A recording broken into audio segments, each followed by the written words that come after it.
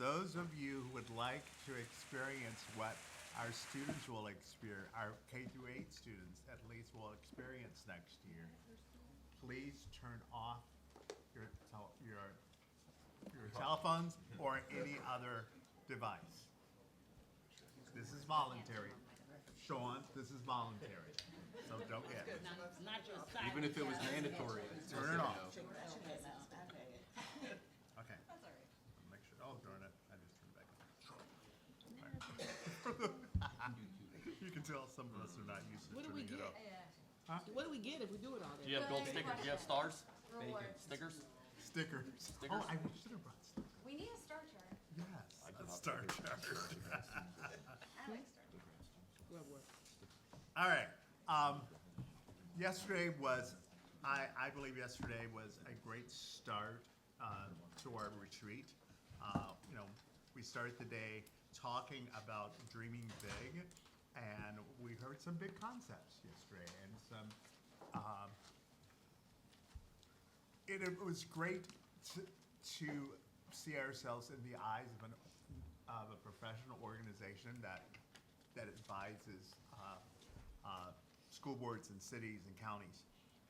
Today, we are going to start the day by hearing from Dr. Kimiana Burke from, woo, that's a lot, from Mississippi. I told you guys about Dr. Burke a few months ago.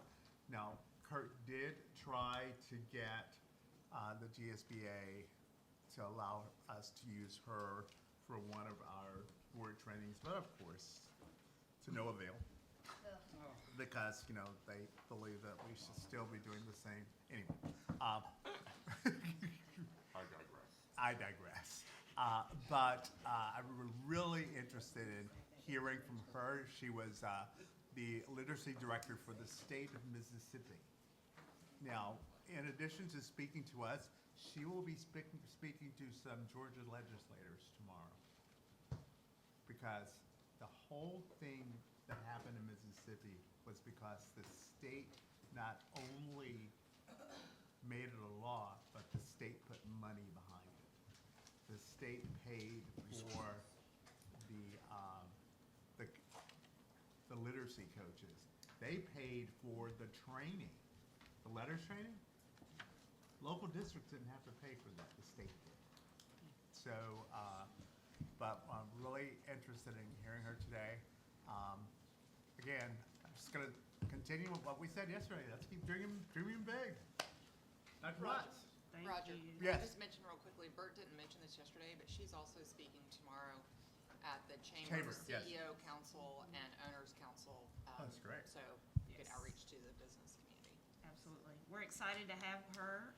I would like to express deep and immense gratitude for everyone's comments, insights, and reflections yesterday.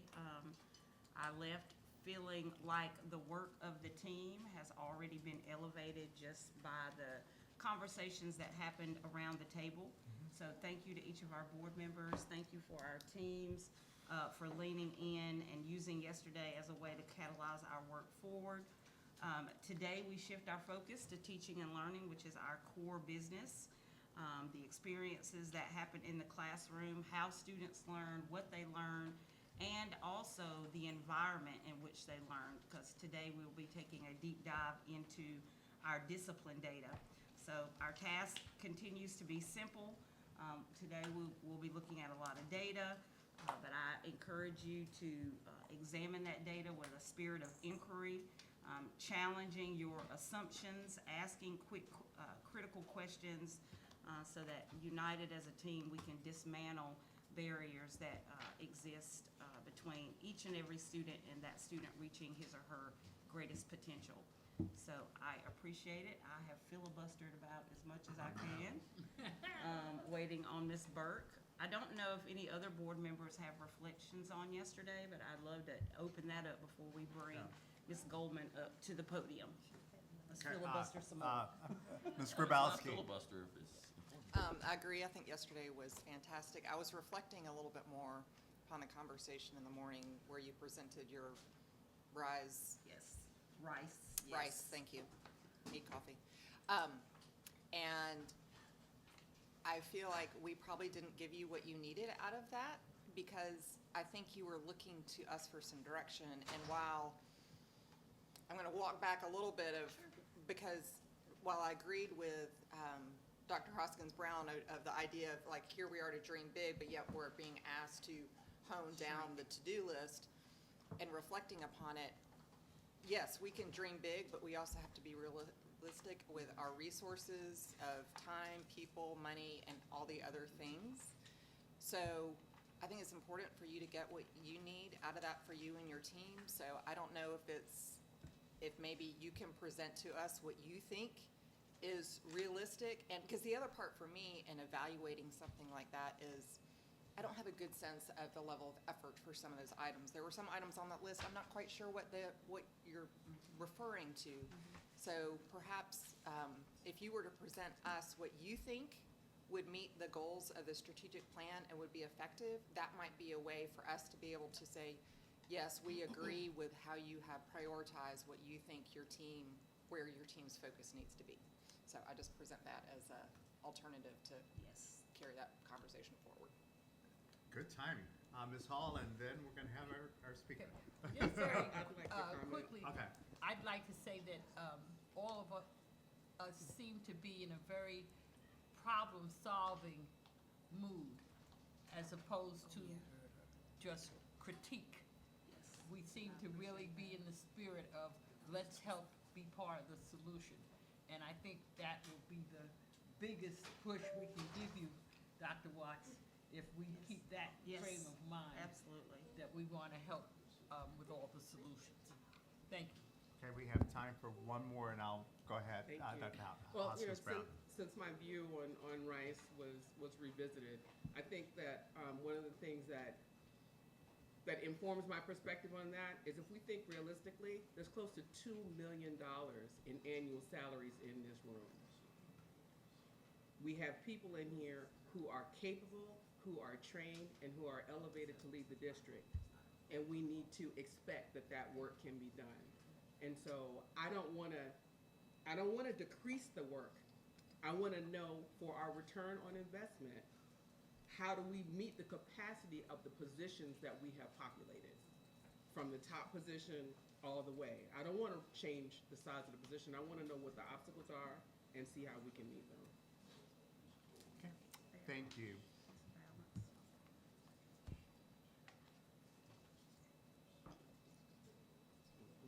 Ms. Hedeker, we're ready. We're almost there. Dr. Burke literally just landed, wheels down. Give her a minute then. Give her a minute. Catch her breath for a second. Yeah. And as Ms. Goldman makes her way Yes. to the podium. And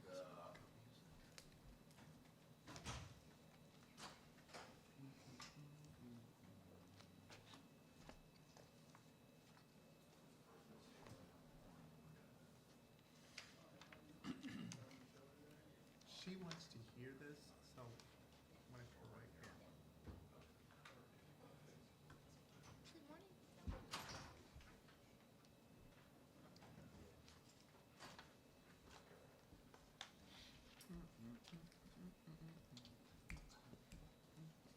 All right, we're gonna have one more comment.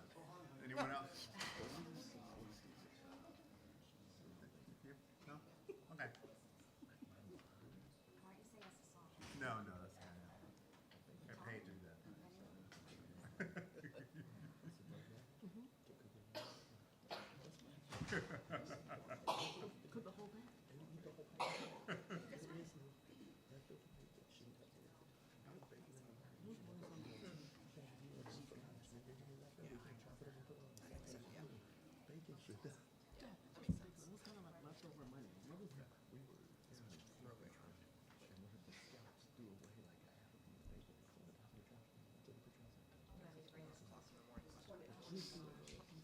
How's that? Would you like me to Wait for till she Dr. gets back. Watts? Yeah, thanks. Please. Yeah. No.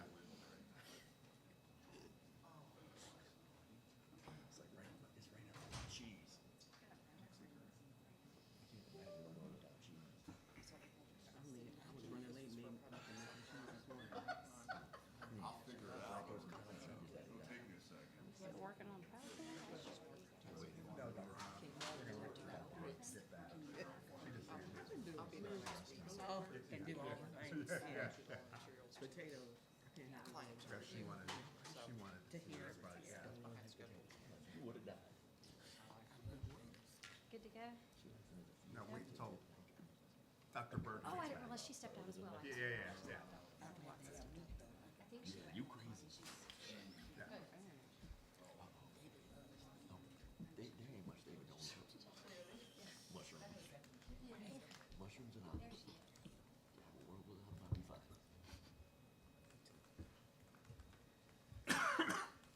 All right.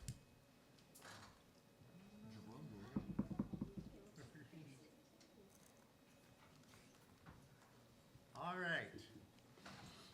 Good morning, everyone. It is wonderful to see you here today. I am thrilled to be able to share with you all about what we are doing to move literacy forward in the district. I also wanted to share with you another one of our colleagues who's here today.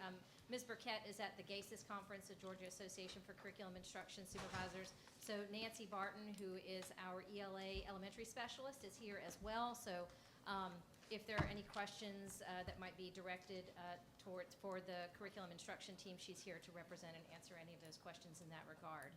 So I just wanted to make sure you all were aware that she's here as well to support this presentation. So when we're looking at our literacy plan and what we're doing, I'm going to start by grounding us in our strategic plan and the strategic thinking that's been going into the literacy work. Then we'll also take a look at some of our data, what we have done, and then our reflections and where we are going as we're moving forward based on what we have learned from our experience. As you're aware, our strategic plan, the literacy work itself lives in that priority number 1 around student growth and achievement for choice-filled futures. When we dig deeper into that strategic priority, we have 2 performance objectives that are driving our literacy work. That would be performance objective A around promoting foundational skills and the expansion of early learning opportunities, and performance objective 1B around advancing proficiency in literacy and numeracy through our instruction and our support of our diverse learners. If we step deeper into objective 1B, that's where we see our literacy plan is housed. The call to develop our comprehensive plan that's based on the science of reading in order to improve our student reading proficiency, and that's where I'm going to dig into today. Very briefly, you'll recall that the structure of our literacy plan is centered around that universal system for literacy. This is the recognition that literacy is a complex, advancing the work of literacy is a complex system. It involves various factors, and that has to be, we have to make sure that we're grounding our transformation in a systematic development of coordinating our multiple components that are involved, that the systems and supports that are put in place will elevate our strengths and address the weaknesses, and that those systems and supports, they might look different across different schools, different grade bands, different roles and responsibilities, and that we constantly have to be monitoring our progress to make sure that we're moving towards not just doing, but towards sustainability. And finally, we have to make sure that we are all aligned on our purpose, our mission, and the execution for success. The components of that system for literacy, including leadership, professional development, our literacy instruction, intervention, assessment, database decision-making, and our community and family involvement, all of those working together to create a cohesive system. When we dig deeper into our literacy plan, what we did was we took each of those cogs of the system, we identified a purpose for the cog, and then named objectives for each of those cogs. So this slide here is an example of what we did with leadership. The purpose for leadership cog being to ensure that we have focused and cohesive leadership around our literacy goals and practices on both the district and school levels.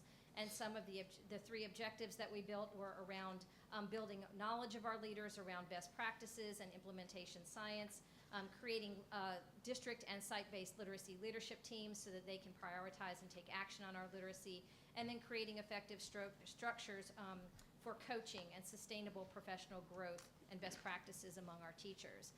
And what we did was, as I mentioned, for each of these cogs, we developed objectives, but what we also realized was that the objectives are the results, right? And you can't just get results by focusing on the results. You have to focus on the actions that produce the results.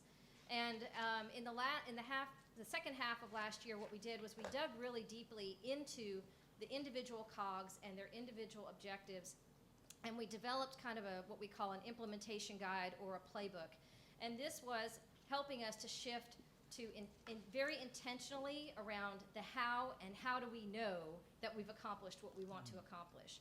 We had cross-functional participation in this effort to articulate strategies and expectations with their success criteria and to really outline how we can operationalize and influence the advancement towards the goals and the objectives with our district leaders, our site-based leaders, and our teachers. And then also including in that guide, how do we monitor our advancement and our accomplishment and bring us to the point of sustainability. So I'm not going to go through that whole document because it's about 20 pages long, but what I will do is I will show you an example of what we did. So again, digging into the leadership COG, we took the objectives and we identified what would be priority actions. So an example would be that we design a professional learning scope and sequence for all of our leaders and support personnel in order to bridge pedagogy to practice by grounding our instruction in science of reading and supporting high-quality instruction in the classrooms.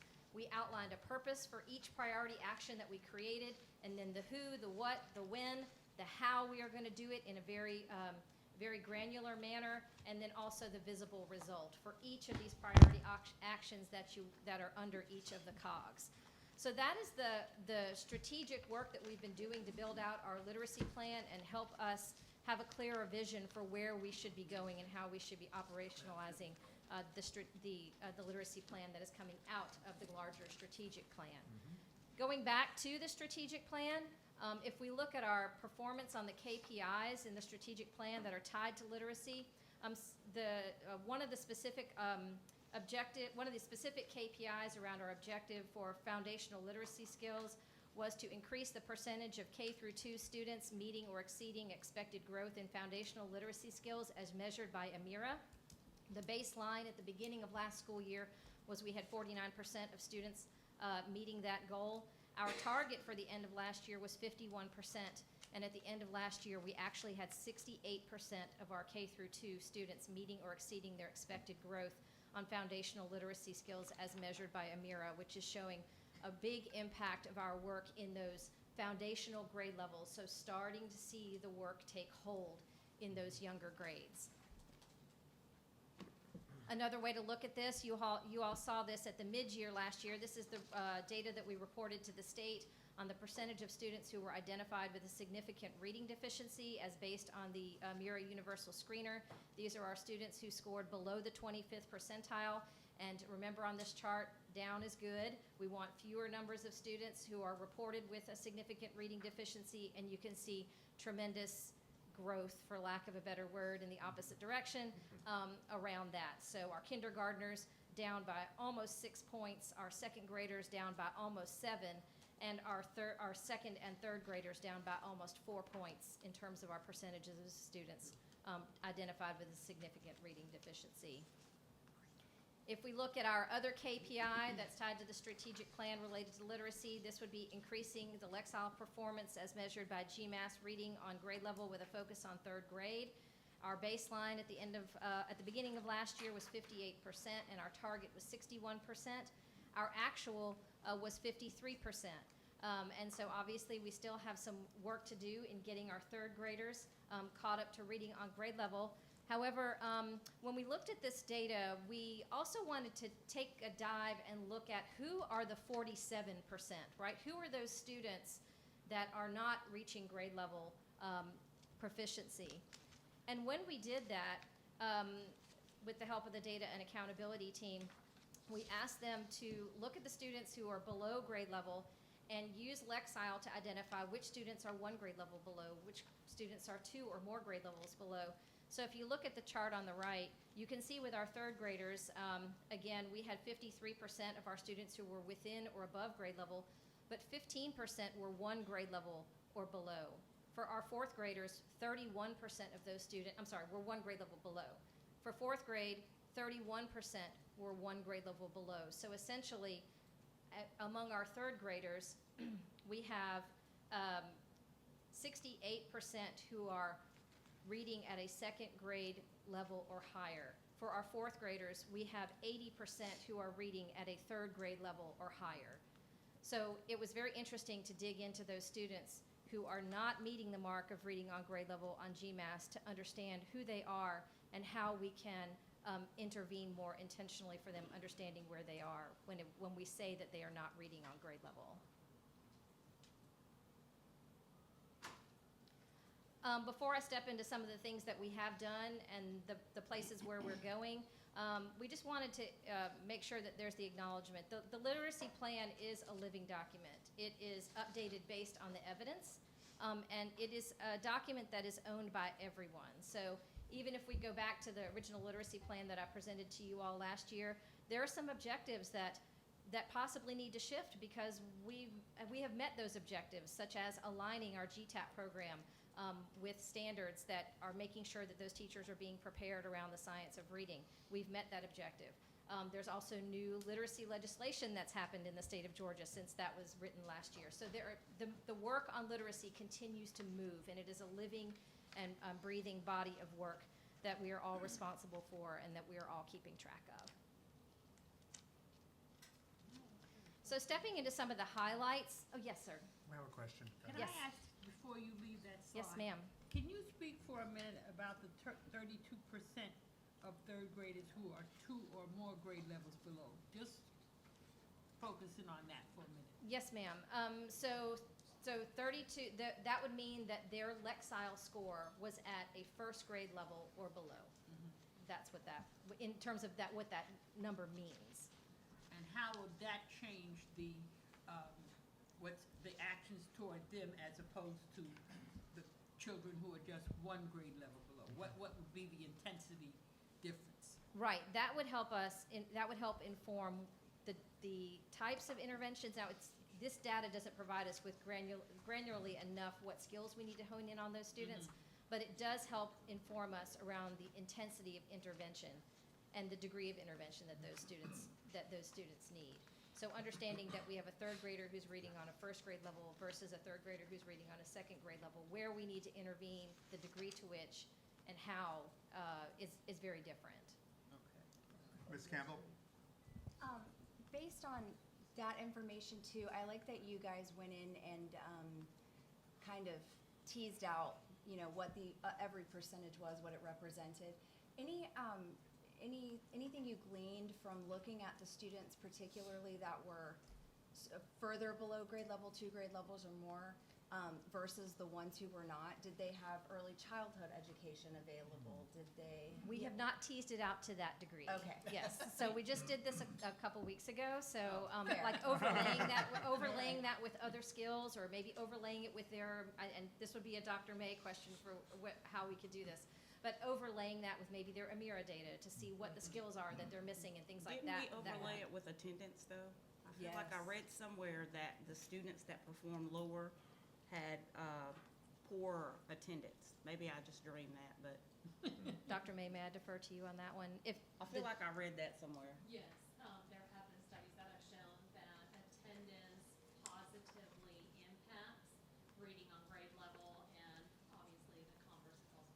Makes sense. Thank you. Absolutely. Yes, Dr. ma'am. Howard Hall? Yes, it would be interesting to know that the students who are trailing 1 grade level below, and I noticed that there was a group that was 1 grade level below in 3rd grade and 4th, would they be the same students?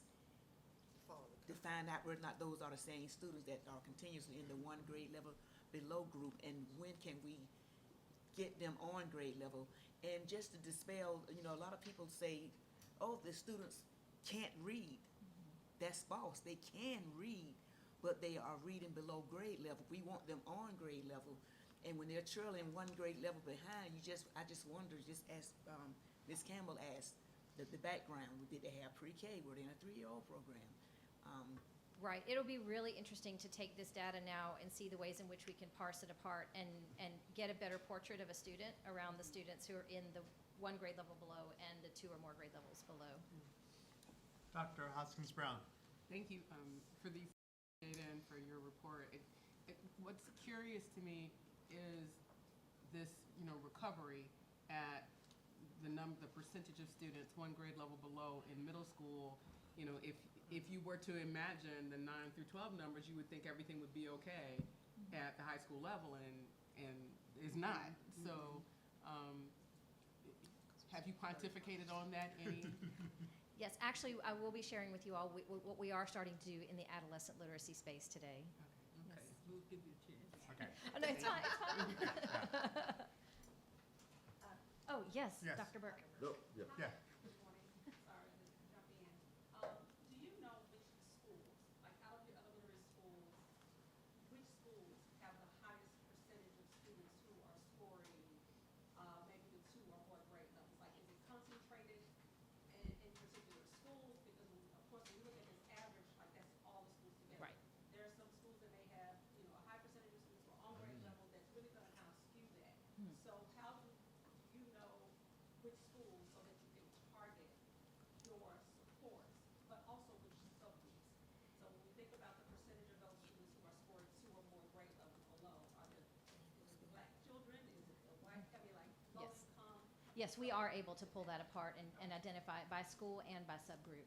And I'm sorry, if I No, may, we yeah. know the specific schools and we know the specific students, and if you recall, we came to you a month or 2 ago asking for endorsement of high dosage tutoring, and those are some of the students that we're targeting, to your point, based on their specific school, and we've named those schools for you, as well as the tool that we're using, and as you had an interest, you wanted to expand, and we're going to learn more about this pilot to see where we can expand, but that's why we wanted to begin to tease the data out to know the places that we need to go.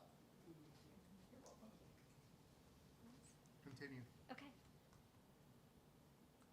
All right, so just some quick highlights on what we have done. As you all are aware, we have done our, and really this should be science of reading training, because the majority of our teachers have done letters training, but we do have like our electives teachers that participated in the Georgia Literacy Academy for electives teachers, recognizing that they don't have to do the full letters training, but they did do that through the Georgia Department of Education. And that training, we have our K through 5 teachers have all participated in letters, classroom teachers. Our pre-K teachers have done letters for early childhood educators. We have 40 coaches and specialists who are being trained as facilitators, so we can keep this work going and lead our own professional learning around the science of reading here as a district. We have year 1 of our HMH implementation and familiarization, which really focused on understanding the foundational lesson plan building blocks and routines and digging into the writer's workshop piece of the curriculum. And then also we really working on supporting consistency and alignment through monitoring through the launch of the Core Action Walk protocol, and also individual site visits with coaches from HMH who visited every school twice a year to support the work. Some of our key takeaways, if we were going to, in terms of themes for the takeaways, a strong literacy professional learning launch is foundational to the success of this work. The implementation, it moves in stages. Year 1, we're not going to have perfection. There is a process to this work. And then also progress comes from going deep, not going wide. So we want to make sure that we're really hitting the high leverage strategies and implementation pieces really deeply so that we're having greatest impact. To dig into some of these things more deeply, some of the takeaways that we had, we have to really make sure that we are intentionally and explicitly bridging the letters learning to the curriculum itself. They don't live in silos, in isolation from each other. We've got to make sure that we're creating those bridges. Going back to the implementation science piece, last year was about the familiarization with the materials and the routines. And this year is really about that deeper internalization of the practice, making sure that we're consistent, that we're doing quality instruction, and having a great impact, shifting from the fidelity to the integrity so that we're not just doing it, but did we do it right? Did we do the right work at the right rigor for these students? Also, we want to customize adolescent interventions. And so we need to make sure that we're tailoring our supports for those students who are two or more grade levels below, particularly in middle grades, and I'll get to that in just a moment. We want to make sure we're positioning our principals and our leaders as not just operational leaders, but instructional leaders, making sure that they have the training and the tools so that they can help set clear expectations for instruction in their buildings. We want to make sure that we're bringing in our library media and technology specialists so that they are a part of the literacy plan. And then also want to make sure that we're kind of creating a single source of truth for data. So we have our district dashboard that we've been creating. We want to make sure that we're standardizing our metrics, and then also that we are implementing a predictable PDCA cycle, that plan, do, check, act cycle, so that we're looking at data, we're making plans, we're seeing if what we are doing is making an impact, and then we're refining our work. So those were some of our key takeaways from last year. When we look at our next steps, the themes are, again, consistency and alignment around instructional routines and practices. Then we also have the new standards that are being launched here in the state of Georgia. We need the internalization and implementation of those new standards, and then adolescent literacy phase 1 for grades 6 through 8. Digging a little bit deeper into those 3 themes when it comes to the consistency and alignment around routines and practices, again, we want to make sure we are focused and aligned on a small set of very high leverage instructional strategies so we can have that deep impact. We want to make sure there's consistency across grade bands and schools so that we have coherence and depth of implementation, and we want to make sure that we are intentionally integrating the letters learning, the science of reading learning with our curricular resources. In terms of teacher practice, we want to make sure that our training and coaching is focused on those core instructional routines, not just a wide shotgun approach to all these strategies. What are the ones that are really going to give us the bang for the buck when our teachers go really deep on them? For leader and coach development, we are making sure that they are equipped with the tools to monitor consistency and alignment of practices. We have look-for tools that are being used in observations to make sure that there is integrity of instruction. We're also strengthening our data-based decision-making protocols with a standard district protocol that will be used at all schools across the district, with timelines for when those protocols are supposed to be used in data team meetings. And we'll measure the success and the progress on these things. We'll be able to see this through the aligned instructional routines, better teacher proficiency, a reduction in the variability of the instructional practices, and then also schools will have 45-day plans that monitor their practice, their progress towards site-specific, the big rocks that we've identified for those schools.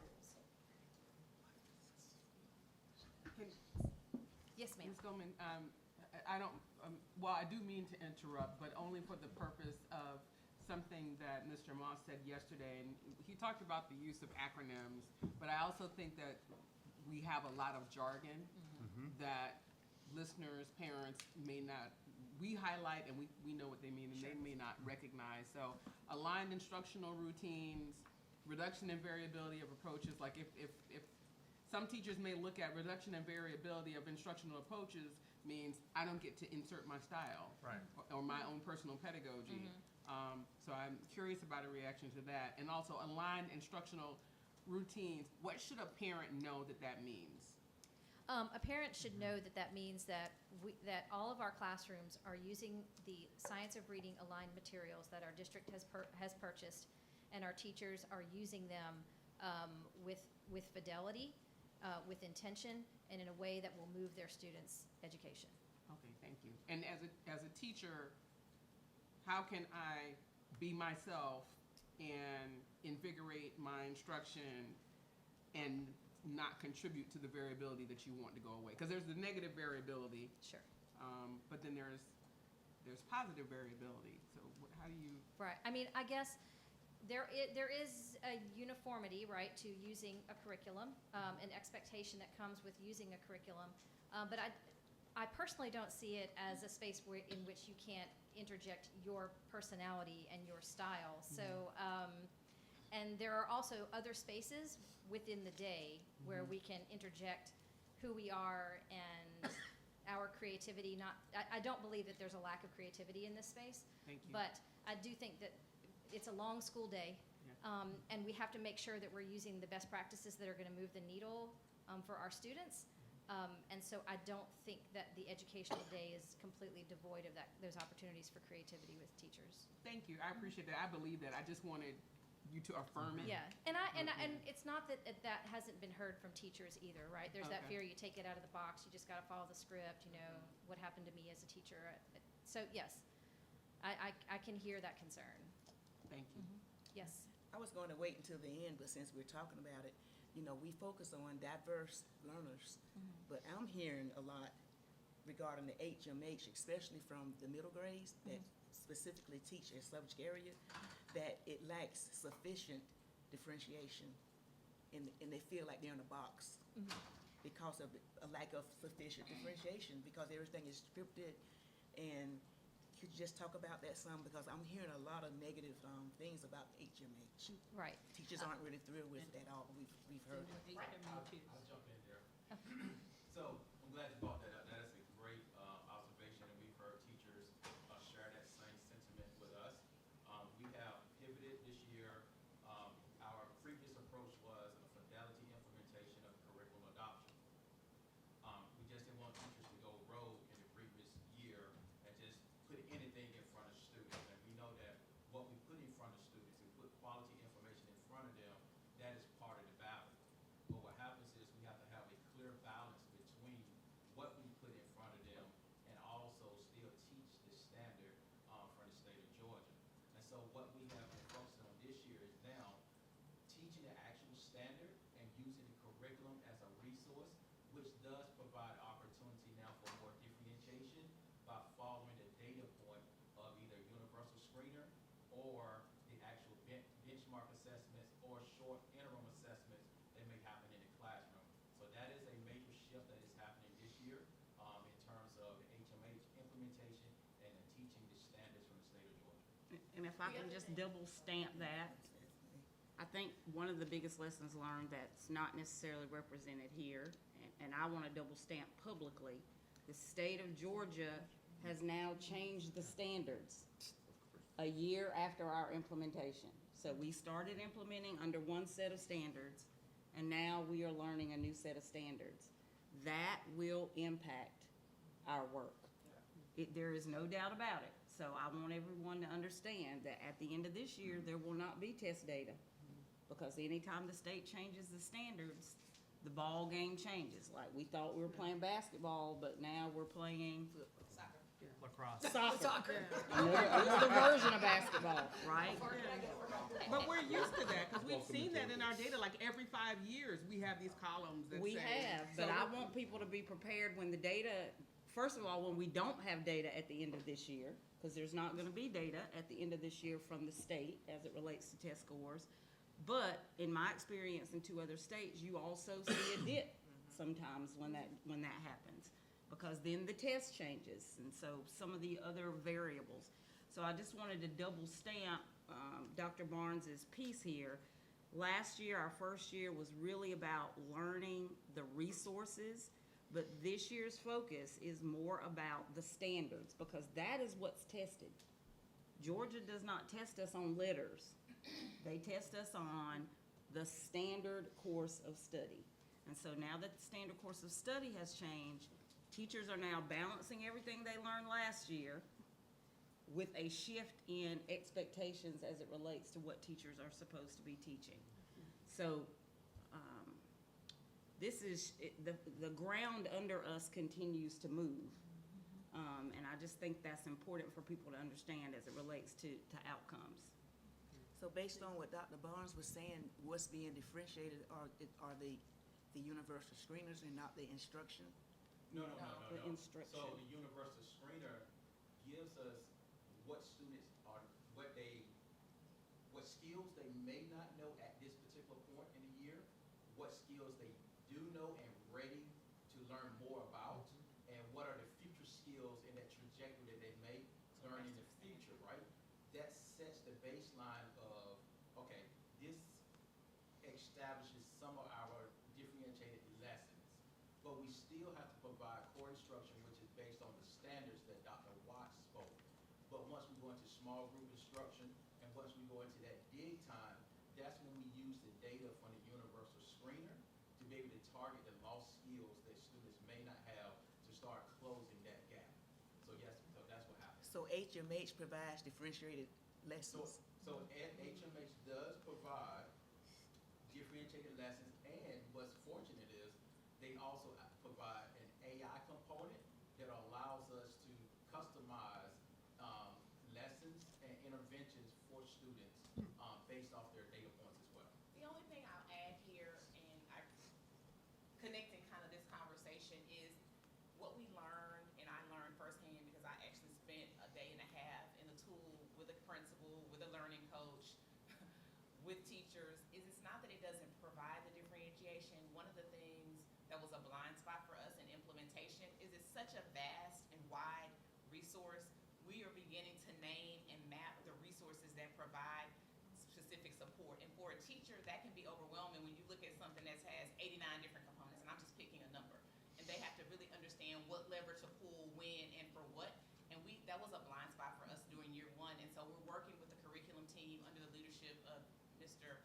Butler to be able to call out the specific resources and what they address so teachers know where to go when they do have students that they need to differentiate. So it's not that it doesn't exist, but it's making sure that we put the right tools in the teacher's hand to close those gaps.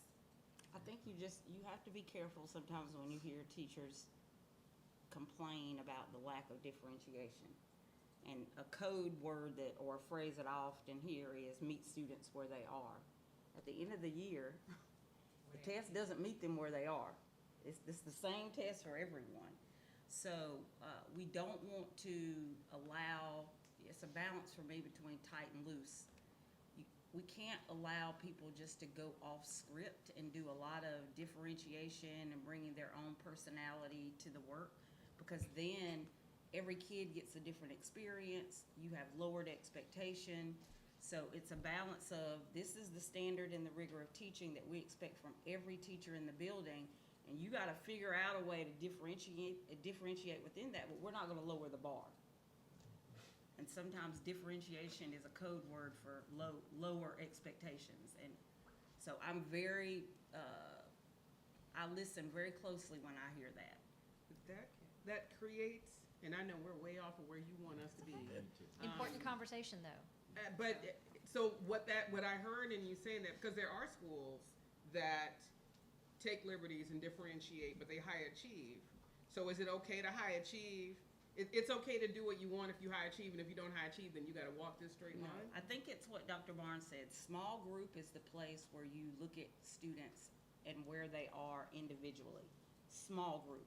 Core instruction, tier 1 instruction, the bar is the same for every student. So that's going to be a big change for some programs, especially choice programs that are performing well, but have had the liberty of moving the way they want to move because they've had good data. Yep. You know, that's like the A student is not going to have their cell phone either. You know, if we change our cell phone policy, you know, the A student who never misbehaves with their phone, they're not going to have their phone either if we change the policy. Yes? You say yes, Can I ask- but when somebody calls from Savannah Arts or Jenkins or something like this and says, I was able to have this level of expression and now I can't have that level of expression and it's going to affect my outcomes, and they're a person that always had good data coming out of their classroom, Dr. Barnes has his hand up like he's going to tell me. He's going to tell me the answer, and I'm going to be quiet and drink coffee and let Ms. Goldman finish. No, I'm not going to tell you the answer, but I think what you're saying is the challenge. And so it's how we look at the curriculum that we have adopted and the resources that we have adopted to say, this is the floor. These are the standard experiences that we want every student in Savannah Childs County Public School System to have. Right. So now that's the floor. Then we understand that in some cases you have to take steps to come out the basement to the floor, and then others you might take steps to go to the second and third, story of the house. We don't want to compromise the floor. No. But those schools that you've named, part of their differentiation and their experiences that, teaching is an art form. The pedagogy, it allows them now to take those flights of stairs to the second and third floor to ramp up student instruction to meet those kids where they are without compromising the floor. And part of what we have to also understand is the floor is the standard. When they're not compromising the standard, but we are extending instruction to the rigor of the text is what we're asking them to do. The actual pedagogical routines, that stays the same. But as they extend the text and text complexity, based off the universal screener that I talked about, what they are ready to learn in the future, those are the data points that they're using to make those types of decisions. Text complexity is what ramps it up for kids, and so that's where that autonomy comes into. But we cannot lower the text complexity, but lower, for where kids need to be at that particular point in that particular. Okay, I get that. Thank you. I'm glad I'm retired. Yes, Dr. Burke. Well, I know that, Ms. Hall had a question. Oh, I was just gonna say, first of all, I think that was a great answer. I love, metaphors that show, that made it very clear. But, I've always thought about the fact that we have children who are ready to learn way above what our standards are right now. And that's where that teacher hopefully feels all the, push to expand whatever she wants to do with her instruction. But I thought that was a great example of remembering what the floor is. And, Dion, do you agree? Did that Yeah, I shut up, amplify yeah. what? No, I didn't say shut up. Yeah, I'm No, good. but I'm saying, do you agree that kind of really makes it understandable for parents and everybody? I think the metaphor is very clear for people who are going to listen to this recording and want to know, what are they talking about? How are they Yeah. going to implement Yeah. this? How is it going to affect me in the classroom? How is it going to affect my child, when they're coming home? I think that's what, I use metaphors all the time. Yeah. So y'all got 4 yesterday alone. Yeah. So yeah, Sure did. I That do really agree. I think it helps. was helpful. Yeah, okay, Dr. thank Burke? you. Okay, so I do want to just say a couple of things about the differentiation question. And I agree, Dr. Hall, around you should differentiate in tier 1. There are students who need more scaffolding than others. You have the floor, but that doesn't mean everyone is at the floor. So you differentiate because there are students who may need more scaffolding to get to the point where everyone is. So you do kind of differentiate in tier 1. But when you think about curriculum, and I heard you talk about HMH and all of the different components, I've had this conversation with people all across the country around curriculum lists, what to adopt. And when we train in letters, right? But letters is not training in your curriculum. So teachers have to have training or coaches or whomever to support them in putting all of the pieces together. But you shouldn't have to put the pieces together in curricula these days. Like there should be this set standard of these are the interventions, these are the assessments, this is the curriculum, and these are the other supplemental materials. And so there's been all of these questions around teachers having to try to find things that these systems are not put together in a way that is has a scope and sequence. Some teachers may pull certain things out of the box, other teachers may pull other things.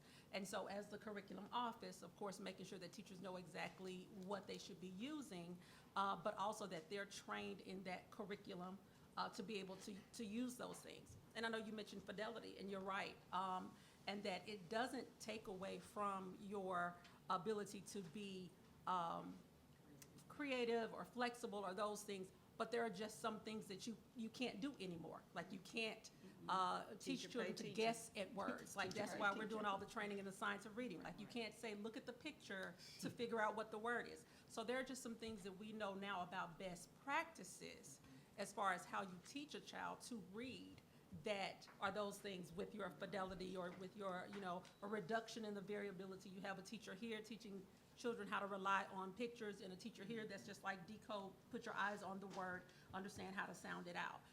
So I just really wanted to just talk about this conversation for curriculum and for school boards and for state boards of education. I've had all of these conversations around how to make sure that as you are voting on these things, as you are, talking about the curricula, the things that are brought before you, how much time do you have to process what it is you're going to vote on? Like how many presentations or the different types of curriculum that are available, because we have to begin to educate our school boards.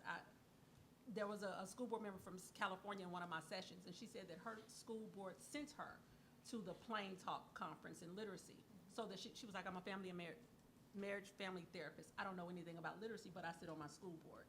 And so just having this intentional effort in educating the board about certain issues before you vote on them. And I don't know your context, and these are probably things that you already do. But it's just very important, because once you rubber stamp it, once you pay for it, you know, now you scramble to try to put it all together when that should have been a part of the package, and a check mark that says that this curriculum actually meets differentiation, or this curriculum actually meets these things before being voted on, because that's now a lot of districts are in this position with some of the curricula that they've chosen. Good point. Well, I don't think we have any buyer's remorse. I think we're pretty much agreed that we are on the right track with this science and reading curriculum. Am I correct? Well, HMH checks the boxes, but it's a lot. It's a lot. It is a lot Yeah. of things, and so you have teachers trying to internalize letters training, this voluminous curriculum that they're now trying to learn, new standards. So you got, it's like this perfect trilogy of like a wave coming at them. So I think the work that we're trying to do now is to take the curriculum, because it has the pieces. Yeah. But it's just all, and so teachers haven't had time to dig through and extrapolate, here are the most critical things. If you don't do anything else, these are the things you must do.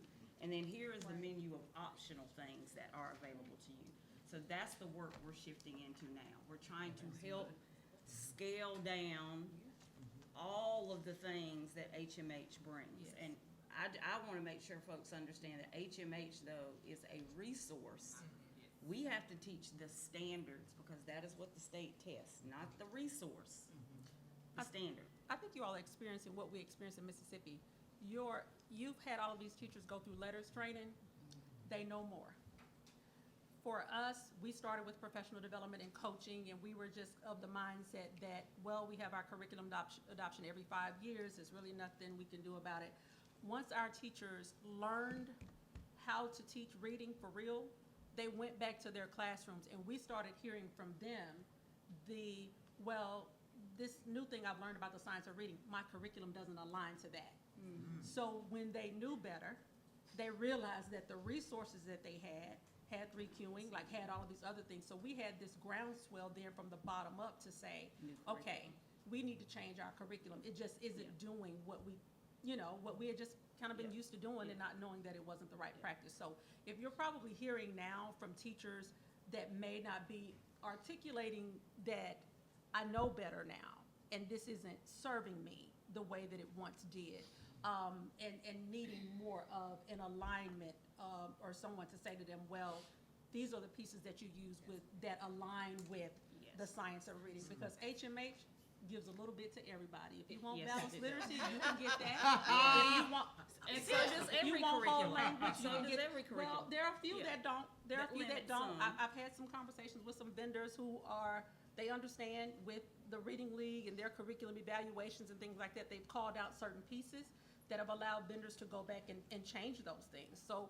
at the end of the day, you all purchase these things from vendors. And so vendors shouldn't be able to say, well, I have all of this and I'm just gonna give it to you. You should be able to say to vendors, like, this is what we need and this is how we need it packaged. But yeah, your teachers are experiencing a very good thing, which is this shift in their knowledge, and now they're able to make decisions about, the resources that they use in their classroom. They're gonna rely on the coaches, they're gonna rely on the curriculum department, because now I have this, box full of things, and I'm just looking for the things that align with what we say we're doing. Yes. Yeah. And I think that's what we're hearing. I mean, Yeah. Yes. teachers aren't necessarily complaining. Yeah. Our perception data shows that the experience has been a good experience, and they are using the materials, and they are seeing the early impact in the classrooms. It's just getting through the volume of it Yes, all. the plan That's time. really what it is. Yeah. It's really about helping them focus. They Yes, just focus. it's just so much. Can I ask an easy question? I was gonna. I think this will be an easier one to answer. This is like a very straightforward, not Yes or no. ideological. So, the standard change. I hear a lot about that. And if we can't do it right now because it's not easy in the sense that it's deep in what you need to answer.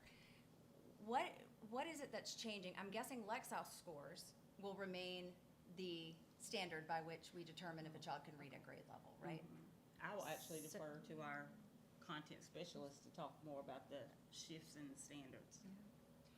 Well, and I was Actually, actually gonna ask that same question, like, I think that's worthy of a whole nother session. is. Yeah, Exactly. It is. Yeah, Because so- I had the exact same question, like, I think it's important for us to understand what that means. the Yes. difference. Let's Actually- parking lot Can we that. park it Yeah, out? if I Thank can- you. Parking lot. Yes, I thought it was absolutely. Yes. Yes. Yeah, I think that's awesome, thank you. I think that's a great idea. Okay. And I know Nancy's very capable of doing that, for she's doing all that training with lots of schools. Yeah. But I do want to, if I could, just, the definition of standard. So when we're talking about standards, in this context, we're talking about what are the actual things that students need to know on specific grade levels. So a student needs to be able to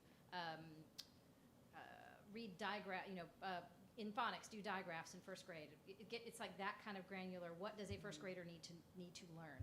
When we're talking about Lexile, that's like a standard measure of whether or not you're on grade level. So I just wanted to make a distinguish. Those are two different kinds of standards.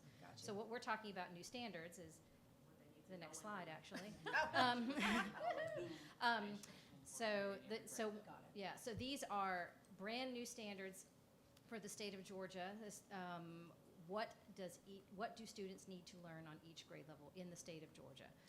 Our standards used to be more aligned with what was the Common Core, but Georgia decided to write its brand new own 100% Georgia-grown standards for ELA, and that was done for math.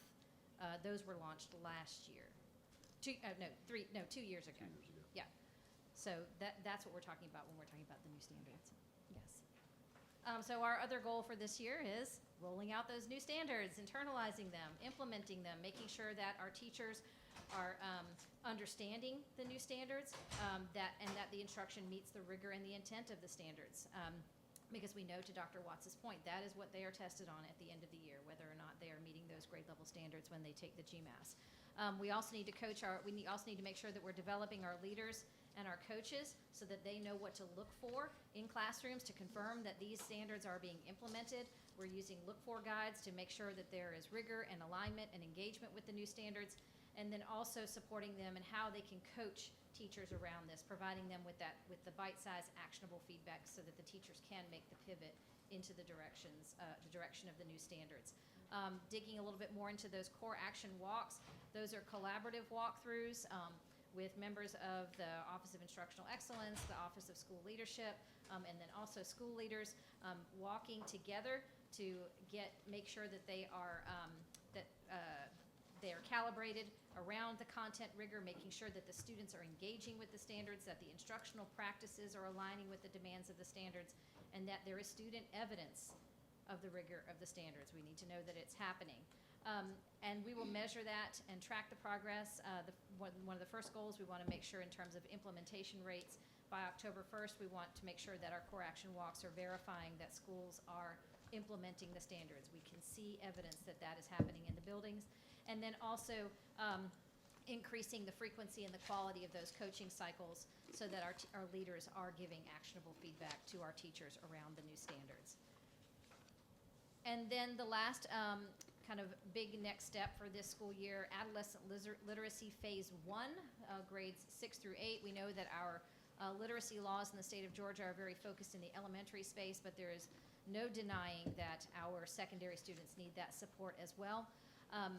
So our acceleration plan, we have our students who are reading 2 or more grade levels below are participating in their REP classes. They're going to be interacting with a program called STARI, which is the Strategic Adolescent Reading Intervention. This is an intervention curriculum that is focused on both foundational skills and deep comprehension, because we know a lot of these students are still struggling in the area of advanced decoding and fluency, and that is impacting their comprehension. This program engages the students in very high interest text and structured peer talk in order to build comprehension and their engagement and their analysis of text. We're also building the capacity of our teachers and leaders. We have our middle school principals and academic coaches that are starting the AIM Institute Pathway to Literacy Leadership, which is very similar to LETRS the leadership pathway. And then our REP teachers are participating in AIM Institute's Pathway for Proficient Readers, so essentially letters for REP? secondary. REP. REP, Remedial Education Program. So those are our, it's kind of like EIP elementary level. REP is our secondary level. State funded. Sorry, more alphabet soup, I apologize. Yes, Dr. Yes. Dr. Hoskins Brown. What is your? Now I'm sick nuts Oh. here, Joe. AIM is the name. AIM is the name of the organization that offers the training. It's called the AIM Institute. Honestly, I can't tell you what their AIM stands for. I don't. Could you tell I'm us, not. I'm not sure. Academy of Mentors. Could you tell us, just briefly, what structured peer talk is in layman's terms? Yes. So structured peer talk would mean that students are talking about the text with each other, so that they're elevating their understanding and the rigor of their analysis of the text. So a type of group work? Group work, Thank you. group conversation. Yes. Thank you. And then when you talk about calibration and rigor to the standard, unpack that just a bit. Okay, so when I'm talking about that, we want to make sure that all of our leaders and our teachers understand what the standard means and what the expectation that students are supposed to be able to do as a result of that standard and demonstrate that they can do on the test. And then as they're walking classes, that everyone's seeing through the same lens. So I'm not going into a class saying that I'm seeing one thing and then Ms. Campbell's going on and seeing another. So we want our district as well as school staff to all calibrate and see the instruction the same way so that we can move the needle and taking away again that piece of one person says I should do it this way, another person says I should do it that way. So that's why it's important that we have the district and school teams calibrate on what the instruction should look like based on what the standards are asking them to do. So, so calibration protects against, modification is not the word I was looking for, but it protects against modification or It goes back to variability. It's Right. interrelated reliability Right. is what you really want to do. 'Cause Right. when you're leaving those conversations, then we're going in the hallway and we're having conversations about what we saw, what we needed to see, and how we get them there. interpretation. That's Right. the word I was looking for. Right, so if a We try student- like no to interpretation, yes for calibration. Right. So if a Okay. student Yes, is going to be yes. tested on X standard, we want to make sure everybody understands what is meant by that standard and what the student is supposed to be able to do. Because if people have different understandings of that, then you're going to see different instruction and you're going to see different levels, different kinds of support that's going to go on, and then it gets muddy. Thank you. So, Ms. Hall? how does the teacher monitor the peer structured conversation? If I'm sitting here talking to Roger, how does she know that I'm, hey, Roger, what is the, and do Roger and me get up later in the class and speak about what our interpretation of the text was? Or, I mean, how is there any follow-through on that? Right. Because So it sounds so, it could be wonderful, but how is that monitored? I think it's a combination of things, right? So it's an opportunity, the teacher should be walking around, monitoring the conversations that are happening between the students. Sometimes the teacher is able to check for understanding just by those turn and talks that the students are doing with each other. And then sometimes there's opportunity for sharing, for students to share out, and for also for them to have those discussions kind of grow in their level of rigor and depth of digging into the topic. So, but the teacher those conversations are opportunities for the teacher to check for understanding and comprehension. And I just want to add to In a that. dynamic, I'm sorry, in Yeah. a dynamic and engaging way, because these are adolescents, right? They don't want to just sit and write answers to questions on a piece of paper and the teacher checks it, engagement out the door. But if they have to get up and speak to the rest of the class, if we're gonna do our little report, we're gonna kind of pay more attention to it than, so in a way, that's gonna help me speak, it's helping me write, so I think that's a great tool Yes. to flesh All out. right. And I know you love the speaking and speaking and listening piece. Dr. Burke? And you said it at the end. I was going to mention, I helped to implement STARI actually in a few schools in Mississippi. And language comprehension is a part of the science of reading that we really don't talk a lot about. You know, just over the years, we wanted students to be quiet. We wanted them to, sit in your, and just read and do all the things. But language comprehension that enhances their vocabulary, they're able to talk to students and learn more about it. Think about syntax and structure of sentences, all of those things. So, just kind of to your point, the structured peer talk was that. It was the checks for understanding that you do by allowing students to talk about what they've learned to someone else and to hear their engagement with that. But yeah, Ms. Grabowski? Well, as we sit here and talk about, like, I love the idea of the engaging text and the interactive nature, particularly for middle school. Right. Because you've got kids who have been in an elementary school environment, which is a little bit more, you get to go outside for recess, there's more interaction with your peers, and then we put them in middle school, and they're going through puberty and everything else, and we're like, sit still, keep your hands by your side, you don't get to go outside anymore except for maybe for 10 minutes. And we've had some sideboard conversations about middle school overall, and I just would, as we continue down this path beyond just literacy, like, how do we rethink some of middle school overall for our kids? Because what we're doing right now, we know is not working, so. Yes, Dr. Howard Hall. Yes, my question, of course, I'm always talking about school culture, climate. The structured peer talk, have you noticed an improvement? And maybe you can answer this question with classroom management. Some teachers really struggle with classroom management, especially at the middle school level. Will this approach actually be a positive thing to have in the classroom, the structured peer talks? I will be honest with you that we just launched this a couple of weeks ago. So, I can't say that I have seen that. I'm excited about the opportunity for that. I don't know, Dr. Bird, if Yeah. I could put you on the spot since you've seen it in Sure. action. Yes, and I don't know how you decided which children go to this class, but it's a class, like on their class schedule, for us. That's Right, how we yes, it's a implement it. class, Yes, yes. it's a class. So the children are specifically identified as those who may be like your lower performing students, like a grade level or whatever below, and they go to this class as a part of their class schedule. And the texts are engaging and appropriate for their age. Because a lot of times when you think about interventions or for kids, you're thinking about these, all you can find are these like elementary school books to help them go back to foundational skills. But they're very age appropriate. They talk about teen issues and all of those things, but still allowing them to have those opportunities where the foundational skills and things like that are revisited and addressed. But yes, because the class size isn't your normal class of 25 normally, I think Instari has these kind of criteria for what the class size should be, just because of that. Because there's going to be a lot of opportunities for the students to be kind of, not independent learners, but to be able to manage themselves, right? And have conversations and do all of those things. So the classes that I've observed, because there's also kind of a schedule. It's not scripted, but there's a schedule on, this is the component we do now. After this, we're going to have this. After this, we're going to do this. And it doesn't allow for that. It's, for the management to get to a degree that, someone feels bored or they feel that not interested. That's from my Is that how we're experience. doing it? Yes, that is how we're doing.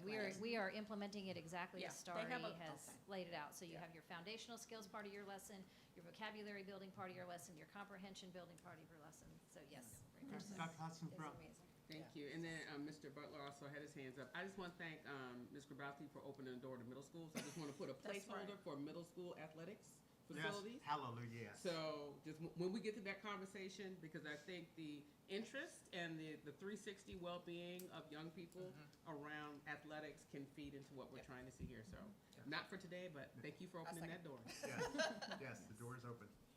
All right, I'm sorry, Mr. Butler Mr. wanted to Butler. say I something. was just gonna add, Dr. Howard Hall, so the course or the class is structured like the STAR intervention is designed, but it's also in alignment with the state REP guidance. So just wanted to acknowledge that piece. And to your question around, does it strengthen classroom culture and classroom management? And what I will say is that the structured talk is an instructional routine that really we're prioritizing in many of our classes. And so I'll just use one instructional routine as an example, a turn and talk. And what that does for a teacher is that requires them to be very specific and intentional in instructions. If Derek and Raymond are talking, I have to give very explicit instructions on, Raymond, you have 1 minute to talk. Derek, you should be listening. Derek, you have 1 minute to talk. Now it's Raymond's turn to listen. And so as part of the instructional routine, what that does is it really positions the teacher to be able to manage the class in a way that really yields greater student engagement, right? So Good. I think we often look at those things as separate paths, but in reality, when there's good teaching, you're gonna have strong classroom management as well. So just wanted to leave that. Dr. Brinkman? Yeah, I don't want to stop all this generative conversation, but we are like 40 minutes off of our schedule, and I do not know what Dr. Burke's schedule looks like, and I want to make sure that we Amen. actually hear everything she wants to say, and that we can actually direct questions at her Yes. presentation, so I don't know if I'm in the minority or not. No, you're not. Yeah. But I don't have my phone, so I don't really know what time it is, but my internal clock is telling me that Good we're way boy. behind schedule. I've Good got- student. I've only got 1 minute left of things to say. Yeah. Please engage in Literacy Week activities that are happening. We had Georgia Reads Day this past Monday, Stop, Drop, and Read happening across schools. Next week, there are family literacy nights happening at your schools. Please go engage Yeah. in those. We also have Lit Talks happening on October the 3rd, where we will have some teachers, some district individuals and specialists, and also some students giving some talks, kind of like the TEDx kind of thing. And then also Parent University is supporting us around literacy as well, and the focus of their day on October the 4th, Saturday, October the 4th, will be literacy. Last thing I have for you all is a challenge from the mayor. He and Dr. Watts are part of a joint challenge to get our elected officials to participate. It's the Elect to Read Challenge. I'll be sending you an email for what you can do to visit a school, capture a moment of yourself reading, post it on social media with the right hashtags, and then both the mayor's office and our communications department will be sharing those out. So if you will help us generate excitement around literacy, that would be wonderful. So look out for my email. That's all I got. Thank you, Ms. Thank Coulter. you. You're sending us the QR code for the. Oh, I'll send you the directions. All right, so, Mr. Hediger, are you going to do the introduction?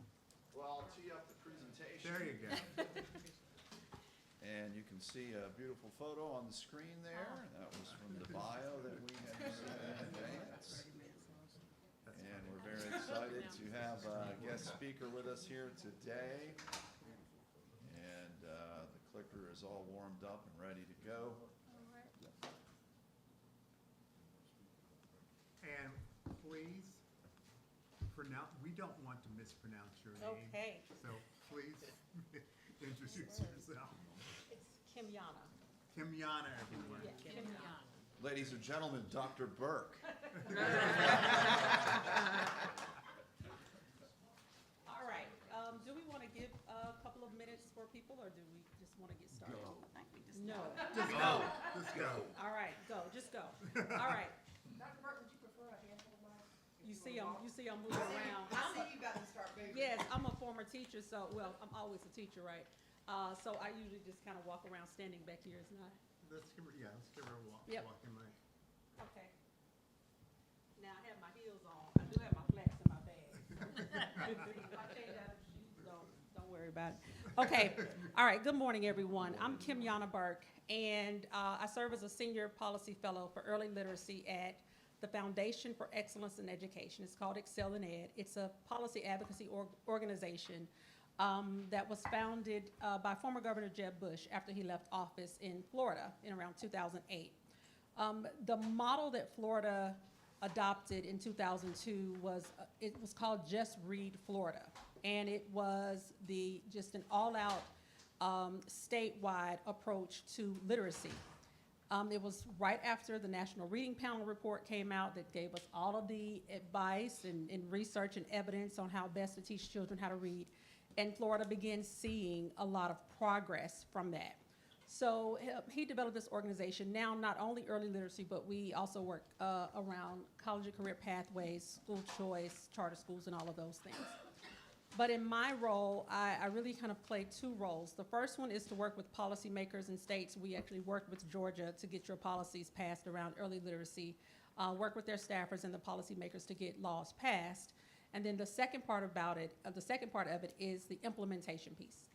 So we work with state education agencies to support implementing the laws, and Georgia is all a part of our Early Literacy Network, along with 37 other states in DC. So today's discussion, hopefully I can really just kind of affirm some things for you. I'm very glad that I got an opportunity to sit in on the presentation and the discussion, because it really is, you all are really doing some good work and you're planning on doing some really good things. And so when I talk about Mississippi's story, hopefully you'll hear some things that just kind of say to you, you know, that you say to yourself, okay, that we're on the right track, right? So we're going to talk about collective impact, which is everyone being on the same page, moving in the right direction. I loved the conversations around, well, how are we going to communicate this to parents? How are we going to communicate this to, you know, like our other stakeholders? Because you have to have these targeted messages, right, for each group. How state policies drive change, you all are experiencing that now with the policies that Georgia has adopted. And then implementation matters. All of the conversations about how you're going to do what you're going to do, that matters. And then, of course, some key takeaways.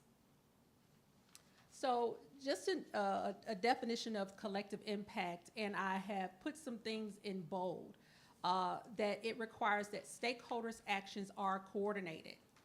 So even when we talk about, you know, just kind of reducing the variety of instruction, like there has to be a coordinated approach for all of the stakeholders. That includes, of course, all of you, your parents, the teachers, the administrators, business leaders, like it includes everyone. And they're likely to be undertaking different actions, but these actions should all contribute to the same goal. The goal that you all have set for your school district, this is for the others who say, I want to come in and help. Now, you know, a lot of people want to come in and help, right? A lot of people want to help. But are you contributing to our goal, especially when you're on the move, right? A lot of people want to help. But are you contributing to the goal? Like, you can't go off and try to do your own thing and say, well, we did this over here and it worked in this one school. Like, are you contributing to the overall goal for the district? And it should complement each other as outlined by the overarching plan of action, which you all have. Okay, so I want you to do this, because when I think of a retreat, I think of a working retreat. But you don't have to share this out. You can probably do it at another time. But I really want you to jot down some answers to these questions just on your own. And I know you have it. I'm just going to be dramatic and do the one by one. But I want you to ask yourself these questions and answer, just kind of jot down your answers. What's working in your schools? I'm a teacher. I'm trying to do a little wait time. So if you think about it, what's working in your schools?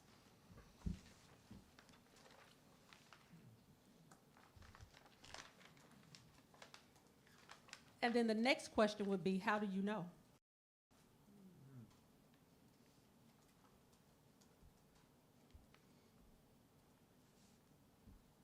Is it data? Is it word of mouth? Are the kids all smiling when they go to the bus in the afternoon? Like, how do you know? And then what's not working?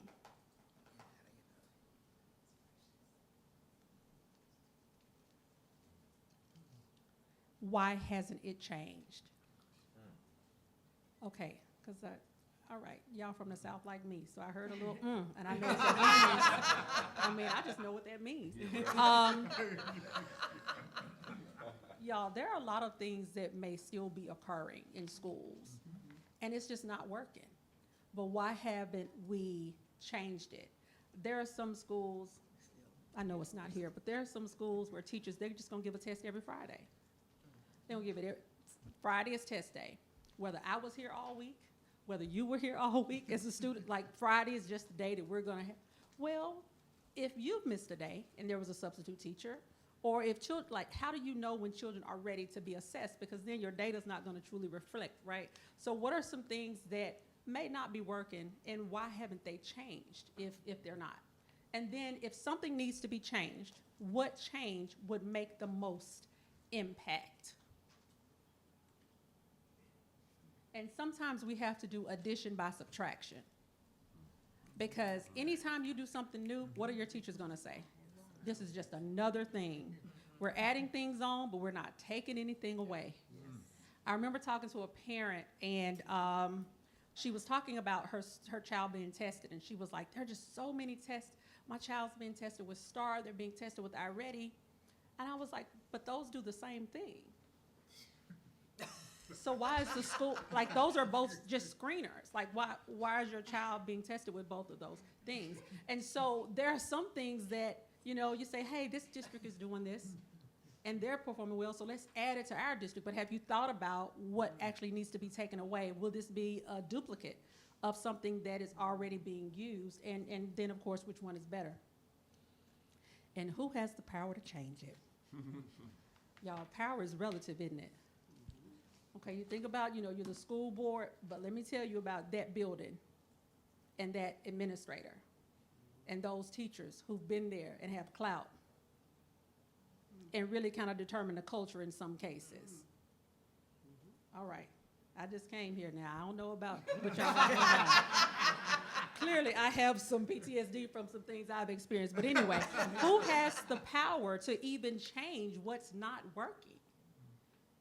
And I'm telling you, even when you adopt a curriculum, that word of mouth, that, you know, that complaining, those teachers who don't like it and can have influence on the others, you have to be proactive. And so you also have to talk about your messaging strategy, your comm strategy. How do you get ahead of it? How are you proactive and not defensive? The district that I was in, we would meet with our school board, like we would send our school board all of the things that we wanted for approval before the school board meeting. They had an opportunity to ask us questions. We had an opportunity to respond with data or with reports. So by the time we actually had the public school board meeting, I remember, okay, I'm on camera, all right, so I'm gonna dial it down a bit. But anyway, by the time we had the public school board meeting, we had already worked out the things that were going to be maybe a little controversial or the things that were going to be a little challenging, because they weren't put on the spot. They had a chance to process it, ask questions, and all of those things.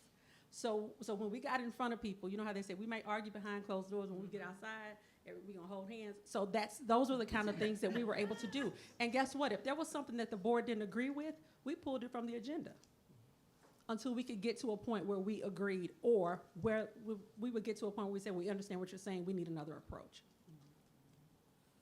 All right, so you all know this, right? Reading is not just an education issue, it's an economic and also a social issue as well. This data was from the Annie E. Casey Foundation, where they looked at students in 3rd grade and kind of followed them through high school. And the students who were not proficient readers by 3rd grade were 4 times more likely not to graduate from high school. If African American or Hispanic, 6 times more likely. And if low income and minority, 8 times more likely to drop out or fail to graduate from high school. So that's why I always think in subgroups. I was in Massachusetts and you know, Massachusetts has been ranked #1, like for years, like on the national assessment. But when I showed them their data, they have this very large gap between how well white students are performing and how well black students are performing, or Hispanic students. And the lady from the State Department was like, well, yeah, we're #1, but we're not #1 for all kids. And so sometimes this falls flat, sometimes it gets applause, but we can no longer tout how well we're doing just by how well our white students are doing. Great. And I'm just gonna move to the next slide. All right, it has to be all of them. We have to move everybody along, right? And so children who are struggling readers become adults who are struggling readers if we don't intervene. And if you think about a child in elementary school,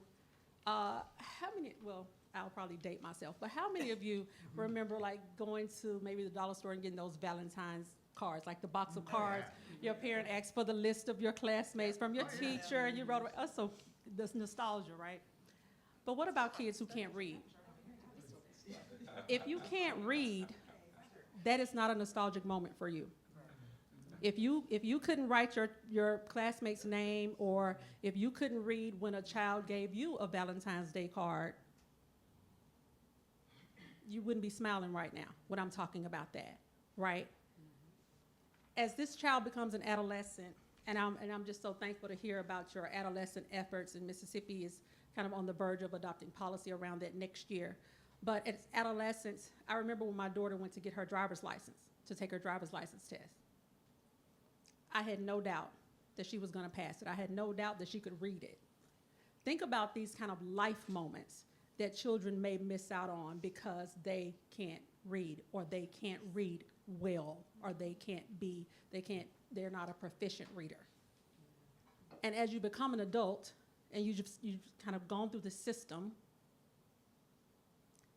and you're trying to get housing, or you're trying to advocate for yourself with health issues, or you're trying to read your, I think we get comfortable telling parents, well, you just read to your child 20 minutes a day, or however many minutes it is now, when there are some parents who can't, right? So this is important work, and I know you all know that, but when I talk to educators, I always say, like, we're partly responsible for who these children turn out to be. No pressure. Okay. Okay, so policy as a catalyst for change, the Mississippi story. It starts with changing adult mindsets and behaviors. And this was on the cover of the New York Times. Now, there are a lot of states, a lot of people who would always say, thank God for Mississippi. And if you're one, I forgive you. But they would always say, thank God for Mississippi, because we were always at the bottom. So we might be bad, but we're not Mississippi bad, kind of is what they would say. So when this article came out of the New York Times that Mississippi is offering lessons for America on education, it was kind of one of those backhanded compliments, y'all know, because it's just so unlikely. It's so unlikely that Mississippi would have the gains that they've had in literacy. So to set the stage, these are our demographics. Highest poverty rate in the country, highest infant mortality rate, nearly last in racial health equity, nearly last in K-12 school spending and per pupil funding. We have only fully funded education twice in our state, and that was 2003 and 2007. About 440,000 students. Our state is unique in that our Black students are almost half our population. Hispanic, white. Our state is now a free and reduced lunch state. So not just district. So we're a free and reduced lunch state because of the poverty. And the per pupil expenditure is about $10,000 per student. All right, we all together. Okay. So we adopted our early literacy policy, and I'll show you Georgia's kind of scorecard in a moment. But we adopted our early literacy policy in 2013. And so this is the National Assessment of Educational Progress, which is administered every 2 years to a sample population from every state, sample population of students from every state. The only test that allows us to compare states. And if you look at the data, what do you see? And this is from 1992 to 2013. If you look at the data, what do you see? The gap. The persistent gap. Like there was never a moment where we were close as a state to how the nation was performing, right? But in 2013, the Mississippi reforms began. Now, our former governor, who was governor at the time, is dyslexic, okay? He was retained in 3rd grade. And I always say it was just kind of the perfect storm. We had the right legislators, we had the right governor, we had the right Department of Education head. Like, all of these people came together. And honestly, Governor Bush had come to Mississippi and gave a presentation similar to like with the charts on how well Florida had advanced. And that convinced our legislators to say, okay, well, we just adopt what Florida adopted. So that's what we did. If you look in 2013, our average scale score was 209, and we were about 12 scale score points difference from the country. It's 12, right? I'm literacy, not math. That's 12, right? 201, 209. Yeah. So, and just keep in mind that 10 points equals a full grade level. So we were a full grade level and some change behind the country in fourth grade reading in 2013. So the same that you all were talking about earlier, policy adoption is one thing, implementation is another, but those things together equal improve student outcomes. I have states that say, well, we've adopted everything. Like, we look at Mississippi's list, we look at our list, we've checked all the boxes, why aren't we seeing the gains? It's about the implementation. How do you do it? So this is just a kind of a snapshot of our policy adoption timeline. Dyslexia scholarships was very important to our governor, of course, because he's dyslexic. We adopted the Early Learning Collaborative Act, which is our state's first investment in pre-K. We do not have universal pre-K in our state. So with our Early Learning Collaborative Act, it's a partnership where a school district partners with a Head Start or private or public child care, a pre-K, or Head Start. And they write an application to the State Department of Education to say, we're gonna work as a collaborative to make sure that those 4-year-olds, when they enter kindergarten, that they are ready. They all get professional development, like they do all of the things. And so the collaboratives get funding from the department, which is legislatively funded, to build these collaboratives and follow this model. We also passed the Literacy-Based Promotion Act the same year, and the Science of Reading Assessment for Teacher Licensure, because I believe Georgia has that as well. So we realized that we were spending so much money training teachers who had just gone through 4 years of college. They owe student loans, like they owe everybody. And they come out in schools, and we have to retrain them again. So when you think about how much money like goes into that, our goal was to say our higher ed had to stop, in K-12, they had to stop working in silos and understand. I always say I want higher ed to see themselves in K-12 outcomes. They are directly responsible for how teachers show up on day one. And so we put an accountability measure in the colleges of education that we hadn't had before.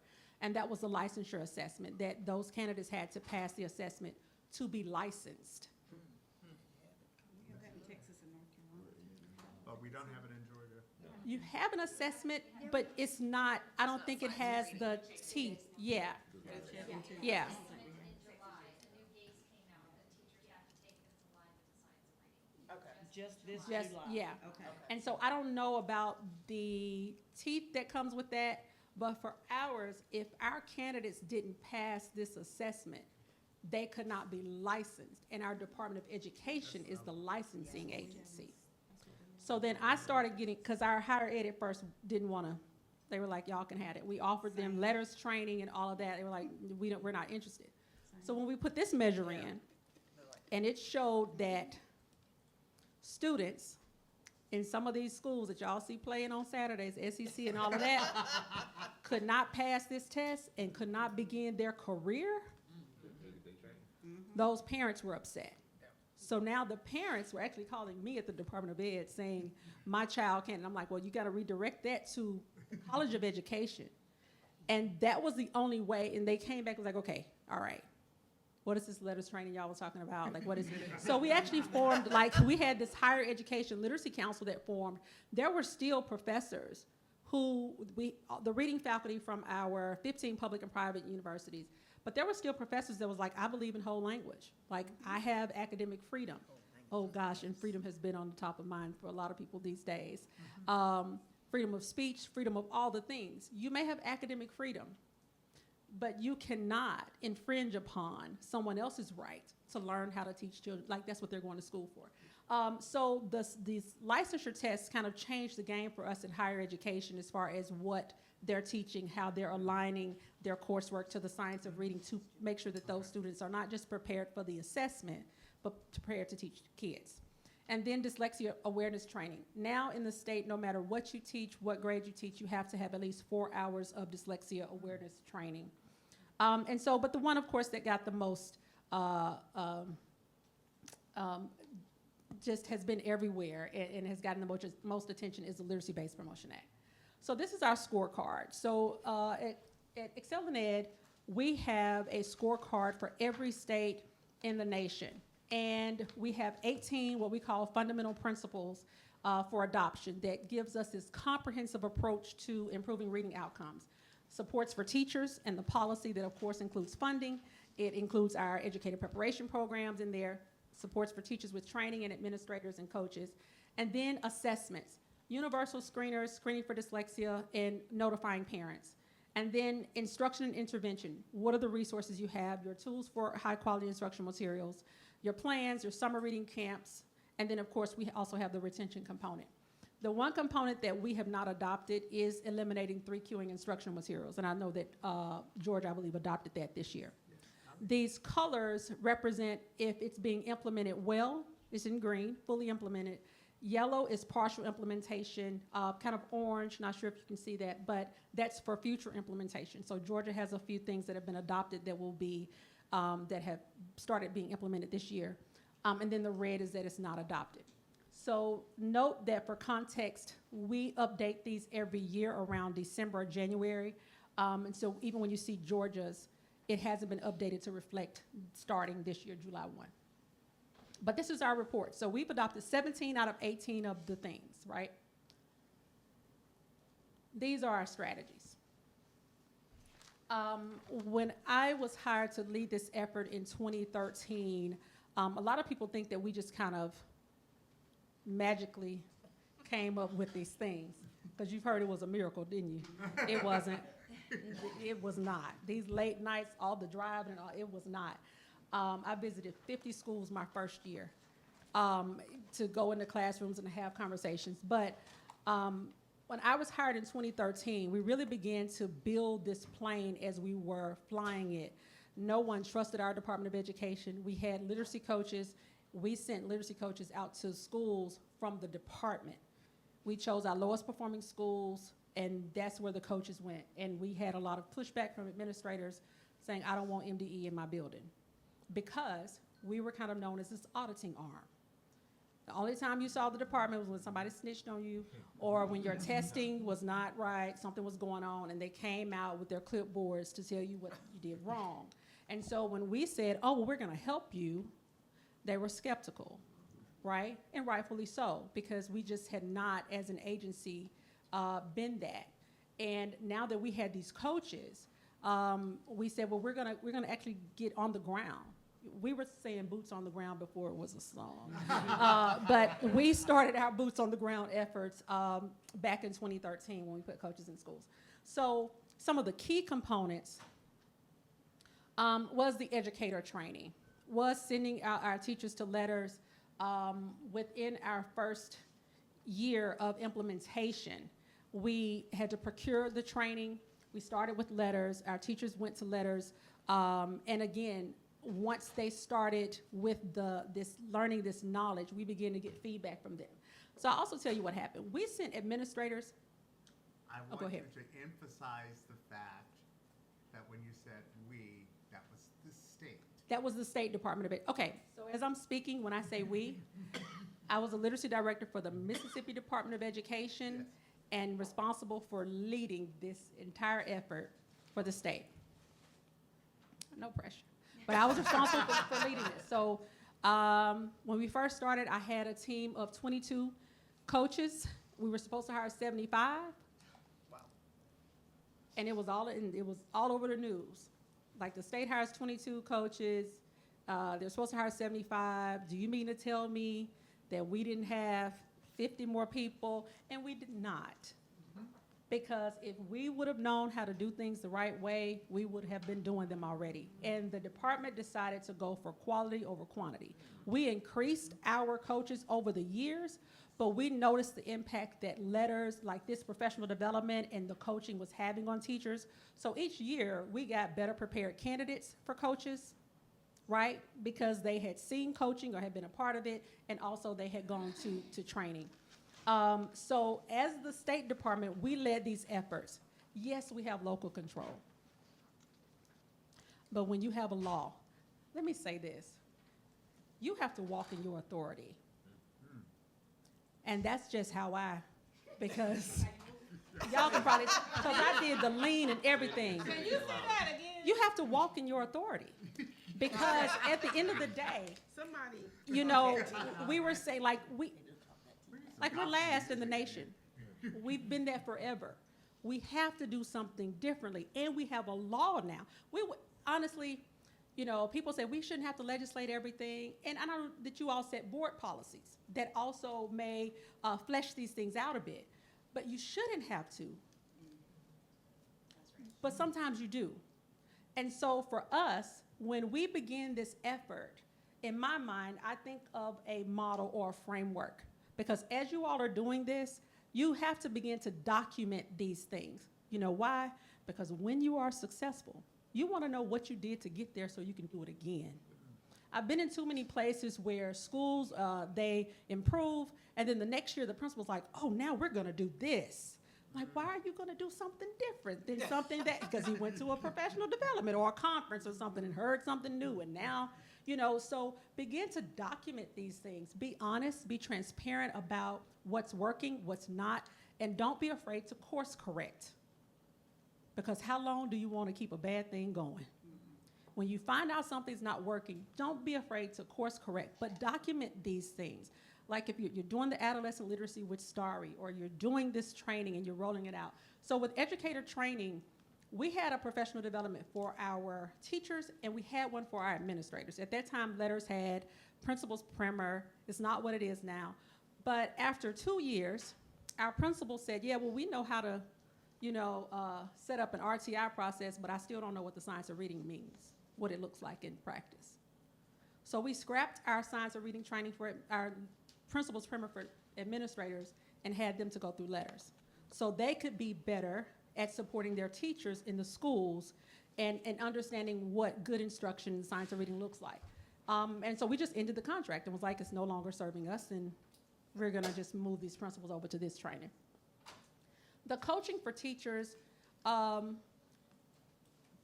we had our coaches and we had a specific model. We told our coaches, like, in order to be effective, because there are gonna be some things that you do that people are gonna be like, oh, it's not working. Well, it's not working because it's not the fidelity word. I told my coaches, when you go in schools, do not take a walkie-talkie if they try to give it to you. Don't take one. You don't wanna be on bus duty. You don't wanna do any of that. You can't serve as substitute teachers. You can't, I mean, because when you have an extra body in the building, right? Such and such just called out, hey, can you watch this class? No. Our coaches were protected, which is what I started hearing from other like school-based coaches, like, well, they have us doing all of these other things. And so I really don't get an opportunity to coach teachers. If you're gonna have coaches, they need to be coaching. And it needs to be, okay, it needs to be, I think the kids do this now. But anyway, it needs to be an effort that is fully understood by building administrators, like the role of the coach and what they're supposed to do, and the time that they will allow their teachers to even conference with the coaches afterwards to talk about the feedback. So, and they did data analysis. We began with data, like with names, because as you all were talking about, we were talking about the percentages earlier, like that's why I get so passionate about that. We had them to have these data walls in these specific areas, of course, that no one else could see in the schools. And they would have the students' names on cards, and they would physically move those names, like according to the universal screener data. And even if you have, like Denise may have been in red, but she moved up in red, right? So we're seeing growth, or they moved to this. And then you would, and it wasn't just 10%. It was like, we have Roger, we have Denise, we have, I mean, because you have to humanize this data thing. It's not just numbers, like these are real kids. And I have a daughter, Kirsten, she's 19 now. But you know, when people say, well, I've had 80% who passed, well, if Kirsten is in the 20%, I have a problem with that. Mm-hmm. So we have to understand, you know, that this data is about just more than the percentages or the number, which leads us to the early identification. We first started, we did this scan. We had 144 school districts in Mississippi. There were 117 different screeners being used. 117. There aren't even 117 screeners, like, for real. I mean, but we know, like, people were, for real, like, people were creating screeners. They were getting people in the districts to approve. I mean, I was like, what does this even measure? Anyway, we have 6 now. guided decision-making. There's a list of 6 from which districts may choose. We reimburse for the cost of the screener. You have to choose from this list. And we collect data. So I'll pause there to say, when you speak about this effort, especially with 3rd grade kind of being the, you know, when they take the test, the retention, this is not just a 3rd grade teacher's responsibility. I appreciate your kindergarten data showing where students are. When you get to this 1st and 2nd grade, there's really not been a lot of accountability in those grades, right? They show up in They show up in 3rd grade, and now the 3rd grade teacher's responsible for how they do on the test and for how they do, and these 3rd grade teachers are stressed out. That's right. But it's really like handing the baton. Yes. I've gotten this kid ready for you from kindergarten to 1st grade. Like, I've gotten this kid ready for you from 1st to 2nd grade. And you have this data. This begins early enough to where we know within the first 30 days of kindergarten which students are at risk for reading failure in 3rd grade. Like, we know that. So when there's this, oh, wow, we're going to have all of the, like, what has been happening since the child was 5 years old? And why were we not providing universal screeners now 3 times per year? So you're tracking the data. You know who these kids are. Once you screen, you do the diagnostic assessment to tell you exactly what they have these problems with, and then you provide the interventions. So this has to be a process that's a part of the, just ingrained in the culture. We're gonna look at the data, and then we're gonna actually do something about it. Just quick, Department of Education still pays for those screeners? Yes. 6 registered? Yes, so here's the thing. Okay. We receive, so our first year of implementation, our Literacy-Based Promotion Act is funded by our legislature. We received $9.5 million to do this. And then the 2nd year, and every year since then, we operate on a $15 million budget. That's it. So all of these things that I talk about, $15 million that comes directly from, it pays for our coaches' salaries and their fringe benefits. It pays for reimbursement of the screeners. It pays for the educator training. It pays for, and we have 2 other offices that we stood up, our Office of Intervention Services and our Office of Professional Development. And we also stood up an Office of Early Childhood Education where we pay like the director's salaries out of that. What coupons? And our assessment, you know, honestly, Because I'm feeling like our screener costs. Now, the state does provide a screener. I think the state provides that. Now. But I tell you, it's like you do a lot with a little. And even after the first year, like they were like, Kimyana, like, you're gonna have to spend some more money. So we begin to buy like these literacy kits for teachers. Like once they finish professional development, they got this literacy kit where you could actually teach reading out of it. Like it had the like the little hourglass thing, the boards, like all of the things. But like we were like, we're gonna make this work. And every year, $15 million. Now, Early Learning Collaborative Act started with $3 million the first year. I think now they're like at 24, 25 million, and we're still at 15. And that's the thing. Once you show somebody you can do something with a little bit of money, they're not gonna give you any more. That's right. So anyway, but it's all good. We've still been able to do that. And of course, parent communication. My daughter was going to be in 3rd grade during the first year of our 3rd grade gate, is what they called it, for promotion retention.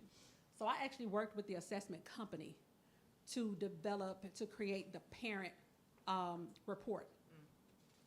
Because the one they had, I said, when I look at this, I don't know. I want a parent to look at this and automatically know your child passed to the next grade or your child did not.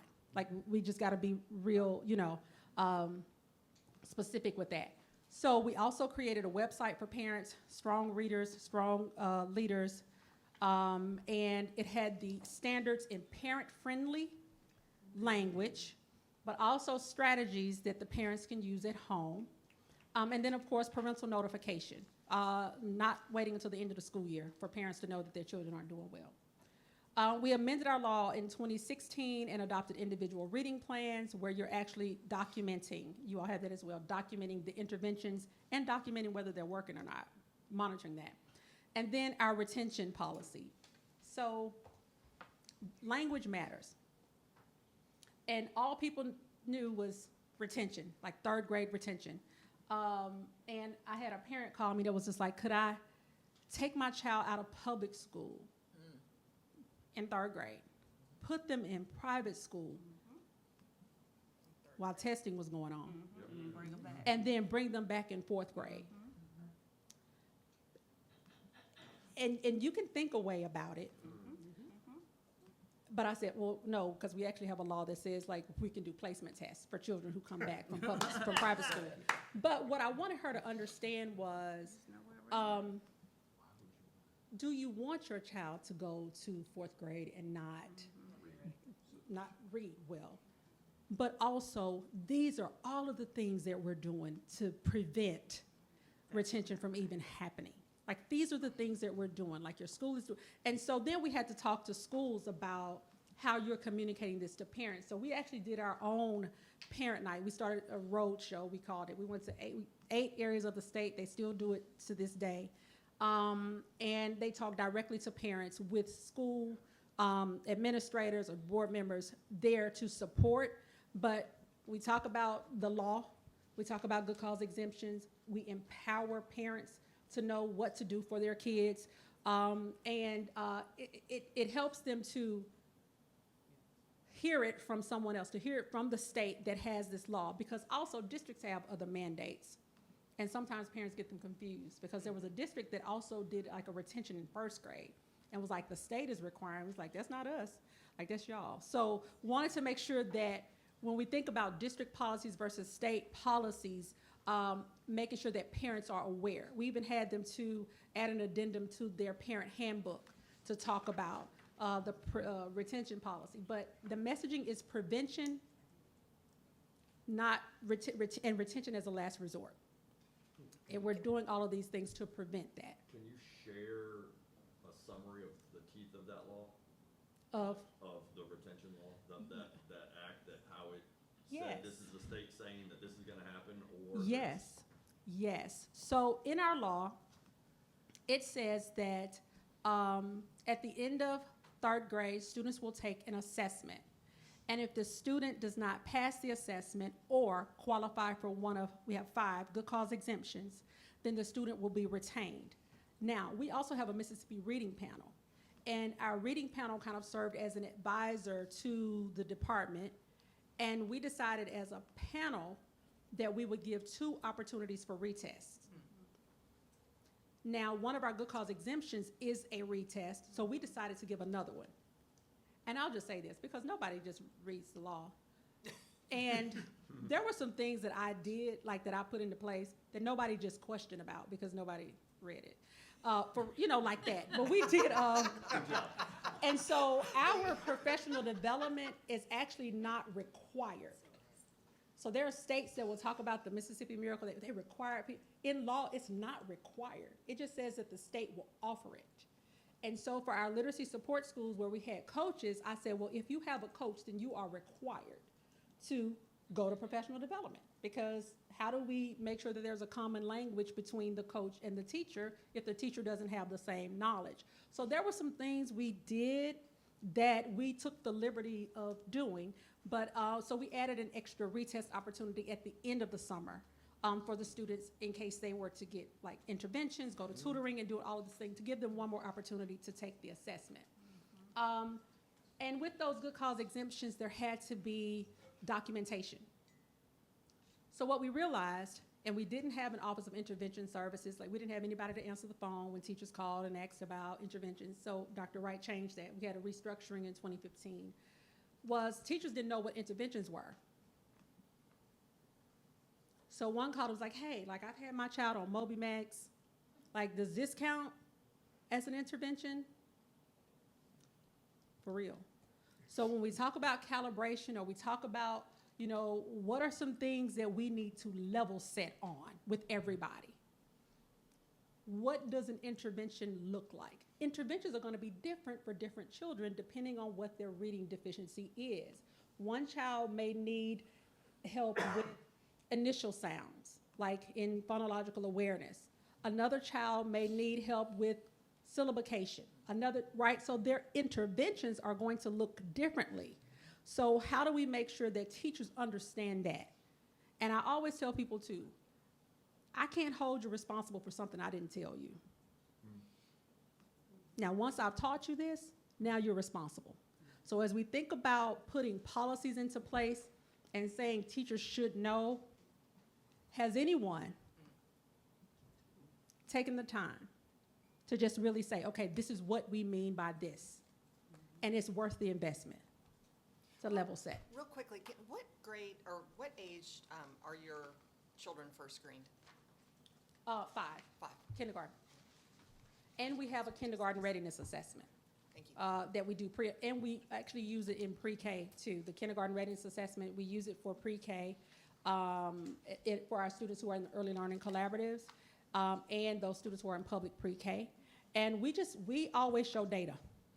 And so what we showed was that our students who were in the early learning collaboratives, where the teachers had professional development and all of that, they outscored those students who were just in those individual kind of siloed pre-K opportunities.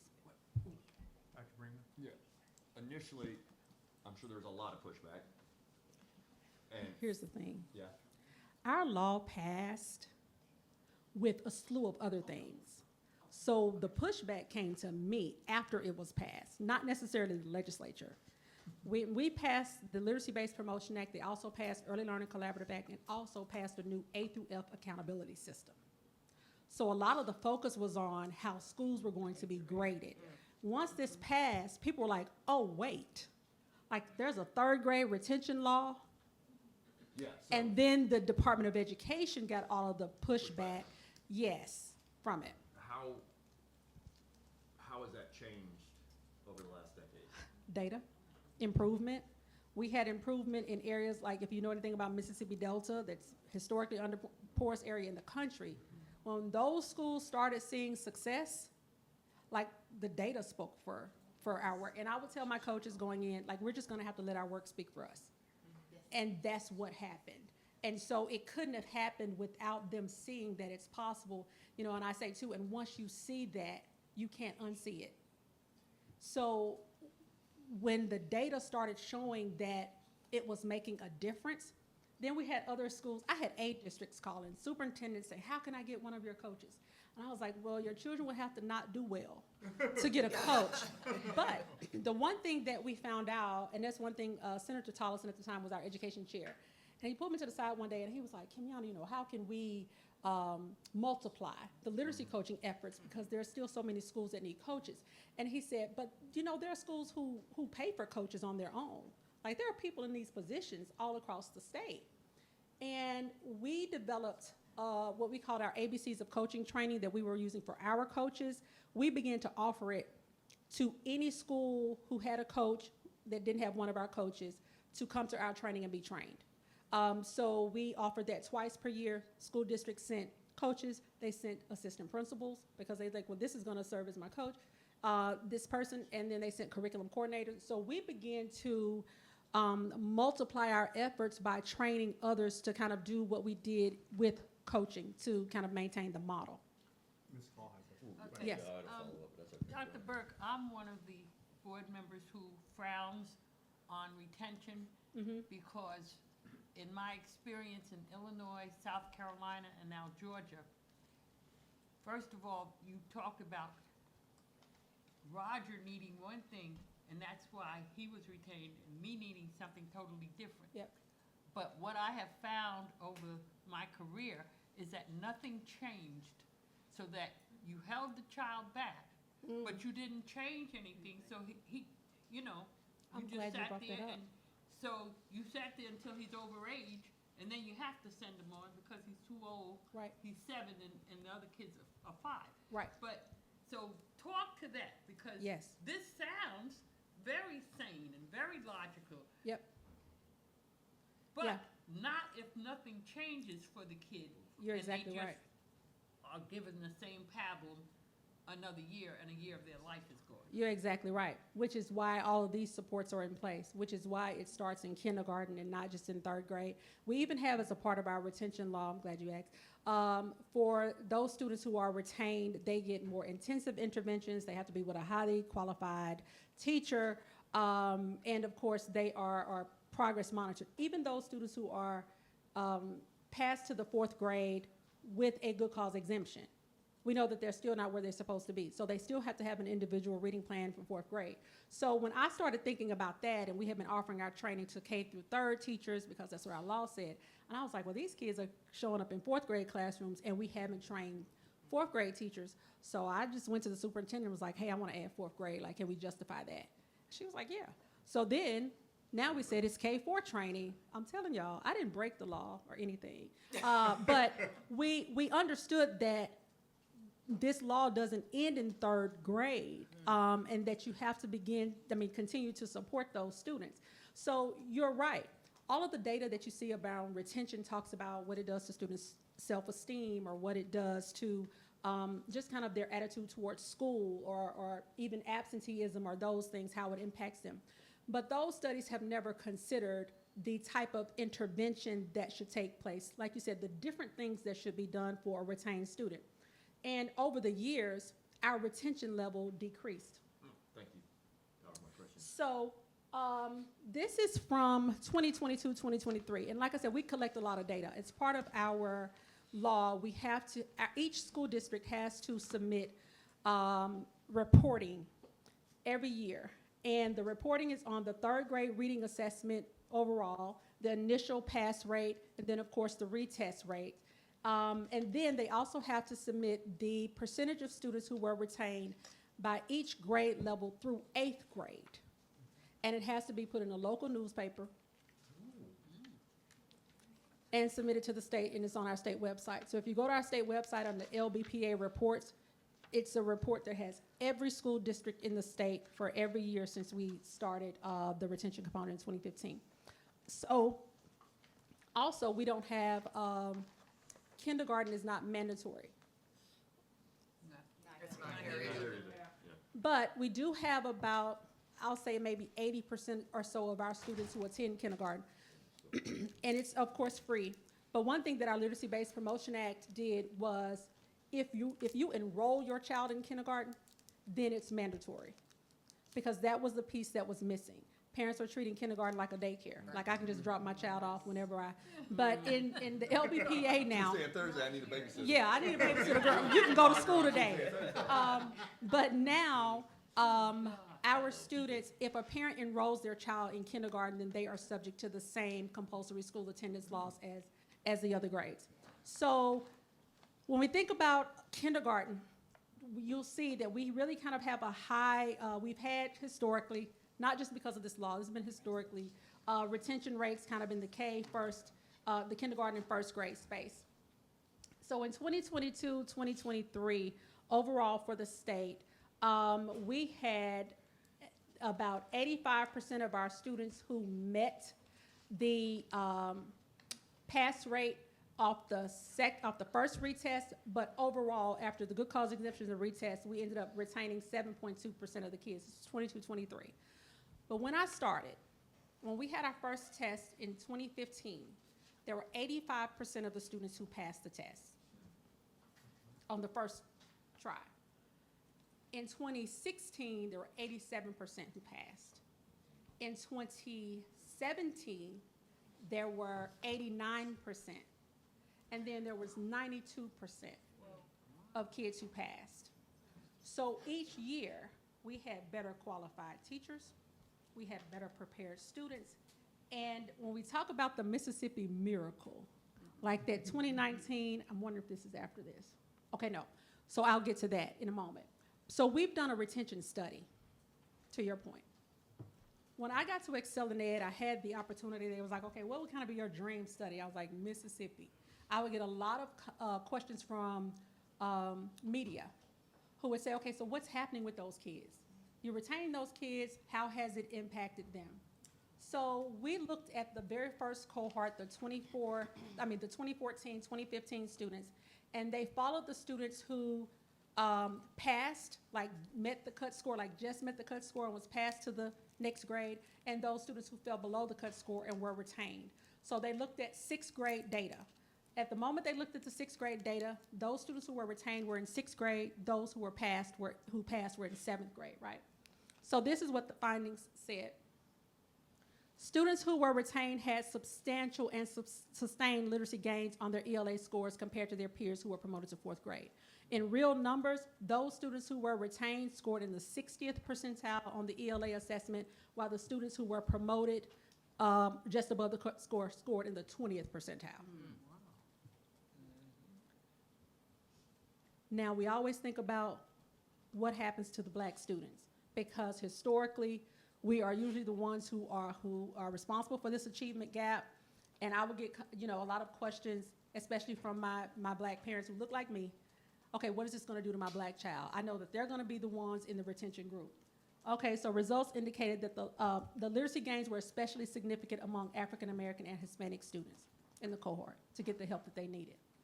The results indicated that the law had no significant impact on student absences or special education identification in 6th grade. The reason that's important is that sometimes when students fail, that's the pathway to special education. And it shouldn't be. Sometimes students haven't been taught, or sometimes they just haven't mastered the skill. It shouldn't be a pathway to special education.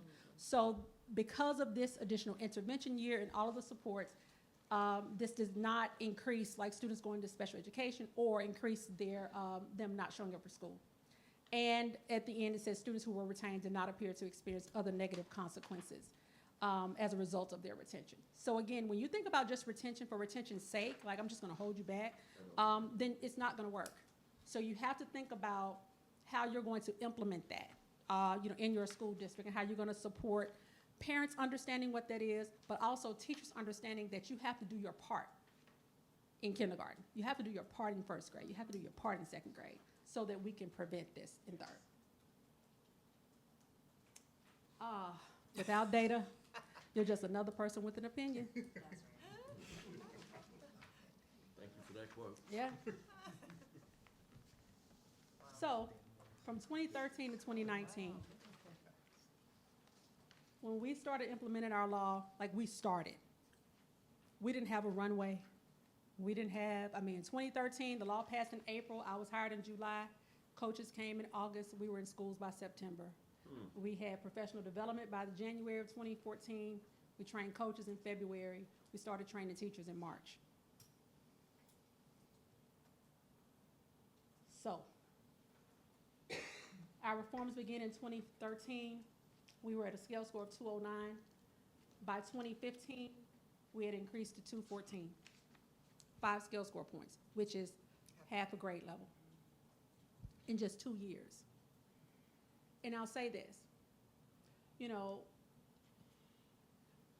reason it's so unlikely is because when you have, and I tell people, if I hadn't led it and lived it, I'd be skeptical too. So you got this state that has historically, for all the years that we've had NAEP, been at the bottom, and now, all of a sudden they see gains. Teachers did not know how to teach kids how to read.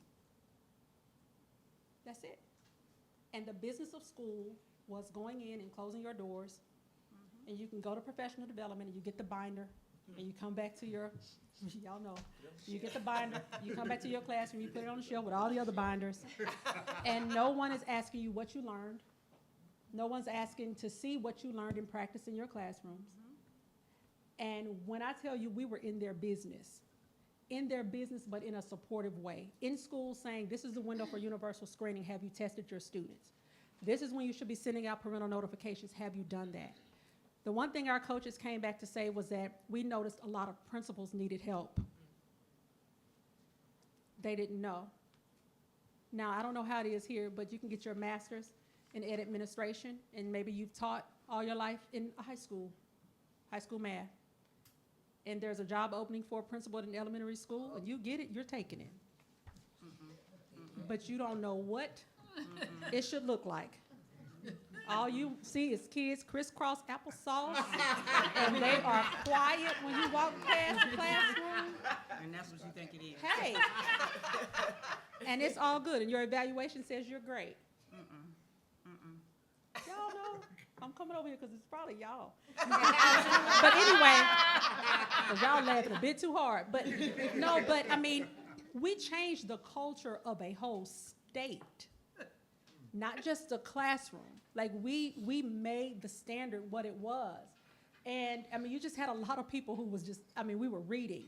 We were looking at the coaching model. We had all been teachers, so we knew what it should look like. We had been trained. And when they started working with principals, I remember I was on a learning walk. So we do learning walks as well, beginning and end of year. I was on a learning walk with a principal, and he was the principal of a K-12 school. And by the third classroom, he's like, oh, I get it now. He's like, okay, so that's an anchor chart. Like, that's this. Seriously, we have to invest in the knowledge of our principals and allow them the same opportunity to collaborate and to work with their colleagues, because if they go to training and then they don't have a coach or they don't have support, then how are we ensuring that what they're learning is sticking for them too? So by 2019, after 6 years, we met the national average for the first time. And that is when they called it the Mississippi Miracle. And then you had skeptics saying, well, they only got to this because they retained all the kids. Well, here's a news flash. You remember when I started talking about the percentage rates increasing? The year before this fourth grade cohort, so the third grade cohort, where I said 92% passed on the first try, by the time good cause exemptions and stuff were added, it was like over 95%. So 95% of that third grade cohort actually went to fourth grade and achieved this. So you can't say we retained kids. Like, this was almost a full cohort of kids who went to the next grade, because again, every year we had students who were doing better, and of course teachers doing better. In the 2019 school year, by 2016, Dr. Wright asked the legislature to increase the cut score, because this cut score was students had to score a level 2 or above. We've increased it now to a level 3 or above. And so post-pandemic, we had a dip. I think there was 70-something% that passed on the first try. But now we're seeing the same pattern, where now every year we're having an increase of the students who, you raise it, they'll meet it. Every year we're now having more students to pass the assessment. I have a question. Yes. The retention, so since the students were retained at the early ages of first grade, third, did you see less retention in middle school? Yes. That's on the previous slide.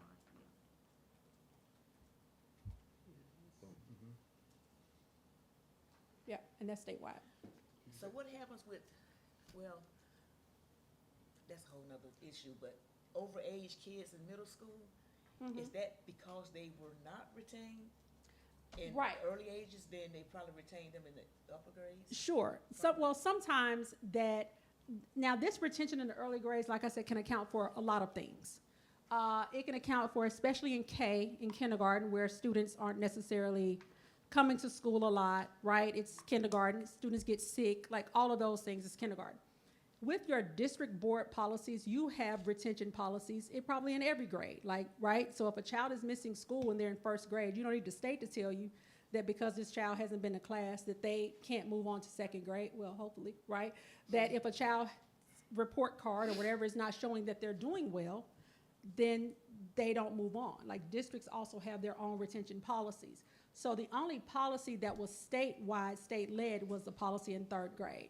So districts have their own policies around why they are retaining these kids. Some of it is because even with our early learning collaboratives now, we may be reaching 25% of our 4-year-olds. So there are a lot of 4-year-olds that don't go to any type of formal preschool, pre-K. So they're gonna start behind. And when we say behind, it's when you screen students for the appropriateness of what skills they should have by a certain grade level. It just kind of shows that they're not there yet. So I always tell teachers, especially when you're screening in pre-K or kindergarten, don't confuse a lack of exposure with a lack of skill, right? Some students just have to be taught, and then they can do the thing, but you know, sometimes there's just a lack of, they haven't had that. You stated that there were 3 state screening windows? Yes, correct? yes, like your beginning, middle, and end of yeah, year. Yeah, and in those screening windows, if a child was at risk, I'm going to start using deceleration instead of retention, to be decelerated.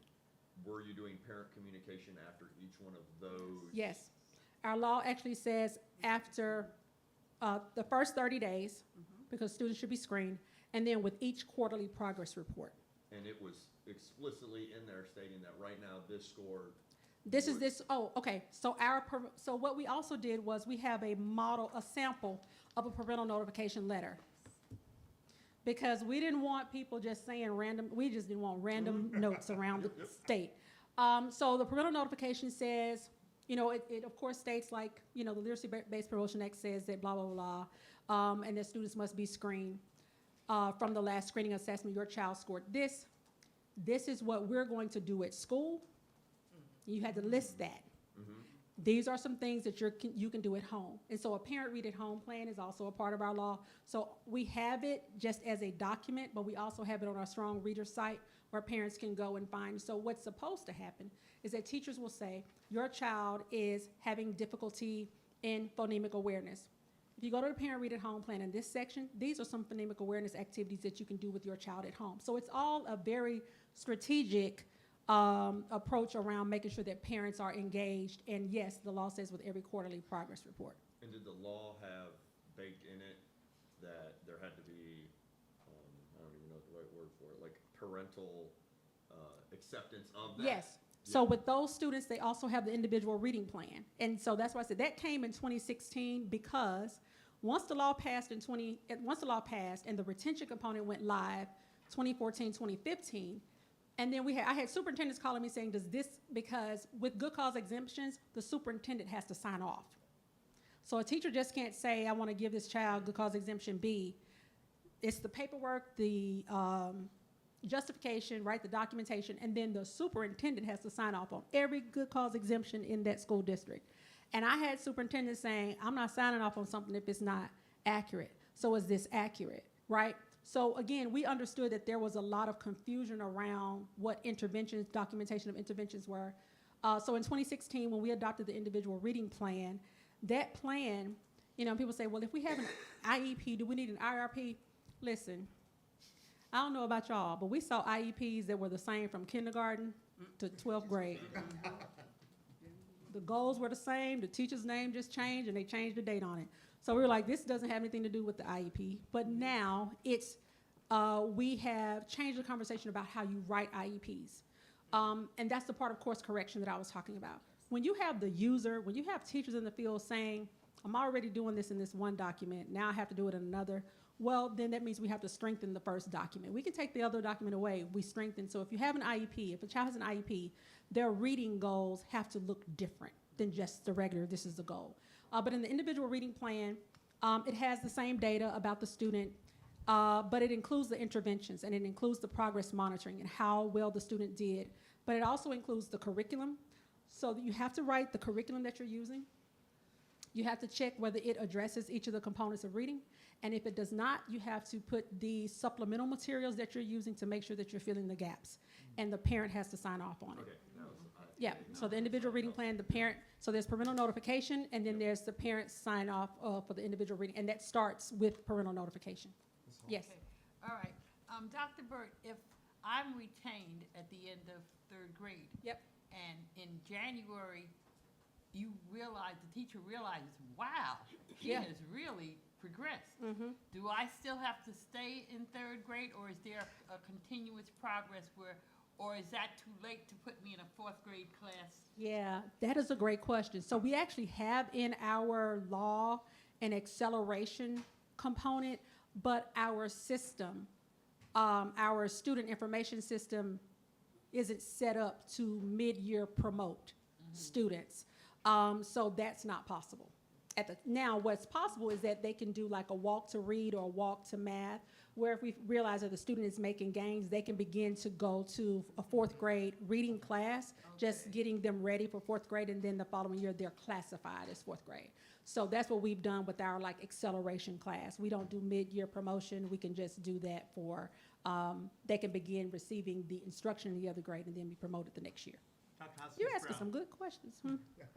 Thank you. All of you are. Oh, yeah. Thank you very much. And I'm glad to hear the question about mid-year promotion, because I think that's important. I think that's important to families and important to morale. And so while that was not a possibility with you all, if there's a way for us to figure out how to do that, I think that connects to my concern about retention, intense attention, and then having that young person make progress. I'm kind of stepping back, so I love this, and this is really helping to educate me and see how this was done, and I really admire the work, and I'm following what was done. My question is about, what if I was too old for the miracle in 2015, 2017, 2019? Oh, yeah. Like, I'm thinking, like, what if I was in 9th grade Yes. in 2015 to 2017, 2019? Like, what happened to me during this time? Probably one of those statistics that I showed on the first slide. Either they dropped out or they just kept being promoted. So when I started teaching, I first taught reading, and then I started teaching English, like in middle and high school. And when I started teaching, I was teaching advanced students. So for my first 3 years of teaching, like all of my students were like walking around with books. I was teaching IB, like the international back. They were walking around with books, you know, reading every day. Then when I went to the high school, I was recruited to teach IB there. And a new principal came and she said, well, Kimyana, I have a class of repeaters for you. Like, you'll teach your IB class and there's just one class of repeaters. And I was like, well, what does that mean? She said, well, they're 16 or 17. They're still classified as 9th grade. And it's just one class, like there are 13 students. So there were 11 black males and 2 black females. And so I went in kind of with the same attitude as I did with my other classes. Like, today we're gonna, you know, and they were like, what? And I've always taught, I grew up in a low-income area, and I've always taught in low-income areas. And, you know, there was this one, because I just haven't walked around a whole lot today, but like I'm at it.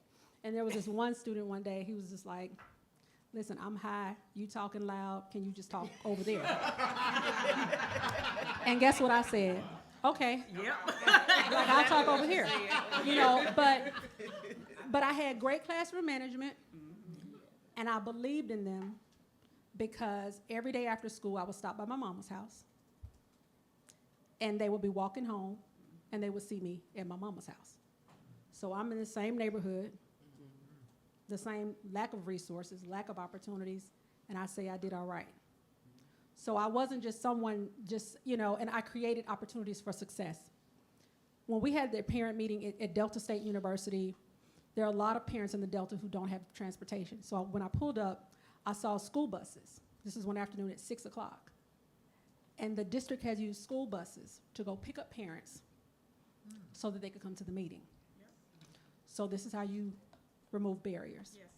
So with my students, who at the time I knew they didn't have computers at home, or I knew they didn't, you know, I couldn't give and this is about the differentiation.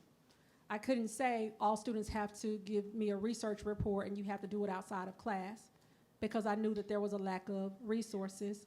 So I scheduled time for the library during my class so that they could all have the same access and opportunities, right? So there are just things that those students challenged me as an educator, and it made me begin to think about, like, how did you get here? Like, were you just the nice kid sitting in the back and you really didn't bother anybody, and so the teacher just passed you along?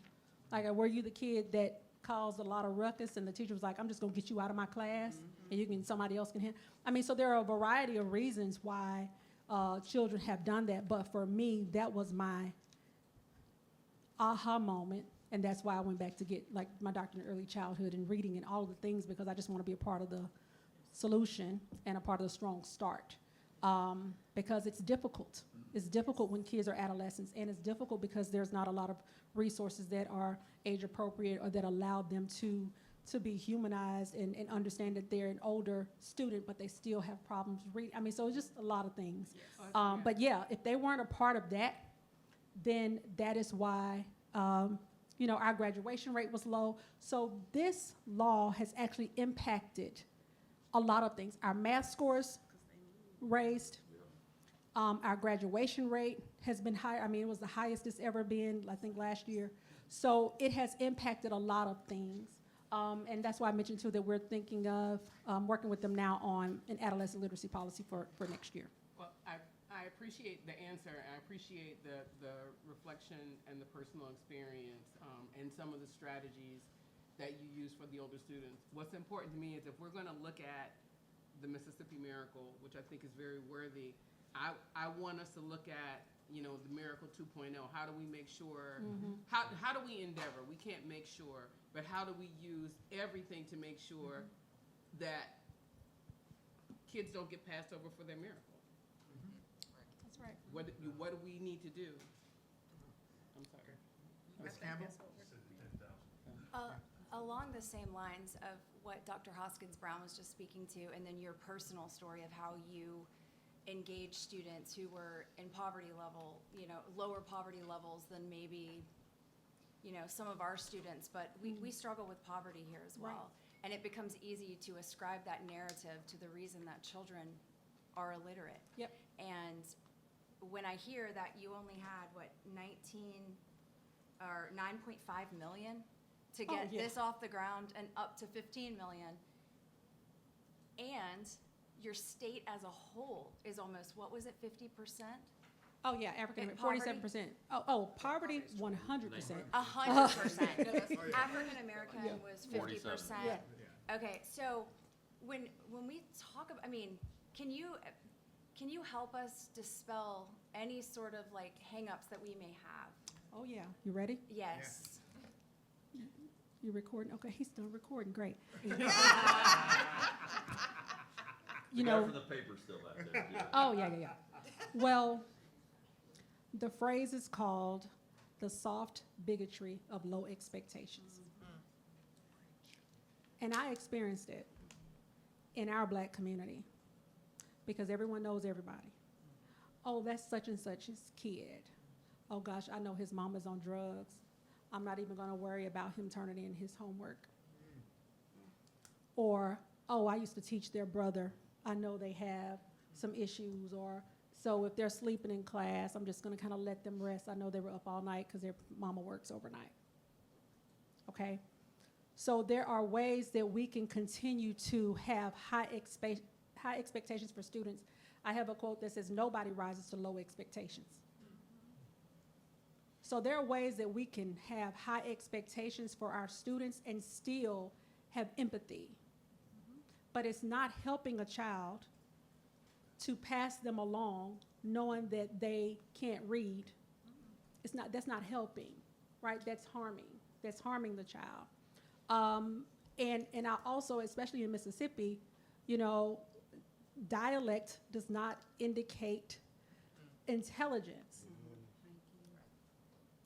So even for our teachers, we had to talk to our teachers about, you're teaching children and you are still adding the, you know, duh, like you're doing that. We had to train our coaches. Like we did the Orton Gillingham things for our coaches. It was like, you're not even pronouncing this right. How are you gonna coach somebody?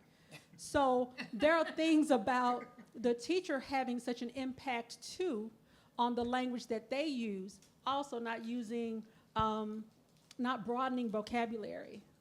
You know, like we don't always have to dumb down a word. Like we can use, when you said endeavor, like we can use those kind of words with students and help them understand what those things mean.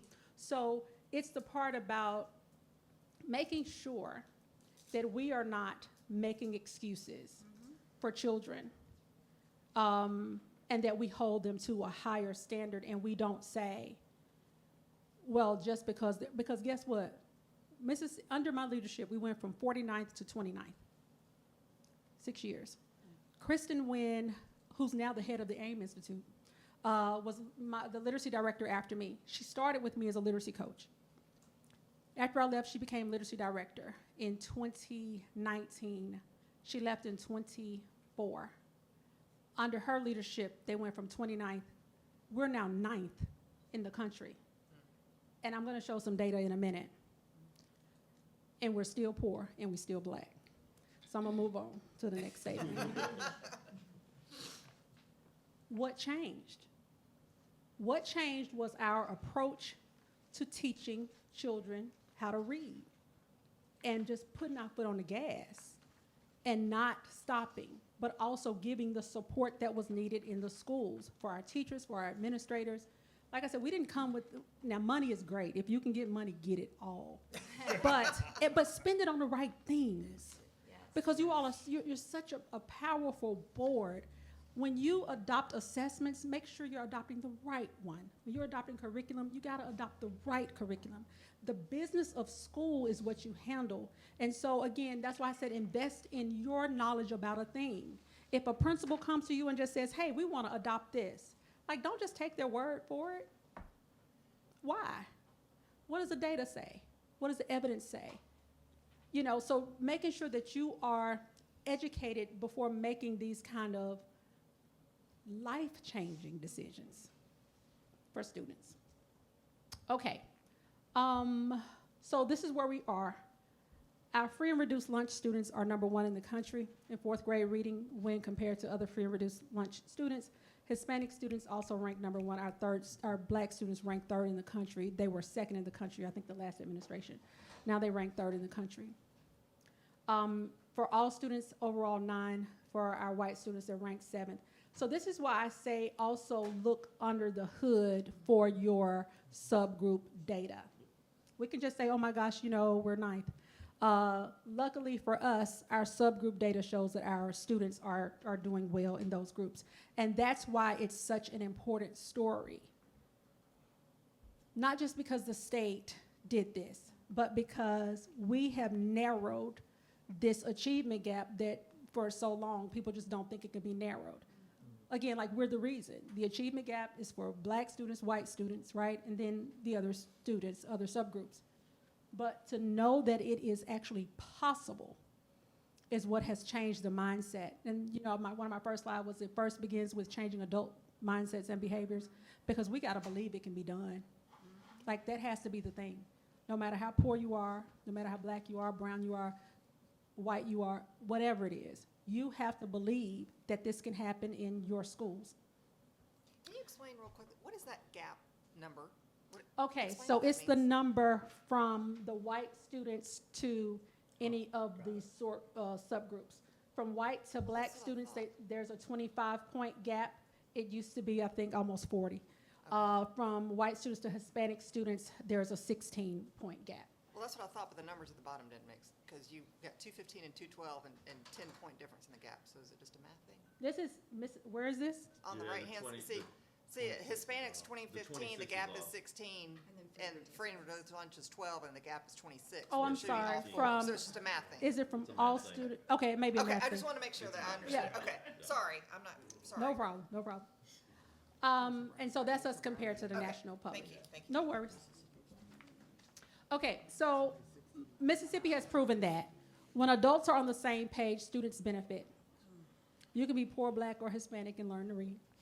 And knowledge is power. So these are just some headlines from other states over the years that have said, like in Oklahoma, Alaska, Pennsylvania, and now so many other states have been asking kind of like what's going on in Mississippi. And again, we have the checklist, but what are the strategies in order to get there? Okay, so leveraging state and local policies to improve student achievement. As a board, your agenda reflects your priorities. If you're just purchasing stuff,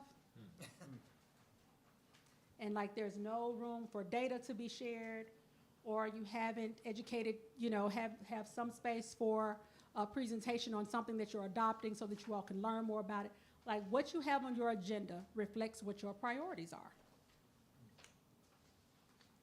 And this is Georgia's scorecard. And remember I said earlier that Georgia has since adopted the elimination of 3Qing. So Georgia has 17 out of 18 principals, the same as Mississippi.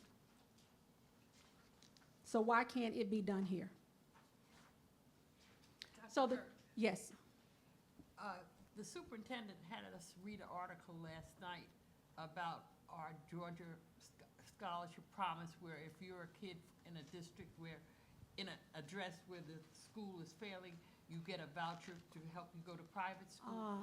Yes. So we're saying our mindset, but the mindset of our state is, okay, let's increase these vouchers. I don't think we have the total support of a legislature like you're saying Mississippi has. So that, if at the top, we're still fighting because they're not interested in promoting public education, then we're kind of starting from behind. Yeah, so a lot of states have now adopted school choice. Mississippi is one of those states where they're now adopting school choice. But there's, in our lowest resourced or our poorest areas, like there is no choice. Like this is the school for your district, like unless you're going to be bused, you know, to other places. And so I could say a lot about school choice around just even the access and availability and the use of those funds, making sure that the choice is especially a better choice than the choice that they were in, and not just because it's a shiny new building, like we just want to send kids there. So there are a lot of things about school choice, I think, that could be to make sure that it's strengthened and that it does benefit the students who are in those places where if the school is not doing well, then the student and the families have an opportunity to go somewhere where it is doing well. I mean, I think a lot of times that's why parents move from certain areas, right? They go to different places where there are better schools. I mean, so I understand that. But again, we have to do our part in strengthening our public education system so that we're the choice. That's right. And Georgia allocates 18 and a half, I found, million a year. So they're supporting it that way too, but I hear you on the vouchers. Yeah, yeah. But I mean, like I said, it can't be abused, right? It can't just be because, you know, I want my child to go to a private school and now I'm going to use this voucher to go to a private school. If they could even get in. If they can even get in, because also the school has to have the capacity to accept those students. And giving it to Amazon. Uh-oh, all right. So I just wanna, I appreciate this conversation, and I have two things I wanna speak on. One is, you set our agenda as our priority. Yep. And I think that's really valuable. I think that's something that we can reflect on as we do our agenda setting on a monthly basis, but also for the annual agenda. So I'm gonna throw this in one more time for board accountability, is that's something that we have been shrinking, and I'm going to be asking that we elevate that on our annual agenda, in terms of the amount of time we spend talking with our leadership about our data and how our actions inform that. Because I really, in this retreat, what has been illuminated to me is that somehow that committee has become the strategic planning committee, and that's not how it originated. So I just want to go back to, your slide made me think of that. The other thing is race as a proxy for community condition. We've been talking about if you're of color, that's not an indication of whether or not you can your promise, your potential, whether you can read. And I don't know people in rational circles that talk about race that way. So I don't need to be dissuaded that race is an extenuating factor. I think what some people have done is use race as a shortcut for community condition, and that is accessibility to healthcare, housing security, mental health, exposure to violence. And so my question is in the WEPC report, I don't see anything about the wraparound services. They do they do a regression analysis of if you've been retained from 1 to 3 times. And that was this the is your focus ELA, of it. Yeah, this is your ELA score. But was there any leveraging of the other extenuating factors that affected Mississippi children in the miracle work? Or did the miracle work just override the impact of healthcare, housing, environmental risk, and those sorts of things? Yeah, I mean, we didn't study those things for that study. That wasn't a part of the study. And when you say override, what we were able to control was the school day. And we made the best, most intentional use of that time. We knew that some kids did not eat unless they ate at school. When we had summer reading camps, we housed the summer reading camps at places that had those like feeding sites during the summer, like in partnership with the USDA and those kind of things. So, and not sure how it is here, but our services are so disconnected across our state, like where parents go for this particular service or where they may go for this, the systems are not in alignment as such that we could impact or even be a part of the conversation as the Mississippi Department of Education of some of those external circumstances that were occurring in communities. So I hope I answered that correctly. So these, I think this occurred in spite of. Okay. See, we have Those some things. of those services co-located at school sites. Yes. And, you know, the same thing, so what I'm looking for is opportunities to stop talking about race and Yep. start talking about community condition. Yeah, create it. Um, Create the opportunity. Thank you. That's right. And that's why I talk about now creating opportunities for success, creating conditions for success. We want students to be successful. We have to create those conditions because they're not going to come to you saying, hey, we need to align our systems. I mean, there has to be the forward thinking of how do we support the whole family or the whole child and all of that in order to.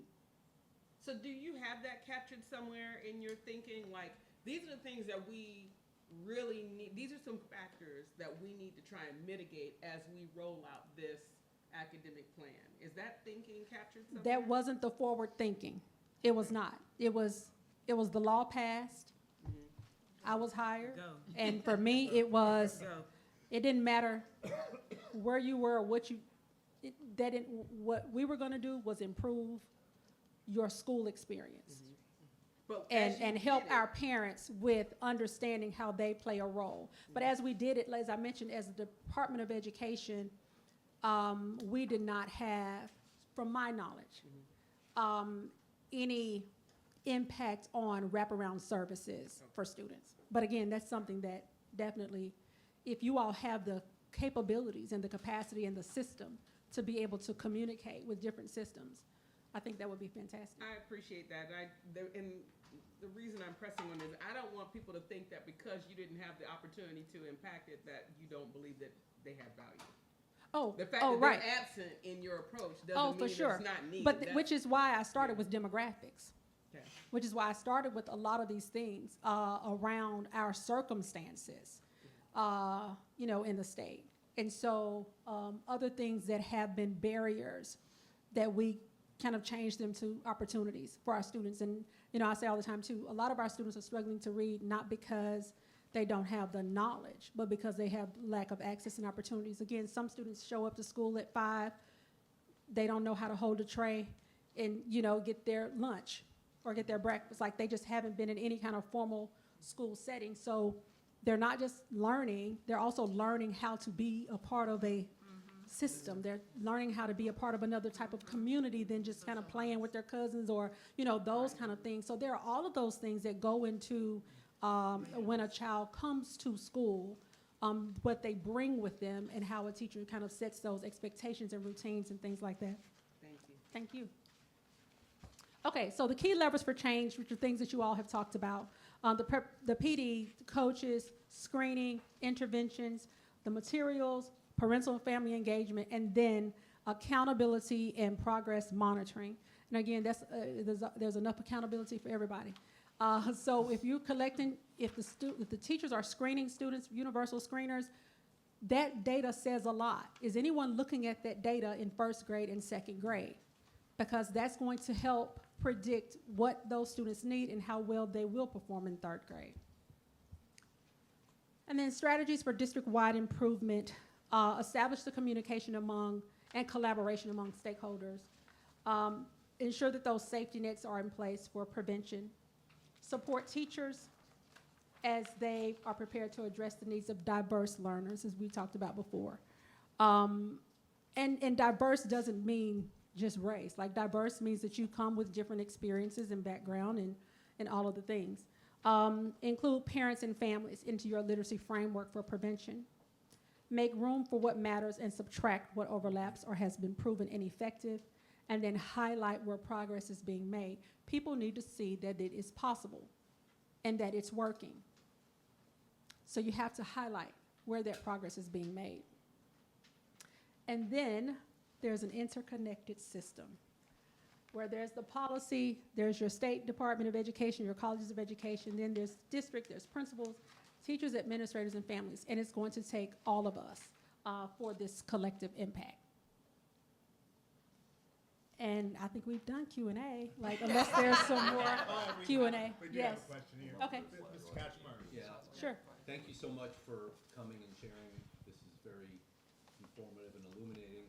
I'm glad you mentioned impact on graduation rate. Yeah. I was gonna ask, what about impacts on national tests like AP, IB, SAT, ACT? Yeah, I don't have that information. That's a part of our A through F accountability model where our high schools can get points for the number of students who not just enroll in it, but also actually pass those assessments. But I'm not sure about those numbers. Second question, I have three, sorry. Go ahead. Second question, you mentioned earlier Massachusetts consistently at the top in outcomes. Mississippi is now doing great. Yep. I know you're gonna speak to legislators later today, I think. What have those states done at a statewide level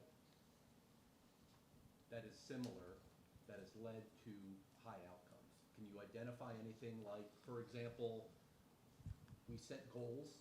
Yep. And we didn't change them for 10 or 15 years. Right. We just tweaked how we got there. Yeah. 'Cause you heard the discussion earlier about we have new standards. Mm-hmm. And I've been on the board 15 years, 14 years. We have new standards in the state of Georgia every 4 years. Or Oh. 3 years, or 6 years.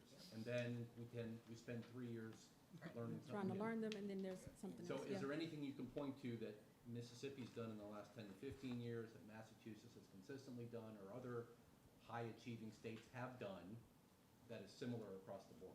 Yeah, I mean, well, we adopted new standards too. We adopted new standards right around 2010 that were, and it was difficult for our teachers because our students were still being tested on the old standards, if that makes sense. Is that familiar? So they were still being tested on the old standards because we adopted Common Core. So it was going to be rolled out like in phases where we had like 1 year where, you know, the elementary teachers are doing it, like the next year. So, and then 2013, our law passed, and then we did the Park assessment 1 year, and then everyone got all up in arms about Common Core. So we decided to change our standards, but I'll just be honest. We really changed a couple of words and called it Mississippi College and Career Readiness Standards. And I'll just be honest, because at the end of the day, the skills that students need to master from first grade, like no one's creating new skills. Like you need to have language, I mean, you may word them differently. Yeah, but you know, okay, and this is the way that they're packaged, you know, with your standards. So we did adopt new standards then. We had a test for 1 year, then we changed to another test that was then more aligned to, of course, our new standards. Now I'll say this, our assessment is more aligned to NAEP. Dr. Wright calls it like we were the poster child for the honesty gap. The rigor of our assessment was so low that it had that our students were doing well. Like it would tell us like we had 60% of our kids who were proficient. Then we would look at NAEP and they was like, hold my beer. You know, like not so fast. So we didn't have high standards. So when we changed our standards, we changed our assessment. It was more aligned to NAEP, which meant that it was more rigorous for that. So I think the standards and changing that, I think in those other states, when you talk about like a Massachusetts or other states that have been successful, you know, in addition to the funding, because Massachusetts is a pretty, you know, high income state. I think that there has just been these practices and these resources that have been available that we just have lacked in our state, and we've now paid more attention to that. But the screening, the professional learning, all of those things were just kind of a part of what was happening. So pushback for us too was when we started with PD, a lot of our principals in these high performing areas or superintendents, they were like, but we're doing okay. And that's when we started having the conversation about the subgroups. But also they thought that letters was a curriculum and not professional learning. You know, I'm like, no, like this is learning for your teachers to understand how the brain learns to read and those kind of things. And so it's difficult to convince somebody who sees that their data is actually all right, that they need to change and do something else. But of course, you do that with more data. And I just think that other states have had more of a grasp on data than we've had in the past. And I think it was a mindset. I was at the gas station, and I had on a T-shirt that said something about literacy. And a woman said to me, she was like, yeah, because Mississippi still lasts. And I was like, actually, we're not. So I'm glad you said that. But it's still people in Mississippi that we have to convince that no, we're not last anymore. But that's just been the mindset for so long that if they're not a part of the conversation, like even though our governor has talked about in his state, the state address, like, everybody, the news, we did a social media campaign my last year there. And we got a lot of the schools involved, celebrities were involved, like they were in these videos with kids in their schools and all of that. But even with all of that, there are some people that are still just like, yeah, Mississippi's just we're always gonna be last. I'm like, yeah, in some things, but like in reading, we're not anymore. So I think that it was made more of a coordinated approach. Sometimes we fear local control as state agencies. I didn't. And I realized that it was the partnership and the establishment of the relationship in order to get things done. Okay. You had a third one? Last question, Yep. sorry. As you rolled all this out down to the local level, Yep. were there specific incentives put in place for teachers, APs, principals, districts to buy in, either carrots or sticks?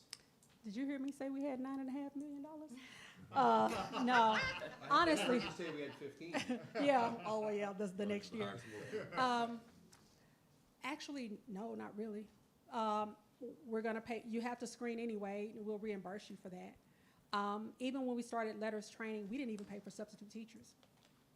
Like that we told the districts, like, we're gonna pay for the training, you're gonna have to get them there.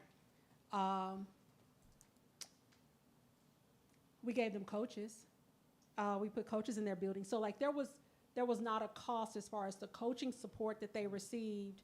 But like in some states, especially with unions, like New York, other states, Maryland, it's difficult because like teachers have to be paid. Like if they're doing any type of anything after their contractual hours, like you have to pay them a stipend. I think in New Mexico, like they were giving teachers like $1,000, like all of those things. So there are some barriers that I understand exist in other places because of other things. We just didn't have that, which I think allowed us to advance more quickly in building relationships with schools and districts than some other states have been able to. And my comment to the board on that is, we can find $15 million out of our budget like that. And if they could do it in the entire state. For a state. It reinforces the work smarter with data. Yeah. Don't just frantically throw money at the next best thing that comes along. Right. Okay, Anyone? Mr. Smith and Ms. Grabowski and Ms. Cannon. And then look back over here. No, Dr. Howard Hall. Did the air go off or something? Hold on, I'm a little warm. Mr. Smith. Dr. Burke, thank you tremendously for this wonderful presentation as well Thank as the you. information that you shared. Thank I you. would like to ask you a quick question based upon your research on the Savannah-Chatham County Public School System in preparation for this. There was none? Okay. Okay, yeah. I was wondering, okay. Yeah, no, but is there something you want to share that you No, want my no, no, reaction to? I wanted to ask you if you had anything that you identified throughout your research, even through listening today, that you said this is not a best practice, or that HMH. I was gonna ask, thank you, ma'am. Teachers just heard that. You just we just bought it, right? Yeah. I mean, and I understand, listen, and Elaborate. I understand that there are going to be feelings about that. I understand that there are going to be feelings about that. I do understand that. There was an entire state that had like stuff on trucks headed to their state. And we were able to send them like, there's 3 queuing in the teacher's manual, there's 3 queuing in the interventions, there's 3 queuing, and canceled the whole million-dollar order. This wasn't HMH, this was another one, because it's really some, but, I mean, that's why I mentioned when I first started that I'm so glad I was able to hear about, you all have some great things happening, and that's why I said, I hope that what I said was affirming, because there are a lot of things that you all are putting into place, you're rolling out.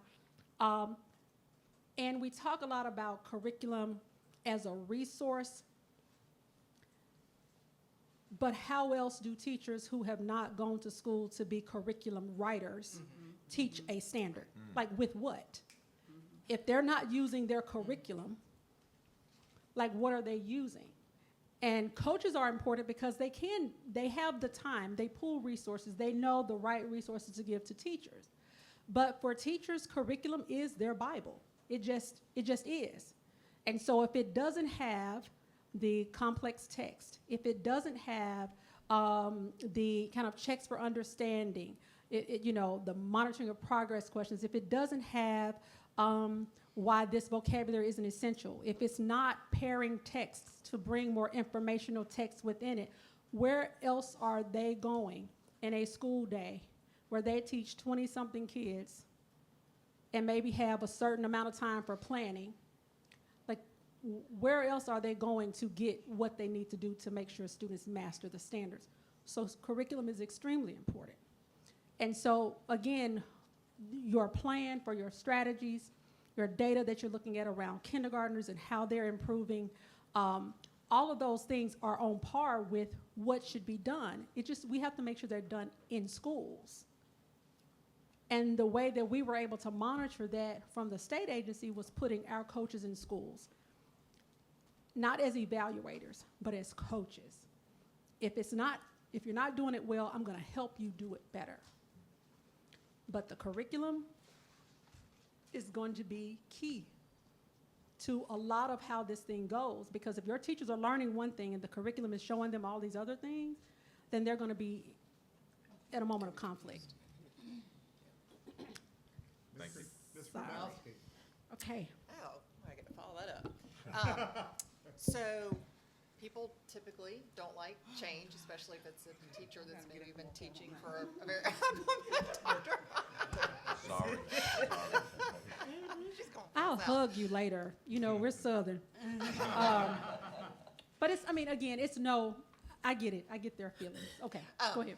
So did you see, and I know it might be hard to see from a state level, but did you see maybe a wave of teachers say, okay, I'm not doing this, I'm out? Did you see teachers either be dismissed or leave on their own? And then once things got rolling and improvements were being made, did you see a positive impact in teacher recruitment and retention? That's a good question. A lot of third grade teachers went out on FMLA.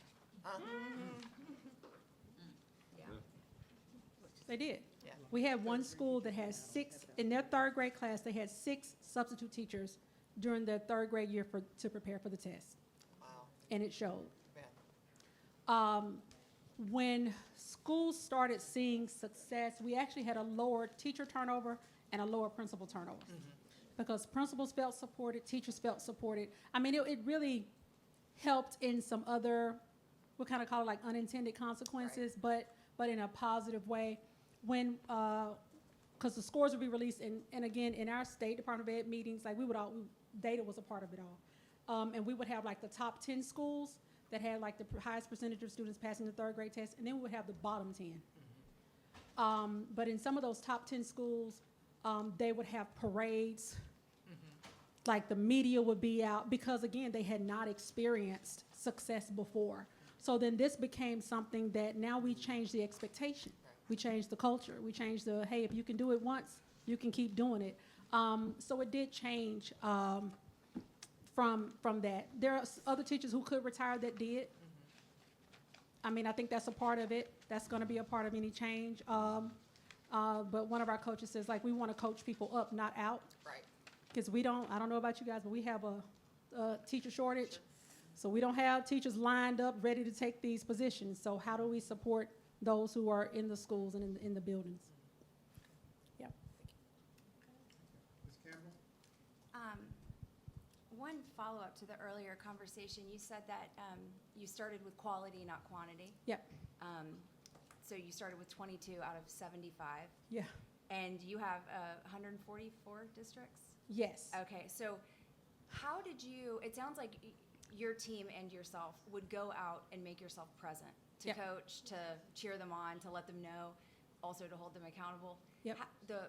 How did you do that? It's really unheard of in Georgia, it seems, for the state to actually come in and take over a district. Do you know what I Yeah. mean? So we did, okay, so the coaches, each coach had 2 schools. So we were able to multiply it that way. So our first year, we had about 50 schools, we had 22 coaches, 50 schools, and I had an assistant director. Because some of our schools were so small that maybe they had 1 teacher per grade level, that the coach could add another school that was like in the vicinity, and they may have had 3. But our coaches would spend 3 days in one school, 2 days in another for the entire year, and multiple years, depending on data. It wasn't until maybe year 3 or 4 that we started seeing sustainability in schools, where we decided to pull coaches out so they could go other places. And we were getting more coaches too. And the schools were just kicking and screaming. They was like, no. So we had to create another level to our model where it says instead of just taking the coach out altogether, the coach would now come quarterly. No, monthly, I think it was the first time. And then it was after that, it was like, okay, now they'll come quarterly. So we had to create like this gradual release for the schools because they saw the value in the coaching. We worked by schools and not districts, because out of 144 districts, we had about 430 schools in the state. So our law actually says how we identify schools. It says that you would take the average of 2 years of 3rd grade data, and we populate a list of all the schools, beginning with the school that has the highest percentage of students who are below proficient. And the first year, there was a school that had 70-something% of their kids below proficient. Okay? So we matched the schools to the number of bodies that we had as far as coaches. So as we increased our number of coaches, we increased our number of schools that we could support. By the time I left in 2019, we had 81 coaches. We were in 181 schools, because some of those schools were our gradual release schools. We're in 181 schools. But we did it by schools instead of districts because, again, it's about the masking of data. We had some B districts that may have had a school that was an F. And if we would have looked at districts, we would have missed that school. So we did it by school. We targeted our supports by schools, and then again, as we got more coaches, we hired some retirees to help us with the effort. And then, like I said, every year we had better prepared candidates, and we were able to get and to surpass the number of the coaches. But it was never meant for us to have a coach in every school, which Alabama does. Alabama has 762 literacy coaches. They have 1 coach in every school, and the state provides some funding for those salaries. Wow. Yeah, and you notice you've seen some things about Alabama and the national assessment and how they're, increasing their scores too. Thank you. Thank you. You're welcome. Is there one more? I'm sorry. Howard Hall. See, how you forget about Howard Hall? But first of all, thank you so much for this presentation. very It was welcome. just really awesome. I wanted to ask for a break, but I just couldn't, dare miss out on everything that you had to say. And welcome to the state of Chatham. That's what they call it. I heard that. Yeah, this That's right. is the state of Chatham. I asked a question earlier that led to a robust discussion about HMH. And to hear your Yeah, we leaving on a good note now. Okay. All right. What can we do? We've invested millions into this program. Okay. So Right. what can we do to make it successful? And No, meet the but I honors? mean, that's a really, really good question. But it also is similar to what Stacy was saying earlier about getting a team to identify these important parts of it. I mean, you have it. There are some good things in it. There are some things, again, that's overwhelming because they've sprinkled in something for everybody. So when our coaches first started, like, we didn't start looking at curriculum until 2016.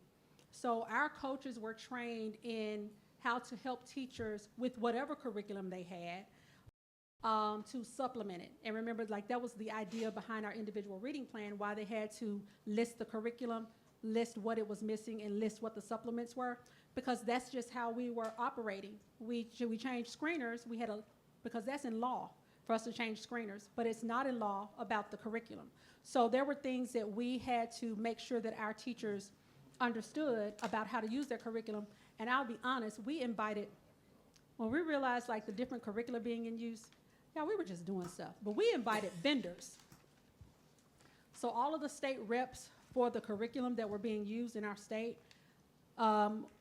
we invited them to like this building that we had professional development, and we had each vendor to present to us, our literacy staff, on the best way to use their materials so that our coaches, when they went in schools, that they could support teachers. And our coaches created PowerPoints and things like that to kind of train the teachers in schools on, yes, you have this, but these are the parts that you need. Like, these are the components that you need. This will help you with core instruction. This will help you with interventions. This will help you with differentiation. This will help you with, so I think that, I'm not gonna say that it's so, I'm saying that there are possibilities, but it's gonna take work. Like, it's gonna take a team of people to say, this is how we're gonna train our teachers in using this investment. And that's what we're doing now. Yeah.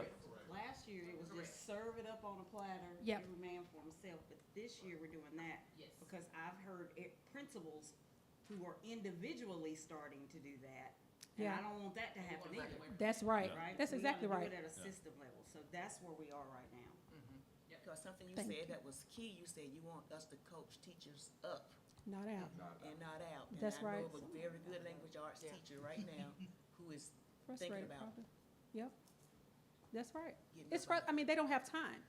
They don't have time to be the teacher, the curriculum coordinator, the counselor, all the things, and then try to find a way to put things together. Like, there are things that we need to make sure that they have. Like, when you think about usability, is one of the top criteria for continuum. How well do teachers say it's able to be used? Usability. And then, of course, you think about all of the other like planning time. If I'm planning a lesson and I have this curriculum, is it gonna take me 2 hours? Is it gonna take, like, you know what I'm saying? Like, how are things packaged? 6 hours. Stacey, I'm just being real. Internalizing, But- not planning from a blank sheet of paper. Yeah, Right. yeah, You should really just be internalizing the good stuff that's there. yeah. But they have to know what's good. Right. And Yeah, that's what and we're so, doing now. like I said, now that they are going through letters training and all of that, they're armed with more knowledge to know what's good, but that doesn't mean that they know how to put it in a scope and sequence either, Exactly. right? And we will likely be coming to the board this year for a request around coaches. I think if you all remember last year in our budget process, we initially started, and then questions got asked about coaches, and I pulled back from it because we do not have consistent coaching frameworks. We have principals that use coaches in a myriad of ways, and so we really needed to step back for a year and get that consistently defined. Yep. So that when we deploy coaches, they're operating one band, one sound. And on Excel and Ed's website, we developed fundamentals of literacy coaching. So we have a coaching training, 6 modules, that's free, that we developed in collaboration with the Florida Center for Reading Research. We've trained 27 state ed agencies on it. We just did that in April, and we're doing another training, but it's kind of like for state people, but maybe.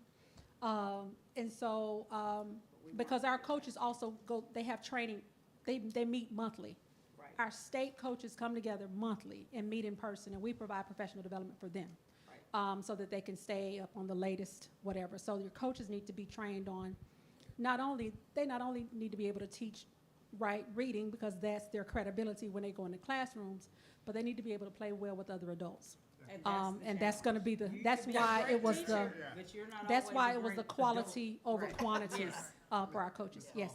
Okay, Dr. Burke, we have paras in all of our kindergarten and first grade classrooms. Yep. And I've been trying to encourage the board to expand that so that those paras are in our second Training. and third grade classrooms Oh, okay. also. Do you, just, do you feel that that is a value added to whatever the teacher is trying to do in that class? Yeah, our state actually, our coaches developed, so y'all, we had some great coaches. That's why I talk about the quality. Our coaches developed a training, and all of this stuff is on Mississippi Department of Education's website too, so you don't have to recreate the wheel. They developed a training specifically for paraprofessionals that is not going, they're not going through letters, but there is a training on the science of reading. Sometimes I would walk in classrooms, I couldn't tell who the lead teacher was or the assistant teacher. I just couldn't tell because the para had that much knowledge to run the small group instruction or those kind of things.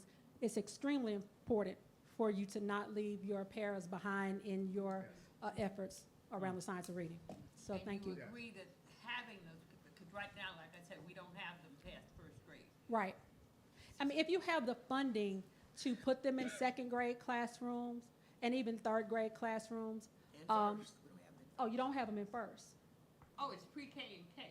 We don't have them in Oh, first. yeah, you gotta have them in first and Also think first is other priority. utilize Are they in a first? school might be different. They're not, just because, so we have a lot of them based on kindergarten and first grade, but they can be leveraged across more than just those grade levels. Ah, Okay, so what do you say? So we may have a lot of them because, let's just say a school has 10 kindergarten and first grade classrooms, but that principal may leverage that para They can across rotate. second grade, third grade. So So if there's like a new teacher in Intentionally to second help, grade who might need You're help. saying like the para would go to reading time at these different levels? or an it's not intentional just concentrated, positive? right, it's not just concentrated in first and second grade. Those paras are being used beyond those two grade levels. That's probably how they were allocated, but how they're used is totally different. but also is that efficient? I'm not Because- saying it's right. I'm Yeah, just I know, saying- you're just We as saying a it board is. would have to I'm look just at our saying, when I strategy. got Yeah, here, yeah. that's what was Look at that. happening. And just to Right. Needs see, be yeah. the same, like she said, that continuity Is across, important, right. Because what we have in our state what we call uninterrupted reading block. And for probably about 95% of our schools, like that first hour and a half is reading. No, we have that. Yeah, and so, but if you have a para, are they spending their, I know what you're saying, but like, are they, because if they can't be there during the entire reading block. right now, but Yeah, but yeah, but just how they're being used, would be a better question. But yeah, making sure that your paras are a part of that. Dr. Watts, if there are teachers who are, sorry, I'm going back to the HMH thing, but if there are teachers who are struggling and feeling like, it's a good teacher, they're about to be like, I'm done, do they feel that they have someone that they can reach out to as we are refining how the curriculum is used?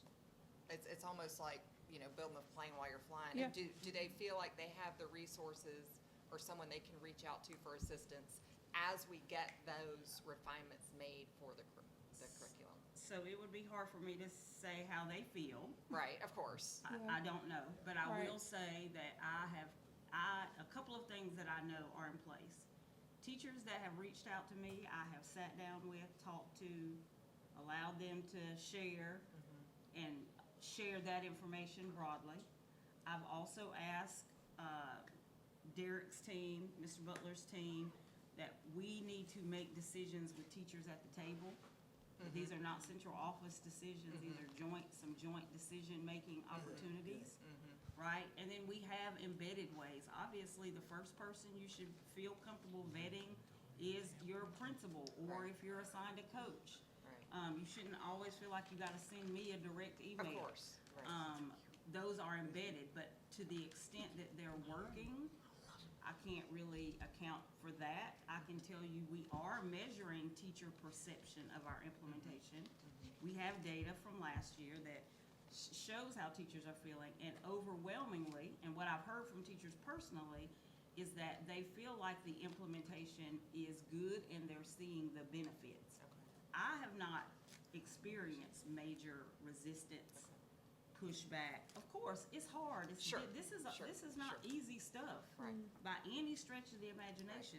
So I'm not saying people are just, this is easy. people, it's a struggle, but I'm not seeing resistance to it. And we've done things like paid people for letters training. I mean, you all maybe didn't have carrots, but I tried to use some carrots, right? To get people on board, but I'm not seeing a swell of resistance. Okay. The things that have been raised up to me, we are responding to in real time. So some of the gaps that were mentioned today, this year, this is only our second year. I just want to remind everybody Yeah. of that. That's Like, right. we are so early in Yes. this. We are responding. We've had multiple conversations with people from other states. I've been in other states that have done this work. So we can go faster, but it's not gonna be it's not magic and it's not a sprint. Sure. And it's not a miracle either. And it's not a Right. Right. I think we'll be able to go faster maybe than some other places, but we're not going, in a year, you all, I think I said that in the very beginning. You're not gonna see this grand improvement in the data. You're just not. And I have a question about, like, I want to circle back to your communications plan. Because you mentioned that we are getting some things together, and the people that have reached out to me, I've told them. So with the proactive communication for teachers for everyone to know it, even if they're talking to their principals, like, do their principals have the right answers? So for everyone to know the proactive, this is our timeline, this is our plan, we are addressing HMH, or we are we are working to, get training to get, so that you're not on the defense, that you're more, people tend to relax when they know that it's coming. Every single month, we have two principals meetings. Literacy is a part of every Yep. meeting. It's a non-negotiable conversation. So I do feel like the communication and the ebb and flow and the scope and sequence is there, and people are on the same page. Is it getting to the teachers? Well, 'Cause let me say- I'm at the superintendent level. No, no, Sometimes no. It's hard for me to know what gets to the teacher level. No, it's not. It's not. Let me tell you why. Because every time I go to a different state, a different thing, and if I talk to teachers, I say, how did you learn about your law? How did you learn about your expectations?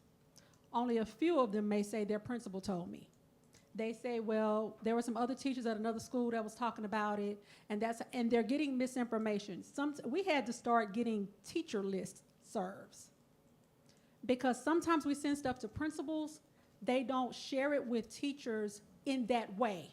Not that it's intentional, but there may be a list of things that they're talking about at a staff meeting, and that's a bullet. And there's no opportunity. So when I talked about tailoring messages to different stakeholder groups, teachers are a stakeholder group in their own right. I get what you're saying, yeah. And so are principals. So if the principal is just saying, they go back to their school, well, unless somebody asks them about it, they're not proactive in talking about it. But how do you post on your website for teachers? How do you begin this So we've done consistency? a good job on some things. Yeah, Like when we right, rolled because that's out what the it's about, teacher reflection, grant, yeah. We did communication directly to the teachers. Right. I don't know that we've been that strategic Yes. around our literacy. I don't know, I cannot with 100% say that we've been that strategic. And But I that's understand how what it you're starts. saying. And That's how it I was so starts, glad yeah. to hear you say the proactive, because to me, proactive communication is, like, you don't have to necessarily have the answer right then. Right. But if somebody knows, we recognize this is something that needs to be addressed, this is our, like, absolutely, And that and- proactive, we know it's an issue, we're working on it, be patient, help is coming, Yes, kind and of this thing. is kind of our timeline, approximate timeline. Exactly. But I don't even know for our that we're State Board of Education, our comms team already had the media releases written. Yeah, I know that we're not. So, there. yeah, We're so when not our that state board would vote on something, so, because it was real bad initially, like, we had everyone from every newspaper coming to our state board meetings, especially because of retention, because, I mean, it was just like this show. And we got this new comms person on board, and Dr. Wright was like, okay, we're gonna be proactive about it. So anything that we knew on the agenda that we were approving, Jean already had the release written up. So then everyone was responding to our release instead of us trying to respond to the Clarion Ledger or WOBT or this or that. We've told our story. Yes. And so just even the proactive communication around what you all are voting on, what, you know, just having things already in place so you get ahead of it. Yep. And then people are asking you about what you're saying instead of you trying to defend all of Yes, this miscommunication. yes. That can just be because somebody doesn't know and they'll We're well, not somebody there said, Somebody. somebody, We oh, are and, re- and, we oh, and let me tell you respond. what you can do We too. don't proactively communicate. Let me tell you what you can do too. We created an FAQs document. We came up with questions, or the questions that everybody had asked us, and we sat around the table and just like, what are some questions that people may have? So if you look for our Literacy-Based Promotion Act, there's an LBPA FAQs. That's by sections. So even if you create an FAQs document where you answer your own questions, when will curriculum be blah, blah, blah, blah? Curriculum will be this, that, and the other. How are we responding to interventions? Well, and you create this document, because I told my coaches they would get kind of caught up in that, because every time they went to a different, you know, a school, people think because you got the MDE badge on, you know everything. And I told them, stop speaking for other people's offices. If they're asking you a question about SPED, send them to SPED. Like, you don't have to know everything. But I also, that LBPA FAQs was our Bible. Tell them that's question 13, so that from the top of the state to the bottom of the state, we were given the exact same answer to the question. So if you're creating an FAQs document, like you said, all these questions you've gotten, I'm sure they're in emails or something somewhere, start answering them in a document and put them on your website. You can have an internal one and an external Yeah, one too. right. We get it to principals, but It needs to be accessible to everyone. Yep. All right. Yes. All right then. Y'all know how we do in the South. What y'all about to do? That's how you end your thing. What y'all about to do? Brinkman? Yeah, oh, no, I was gonna let her off the hot seat. We are in a workshop to do work. That's right. We are making change. I know sometimes things are said, and now we think this, you know, Understood. we asked somebody their opinion on something, so they had something, and that Yep. leads us a different way. I think we all need to just understand that as long as we're going in the right direction, we're gonna get there. And we're transparent enough to say that we've got issues that need to be addressed. And we'd love to fix them all at the same time, but that just isn't how the world works. Right. So we're knocking them down, setting them back up, knocking them down and setting them back up, and taking data and then resetting. So let's all That's right. eat whatever that lovely dessert was that I just saw roll in, and remember that we're working. We're working, Yeah. and that this isn't like, oh, they got Now me. we have to do all the things. Yeah. Right. It's the strategizing. Like, that's what it's about. It's what you're doing, strengthening what you're doing, strategizing about how you could possibly do it better, and hearing one state's story about how we implemented literacy in Mississippi. So you're exactly right. Thank you so much. The Thank only- you all so much. Hang on, I'm not finished with you yet. Oh, wait. So, She's like, I got somewhere else to be. So go on. I didn't ask any questions or make any statements. You didn't. So, mine is a statement and a question, I guess. You have the ear of our legislators. Yes. We would like to pass on, just as you guys did in Mississippi, Mm-hmm. we need the same support here in Georgia. Yeah. You guys paid for the coaches. We're paying for the coaches out of our local budgets. Yeah. We want to do all those things. Mm-hmm. But if the state is going to tell us, do this, give us the money. Yeah. And I think the state has hired, right? So this is Miranda Williams, Yes. who works with me at Accelerate, but she's on the advocacy side. She's front-facing with the legislators, Good. and I'm the support for that. I'm from Jessup, Georgia. Yes. She's a homegirl. That one too. The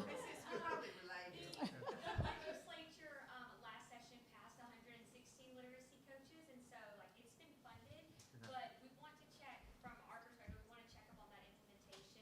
Have they been hired? How are they going to be trained? Where are they going to go? And so we'll be talking about that, with folks. Yeah. Make sure they're sharing their. Do you have advocacy messaging that conveys how the funding model in Mississippi moved the needle forward? Not just, hey, we need the money, but if you want to see those kinds of results, this kind of funding structure moves it forward better than other kinds of funding structures? Like, do you have messaging that's that's more persuasive than just, we like the money, but if you, I think you got my question, yeah. You do this work, you know how to work. Right, so we passed the money with the legislature, but what's next? We need to implement this well and implement it consistent across the state. And so, like Kimiana and I were talking about, that's on the agenda for the legislature is, you pass this money, but how do we ensure it's implemented well? Because right now, from the outside looking in, we don't have those answers on how they're being trained, where they are. And so that's first step. We've got to get that information. And then we, as Excel and Ed, can provide support with our literacy coaching modules. And that's a free resource for districts and states. But another thing, outside of the literacy coaching, Georgia really did Excel and Ed's model policy on literacy. literacy comprehensive plan with high quality instructional materials, reading screeners, parent notification. All of that was in the bill. It's just now we've passed the bill. How do we implement it well? Great. So. And I love Jessup because they had one of the last drive-in theaters, so Jessup was awesome. Still want to be for drive speed limit, that's all. So, Dr. Burke, thank you so much. you. This was Now it's done.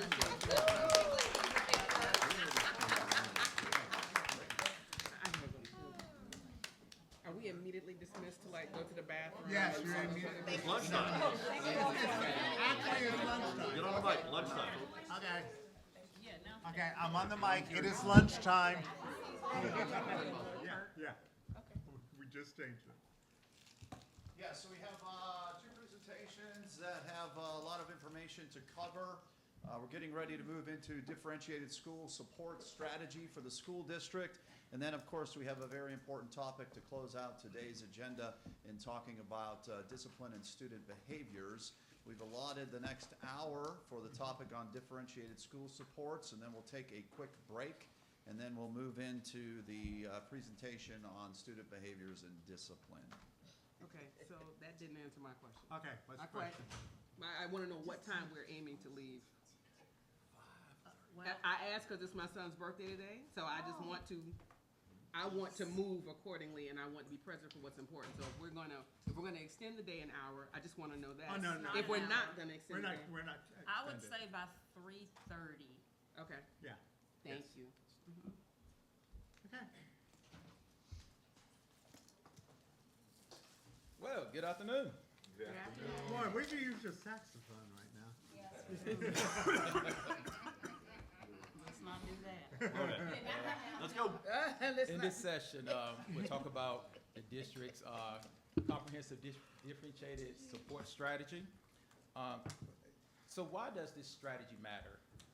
Many traditional district support models often fail because they apply generic solutions to unique contexts. This strategy recognizes that school improvement requires sustained, differentiated investment rather than quick fixes. This strategy also reflects our commitment to meeting each school where they are with precisely what they need. And lastly, this strategy signals that we're not just making incremental improvements, but fundamentally changing how schools operate. So you've been provided the slides. I won't read the slides directly to you. I will give meaning to each slide. The logic behind our approach is that many school improvement efforts fail because they skip the foundational work and jump right into surface level interventions. The foundation first, capacity building, and then sustainable change sequence reflects decades of research for organizational transformation. Our core statement creates a clear if-then logic, moving from strategic implementation of levers that leads to pillars development, which also develops transformational outcomes, and I will unpack those levers and those pillars later in the presentation. This theory acknowledges that transformation takes time and requires systematic, coordinated efforts across multiple departments. the school selection process. We're focusing on strategic targeting versus spreading our resources thin. Rather than trying to help every school that is experiencing challenges simultaneously, we are concentrating our resources to maximize impact. The feeder pattern schools represents a strategic focus on a K-12 pipeline, recognizing that elementary struggles compound into secondary challenges. Also, we're seeing that we need to focus on schools that have a federal support designation. Those designations may be ATSI, which is Additional Target Support Improvement, or CSI, which is Comprehensive Support Improvement, and those are designations from a federal list. It also validates that we need to leverage this strategy and those strategies that come from the state to be able to advance student achievement in those specific schools. The framework ensures that we are selecting schools based on data rather than assumptions. So why these 10 schools? These 10 schools that were selected this year need immediate support. The strategies that we are implementing this year are funded through the 2025-26 budget ask of differentiated support of $750,000. We are currently seeing this year as our 0 year. This is a year that would allow us to collect data of the strategies that we have began to implement in these 10 schools that will inform future strategic developments for schools that will be selected in the future. This portfolio represents a small portion of our schools, but these schools serve some of our most vulnerable student populations, and we must act now. So the current supports that are being funded and being implemented in schools. We want to focus on the idea that we're building on existing strengths in these schools. Rather than abandoning current initiatives, we are integrating proven programs into a more coherent system. Programs like no-nonsense nurturing, real-time leadership and teacher coaching, and everyday labs have shown promise and results in similar schools. High-dosage tutoring and additional staff represent the intensive interventions needed in turnaround and transformational contexts. In the upcoming years, this approach will reduce change fatigue by building on familiar programs while adding strategic coordination of these areas. So 5 years. You may ask, so why 5 years and not less? Research consistently shows that meaningful school transformation takes 3 to 5 years minimum. The phrase that you see here, urgently yet intentionally, captures the tension between the immediate needs of students and the time required for sustainable change. The 3 pillars that are bolded and the 4 strategic levers that are bolded provide a specific framework that will guide all improvement efforts so that replication is possible in the future. This timeline allows for proper capacity building, implementation, and sustainability phases. So, what does this look like? A path of moving from pilot state of the schools that we have this year of the 10 to at scale. We'll be establishing a critical baseline that happens in the 2025 year. Means that we will have clear data to measure progress rather than relying on anecdotal evidence. We will move into the amplification phase, which will allow us to revise the lessons learned throughout this 0 year and create an urgent and intentional strategic plan for the next 5 years. You see bolded a significant shift in district operations.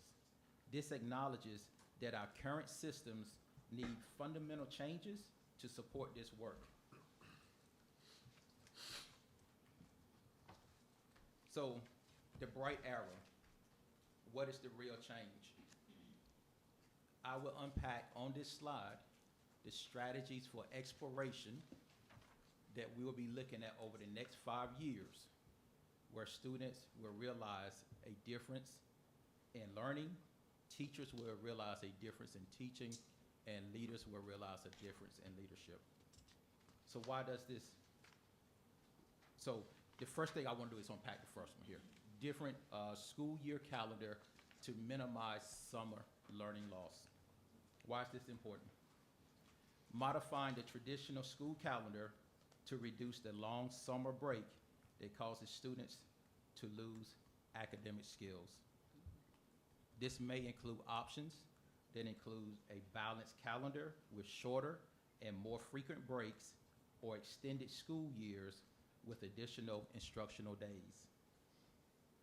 Research has shown us that students from low income or other community conditions lose 2 to 3 months of reading and mathematical skills during summer breaks, while many middle-class students often gain skills because of parents' wherewithal and access for continual tutoring, etc.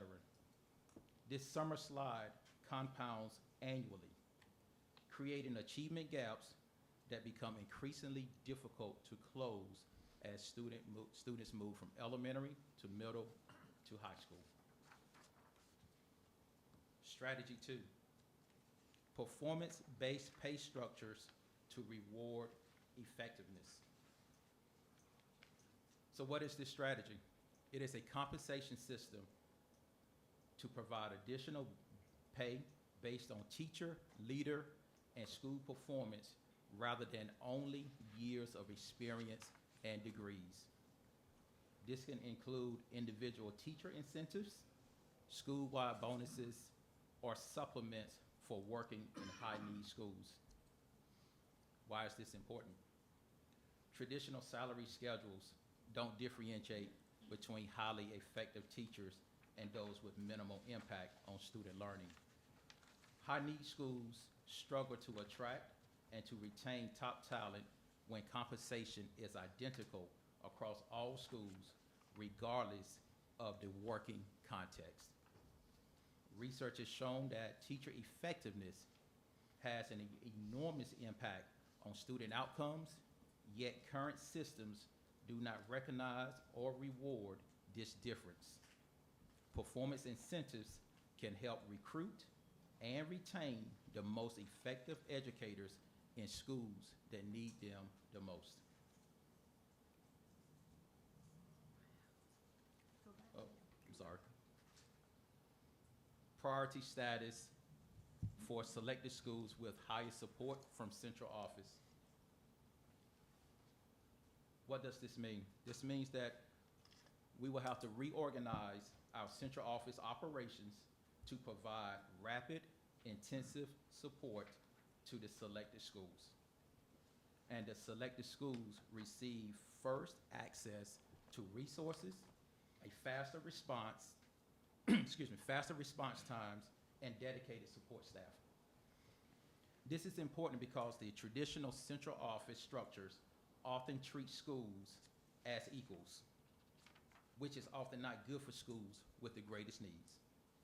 Schools requiring intensive support can't wait longer periods of times for central office response to urgent needs. And the priority support demonstrates our district's commitment and ensures that struggling schools receives proportionally greater assistance when needed. The next bullet, opportunity culture to expand teacher-leader pathways. This means that we will be restructuring teacher roles to create career advancement opportunities without leaving the classroom. This would include positions like multi-classroom leaders and specialized instructional roles with increased compensation. Why is this important? Teaching traditionally offers limited career growth without becoming an administrator, causing many effective teachers to leave the field. This provides a clear career advancement and additional compensation while keeping excellent teachers in the classroom. Opportunity culture allows schools to extend the reach of their best teachers to impact more students and those students who need the most assistance. The next bullet. Teacher and principal selection based on turnaround competencies and a proven track record. Hiring processes, this means that hiring processes that prioritize demonstrated success in similar high-need contexts over traditional credentials and experiences. It also focuses on specific competencies like data-driven decisions, belief in children, change management, and cultural responsiveness. This is important because traditional hiring often emphasizes degrees and certifications rather than the actual effectiveness with students. Transformation and turnaround work requires specific skills that differ from those needed in stable, high-performing schools. Principals and teachers without experience in challenging contexts often struggle despite their best intentions. Schools need leaders and teachers that have already proven that they can have positive student outcomes from students in similar scenarios. And the last bullet there. Adopt a high-quality math curriculum tailored for our school district. This is beyond just selecting and implementing a research-based mathematics curriculum, but it's specifically adopted for our district where we actually share what we need for our students to close the gaps here in Savannah while still teaching the state standards and using local context within Chatham County and Savannah so students can make meaningful connection to the curriculum. So they will see words, language, places, names that are familiar with the local context. This solves for inconsistent curriculum across schools and classrooms, and it establishes that baseline and that baseline for experiences for students in a mathematical class. Mathematics achievement gaps compound across grade levels when students don't receive consistent, high-quality instruction. And this is our approach to ensure that we have streamlined and consistent math curriculum across schools that need it the most. In order to make all of this happen, it has to be grounded in systems leadership. And that is driven by a fundamental question. How does this advance outcomes for each and every student, especially those historically underserved? We'll be focusing on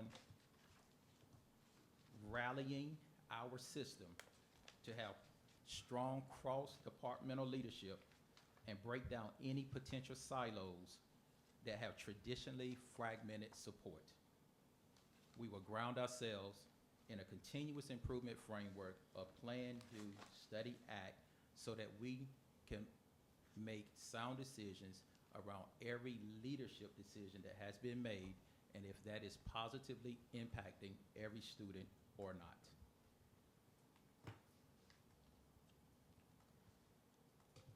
Support and accountability.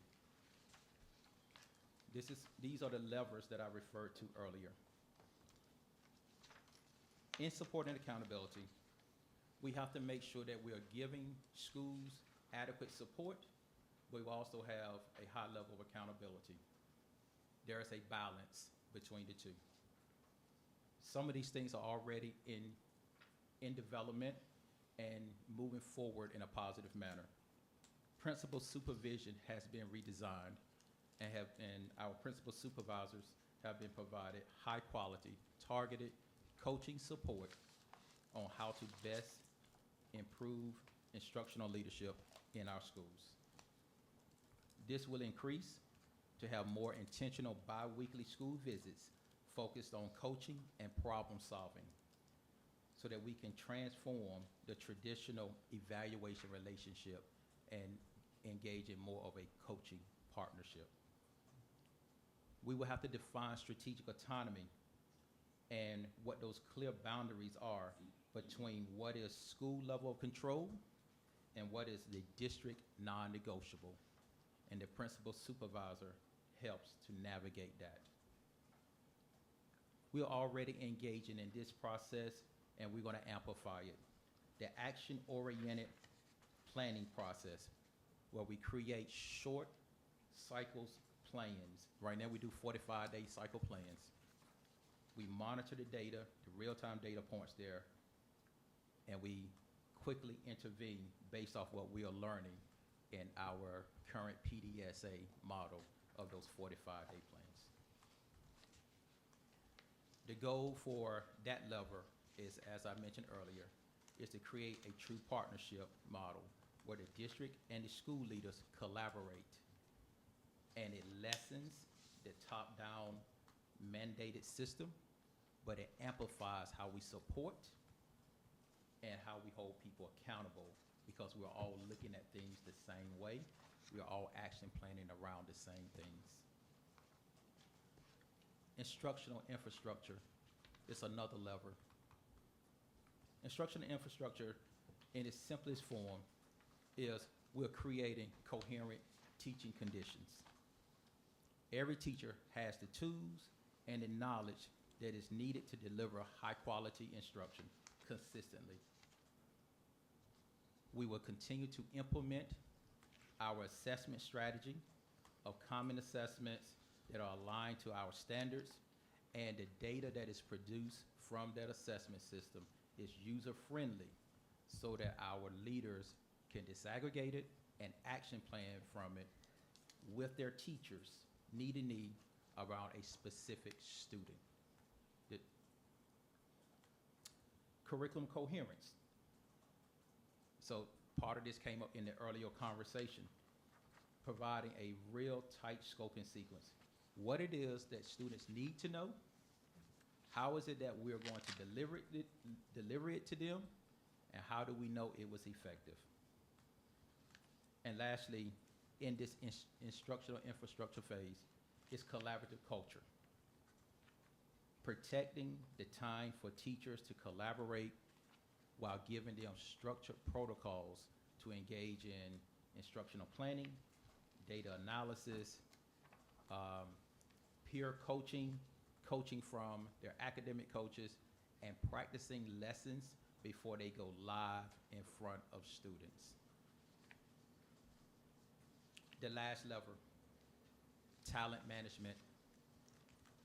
This addresses the people side of this change. The strategy creates conditions to increase the number and the impact of highly effective teachers and leaders in priority schools. Leadership selection and retention focuses on intentional processes for hiring, supporting, and retaining transformational school leaders. And as you see on that slide, compensation and accountability. It aligns to our performance-based pay and teacher effectiveness framework.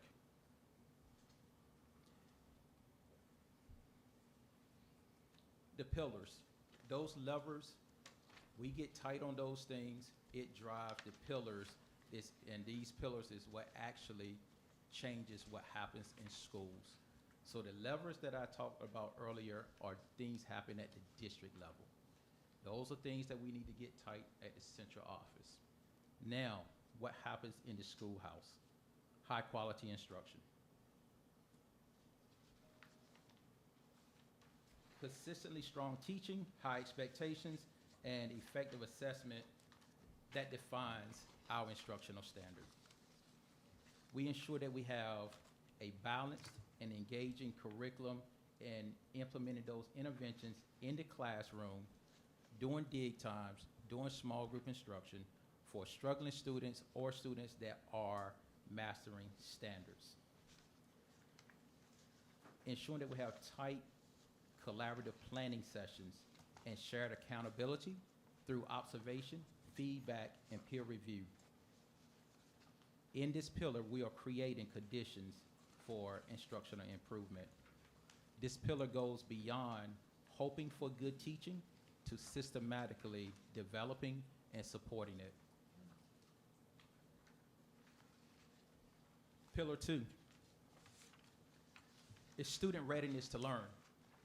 But in its simplest form, it's about where learning can happen, creating the conditions for where learning can happen. We will focus on tightening up, developing and tightening up our behavior systems that promote order and joy while focusing on a positive school climate rather than just discipline. Using student services and supports that improves attendance and engagement and addresses those barriers that are prohibiting students from learning. Using recognition systems that celebrate achievement and student voice, and partnership with families and community agencies that extend the school's influence. And acknowledging that parent relationships built on trust, cultural responsiveness, and collaboration requires genuine partnership from us, not just communication, and that we have to do something about it. And pillar 3, talent development. Talent development.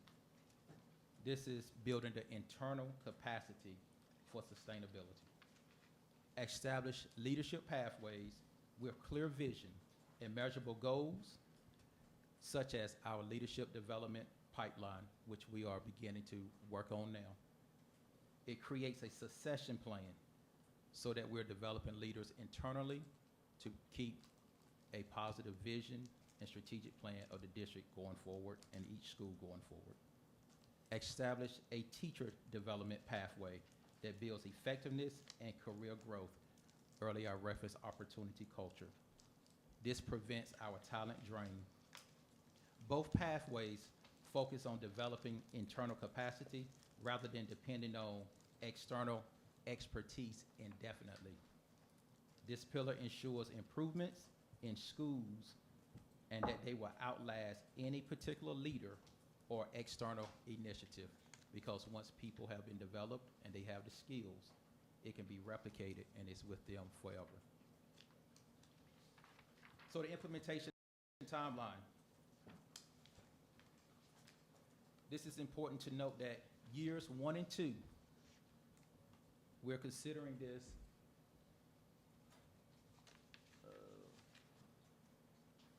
years 1 and 2, we're considering this as the intensive support and provides maximum district resources and oversight and coaching for principals, teachers, and staff. Year 3 is a gradual release phase, which includes transitioning school-led decision, lessening the level of accountability, but moving more towards independence and how we move to more a consultative process.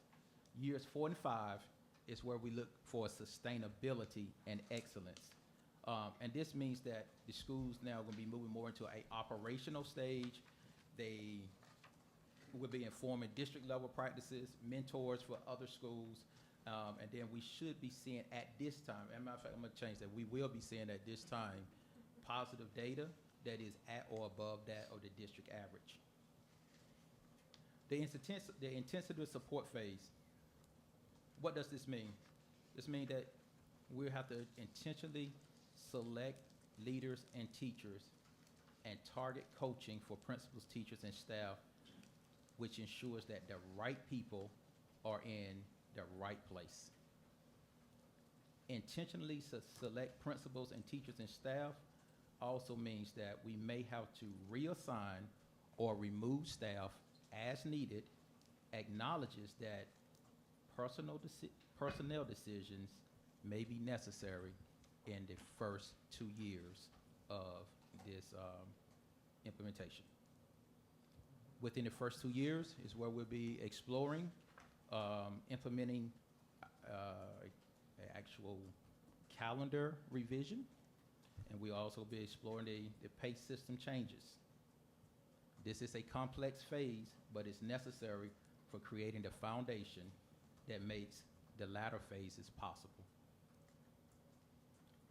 The gradual release phase, as I mentioned, we moved now from intensive bi-weekly coaching to more monthly coaching, school-led planning systems that are driven by leaders at that time. We're maximizing their peer networks where principals can learn from their colleagues. This phase develops more internal capacity so schools don't remain dependent on all of the external supports that we will be providing them. It's that gradual release phase where they can take on more autonomy to continue to work themselves. Sustainable excellence phase. The end goal is to have independent, high-performing schools. This phase highlights the innovation and the continuous improvement to the core that we have implemented over the aforementioned 3 years. Schools will be achieving, they will be sustaining their performance at or above the district average. This phase proves the intensive investment can create independent, excellent schools. This is where we want to look at what worked, what didn't work, celebrate the results, and any other schools that could be exhibiting a slide is where we start bringing in a new slate of schools to replicate the same processes. So,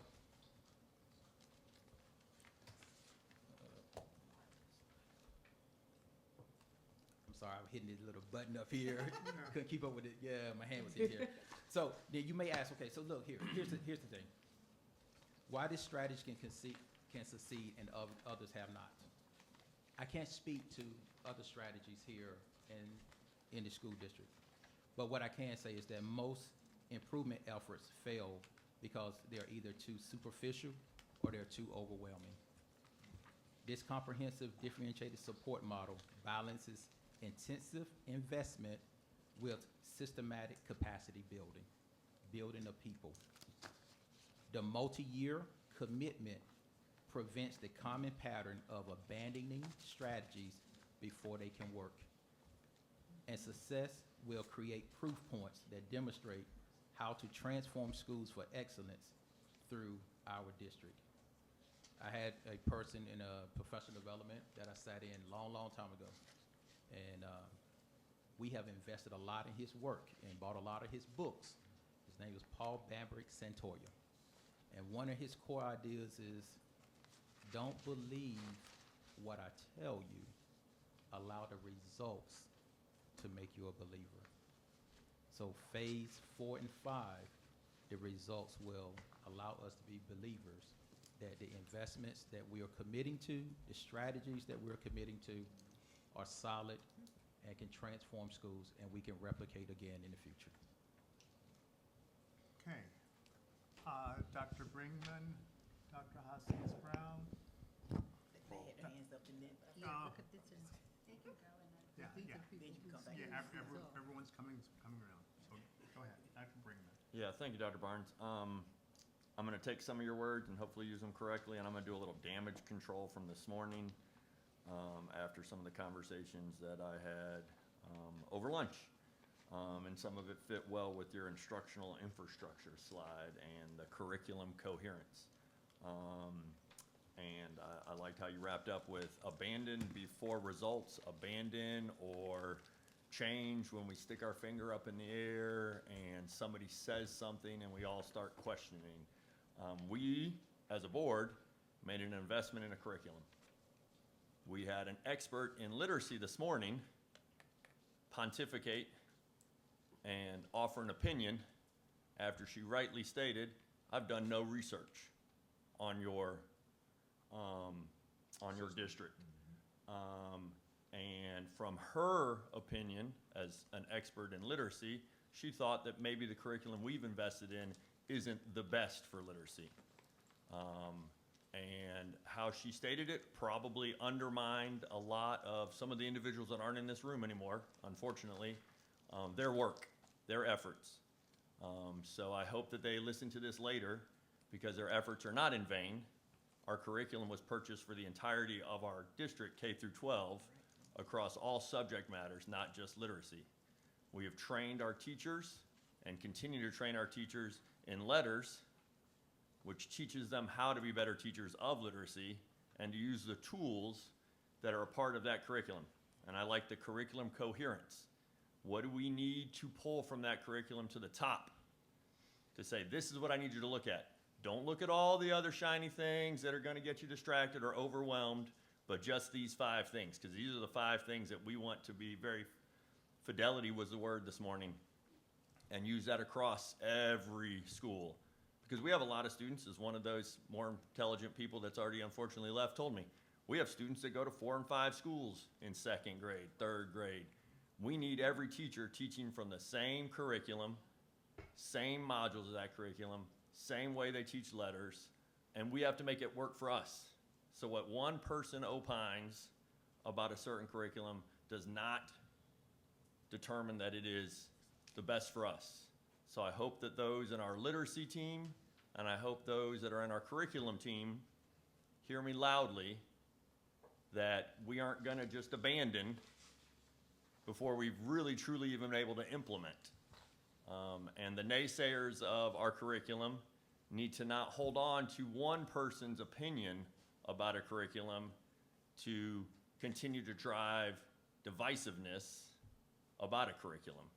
Because I kind of got a feel that some people are getting those conversations from teachers.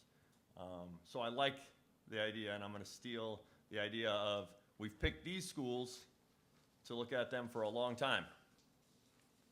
If we change every single time we think somebody says something isn't the best, we're never even going to know if it would work for us. So while we were given lots and lots of great information this morning, I felt the need, and you doubled down on it on your one slide, to come to the altar and say, we see the work you're doing in the literacy team with this curriculum and with letters training, and we see what you're doing in curriculum with rolling this out and making it the best fit for our district. And I, as just one board member, understand that that is a process and not an overnight, we bought this and it fixes everything. So just needed to get that off my chest. So I hope that the individuals that need to hear that will hear it, because their work is not in vain. Dr. Hoskins Brown. Thank you. Thanks for your presentation, and I appreciate the pithy content. There were lots of places where I heard very specific language where, you know, you were trying to convey to us, this is what this means, this is what it doesn't mean, and here are some of the consequences of implementing this plan. Be aware that this may be coming in this plan. So I hadn't planned to speak on it, but I do appreciate your comment about the Mississippi Miracle. You know, as intoxicating as that was, the Mississippi, I'm always concerned about programming that uses religious imagery in the first place. I don't love the use of religious imagery. But one thing that it did not show was any impact on math scores. Yeah, I don't like religious imagery. What's the imagery? Miracle? That's not religious? Oh, they didn't use that. No, that was put on for other She even people. said, she does not believe in that. Okay, let me be clear. There was a PowerPoint that said miracle in the room that I was sitting getting instruction. Correct. So I appreciate that for a lot of people who are Christians, that's not problematic or anything. But I am not Christian, and so I'm just saying I don't really like religious imagery. We use it ourselves. I don't love it either. But that's not the although you're reacting to that, that really wasn't the core of my point. The core of my point is that it didn't impact math scores or attendance or achievement in social studies. And that's something that we're elevating as important. The things that I wanted to talk about with Dr. Barnes' presentation is that we've targeted struggling schools in the past, some of these particular schools, and sometimes I think the team has done it and sometimes they haven't, but we don't know if it's not in the presentation. And so has there been a hindcast on data from these schools where we saw a change and we went back to kind of harvest good practices in the past, like they did this, there was an improvement, and then we went back down.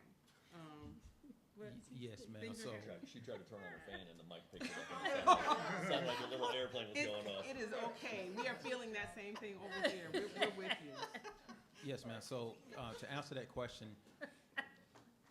I have asked questions, but have not intentionally pulled all of the data over the last 7 to 10 years, right? So looking back at the last 2-3 years of data, but not extended. And I've, and talking with some of the leaders and that have been here for an extended period of time, some of the things that they have lifted up,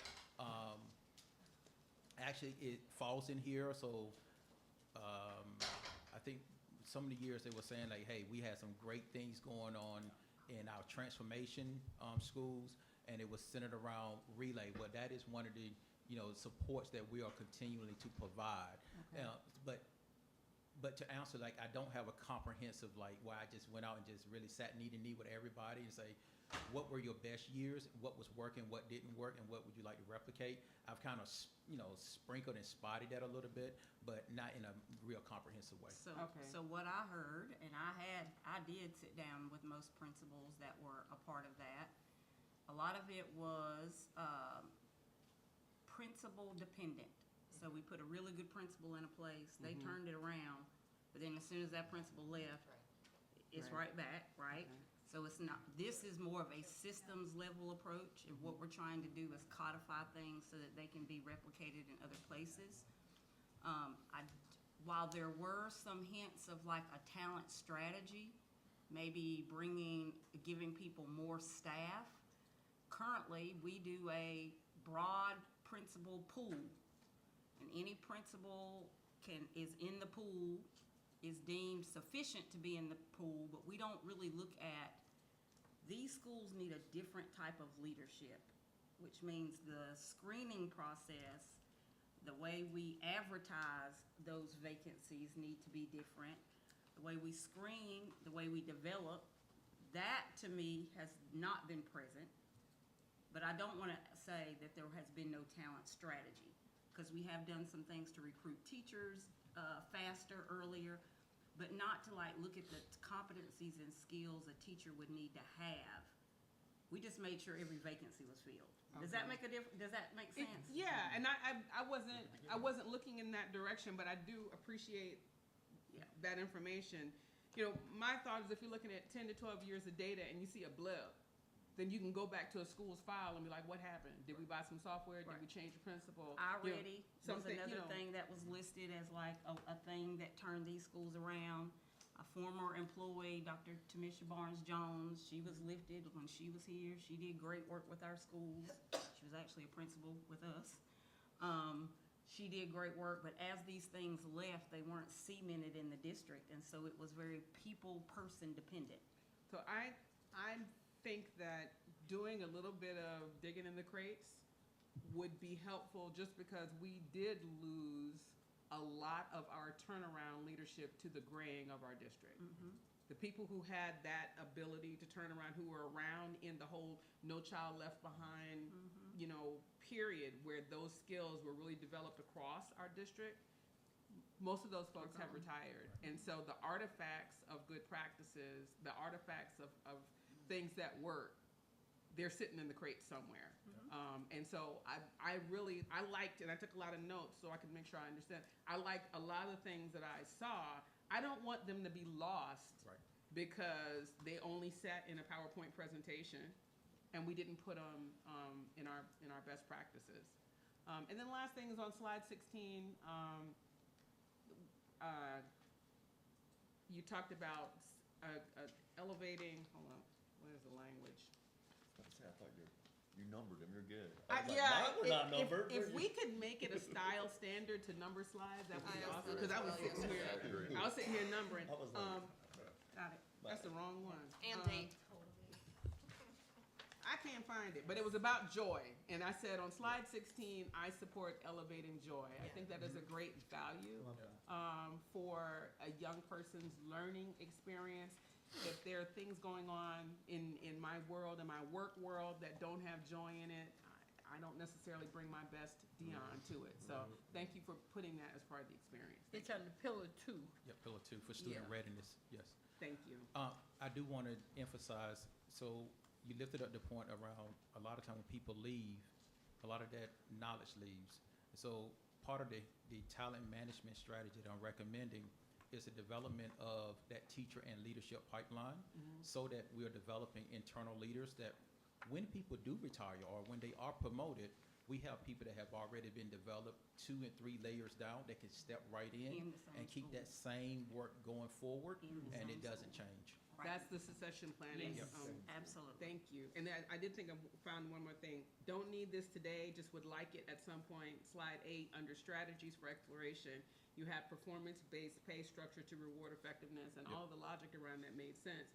I just ask that when it is prepared and it is appropriate, please provide the cost comparison within our existing model. So we've budgeted on one model. Yep. And you're talking about a model that has another structure that may yield a lot of benefits, but is also going to bring us some other costs. Yes, absolutely. Thank you. And we will also need to bring for you the criteria for performance-based pay. Yep. Right. Okay. Dr. Howard Hall. Okay. Well, yesterday we learned that with Munis, we need to do more. And today I gathered that with HMH, we need to do a little less. My question is, are we still SIP, School Improvement Plan? Are they still required to write a school improvement plan with all of these other, different interventions going on? And also, I'd like to say that when you're exploring the most effective approach, Derek Muhammad is still here. He was a turnaround principal at Beach High School back during the era of George Bush, No Child Left Behind. We still have that knowledge here. So are you all collaborating with Mr. Yeah. Muhammad? So Because Mr. he's, Muhammad did inform some of my thinking, and he actually lifted up some of the work that we're now In his resurrecting with Relay and some of the instructional coaching, that how impactful that was when he was at Beach High School, and he did the work over there. And also, if I would just, back up a little bit, you mentioned the SIP plans. So what we did is we broke the SIP plan down into 45-day increments so that it will be easier to digest. And that also came as a recommendation from Mr. Muhammad and some other people as well. So we engaged in that conversation. okay, thank you, that's good to know. Councilman? Okay. Okay. I'm gonna say something.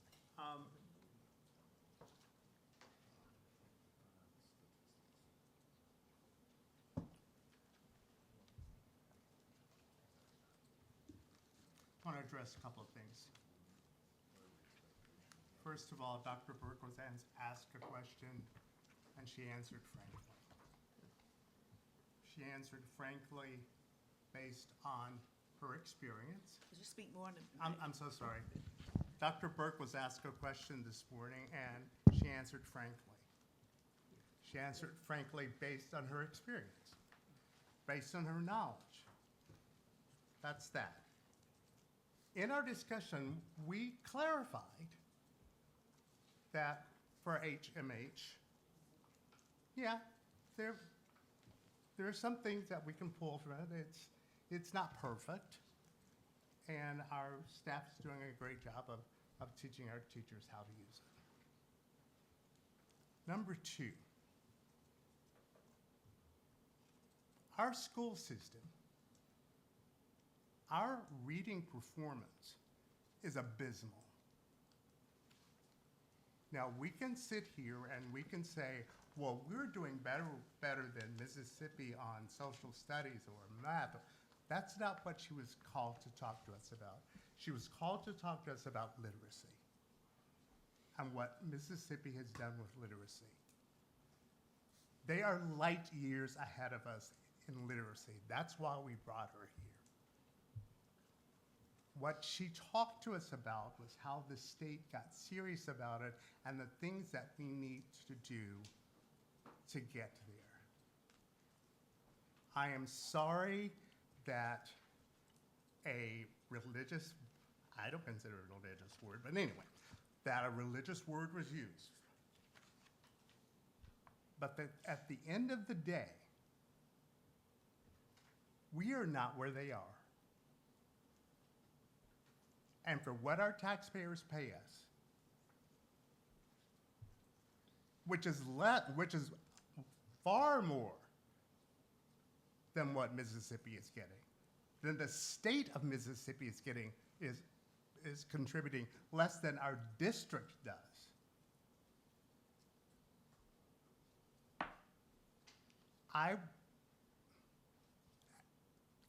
And let me say this in a way that is honoring everyone's feelings. The reality is this: they are far ahead of us, and the reason that we brought it here is we want to do better. That's all we want. In fact, we have to do better. And if every time we bring someone here, if we're going to start with this measure of, well, let me find out where they're not doing well. I don't like starting on that basis. We are not at a good place. We are not dreaming big. We have been satisfied, or as my mother would say, we have settled for years. And it's got to stop.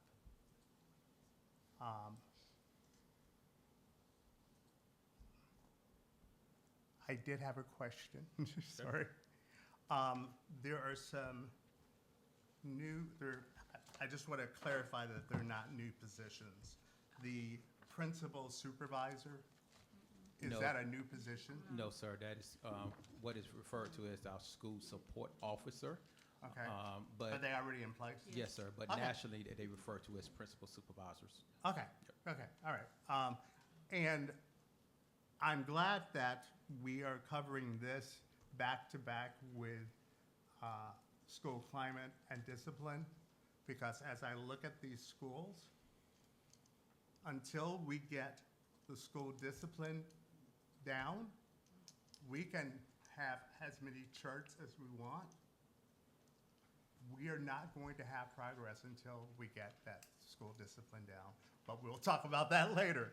But Yeah, we'll talk about it, but I will Yeah. say, some of the principals that we have hired this year, we use the transformation behavior competencies as part of the hiring process. Perfect.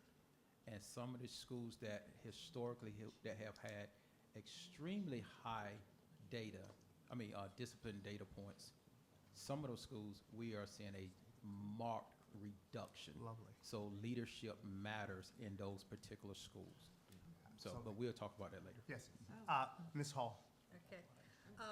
I'll come back to you. I'd like to I'll come say back. to Ms. Goldman that I was very proud of the fact, I felt that what she said prior to Dr. Burke aligned very well. Yeah. That we have decided we're going to fine tune and get the best practices out and deliver those to our teachers. If you do nothing else, make sure this is it. So I want her to know. Is she back? She isn't here anymore. Oh, okay. But my comments were so- made, my so, comments were made not to diminish what we learned this morning from the person that we had come talk to us. My comments were made to ensure that our staff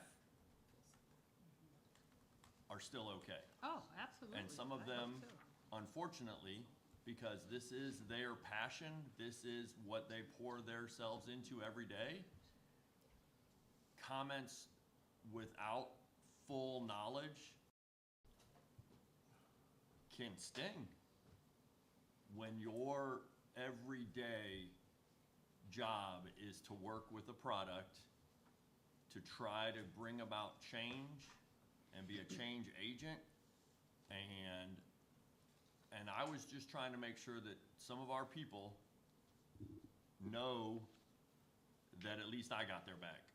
And I know that they're doing what they need to do, because words have meaning, and some of what was discussed this morning did not go over well for some of our team. Okay, well, That is life. That is life, but She spoke her opinion, her truth. correct, About something, so yes. and I'm sure all of us as board members, we know how to let our staff know that we appreciate them. I think we're all good at that. They hear from me all the time. In fact, I teased Dr. Barnes. I said, "Ooh, I can't wait for you to get up there." But he knows I have his back. But since one of my schools, since one of the school communities I represent is on here, Robert W. Gadsden, I took special interest in what you were saying are district level mandates as opposed to things that the school on a local level might decide to do. And I don't know if all of you know, Gadsden is over on May Street, right off of Gwinnett. We have the Fraser homes there, and lots of my children come from that area. But to me, this is a perfect time for us to put some of these district-wide initiatives into place where every school in the district is mandated to honor them, such as what you were saying, sacred planning time. So often teachers say they never get to really have their planning time because they have other responsibilities and things to do, and it's taken like we're giving them, oh, you should be lucky when you have this freedom. It's not sacred, and we need to make sure across the district that's done. Dr. Burt spoke about that sacred reading block, that whatever you're doing at your school, that morning when those children are bright and energetic, that's the time to have your reading and literacy program in effect. The number of faculty meetings. Some principals have them bi-weekly. Others have them every week. Do you need a faculty meeting where teachers have to stay after school every week? Can you not, try to reduce the number of faculty meetings? And maybe that, I don't know, do y'all think that's a good idea to mandate you may not have more than one faculty meeting and something comes up at the school and you need to meet your, but anyhow, that's something for us to think about. And the peer coaching, that is part of, that our principals are trained by these principal supervisors, that peer coaching among teachers is so important, but not if you won't give them the time. If you don't respect that they need that time to do that, then it's not going to happen. So all of this has to be intentional. And like I said, I'm so glad that since Gadsden is one of them, I'll be able to, really kind of see how things are progressing along. But I'm very encouraged by this, and I'm hoping that we can really start to move forward. Are the principal supervisors or retired principals, like when they go in, or when you say, explain to me the profile of a principal supervisor. Who gets to be a principal supervisor? Yes, ma'am. So the retired principals are mentor principals. Oh, those are mentor. Yes, okay. ma'am. The principal supervisor are actually the supervisor of the principal, the day-to-day operations of that school, providing coaching and oversight and leadership for the principals in that building. So for our district, that is Derek Muhammad for high schools, Sharonda Morrell for middle school, and our K-8 is Rachel Hurst, and our elementary is Crystal Bell and Angela Nanny. I see, okay. And are they do they have an alignment?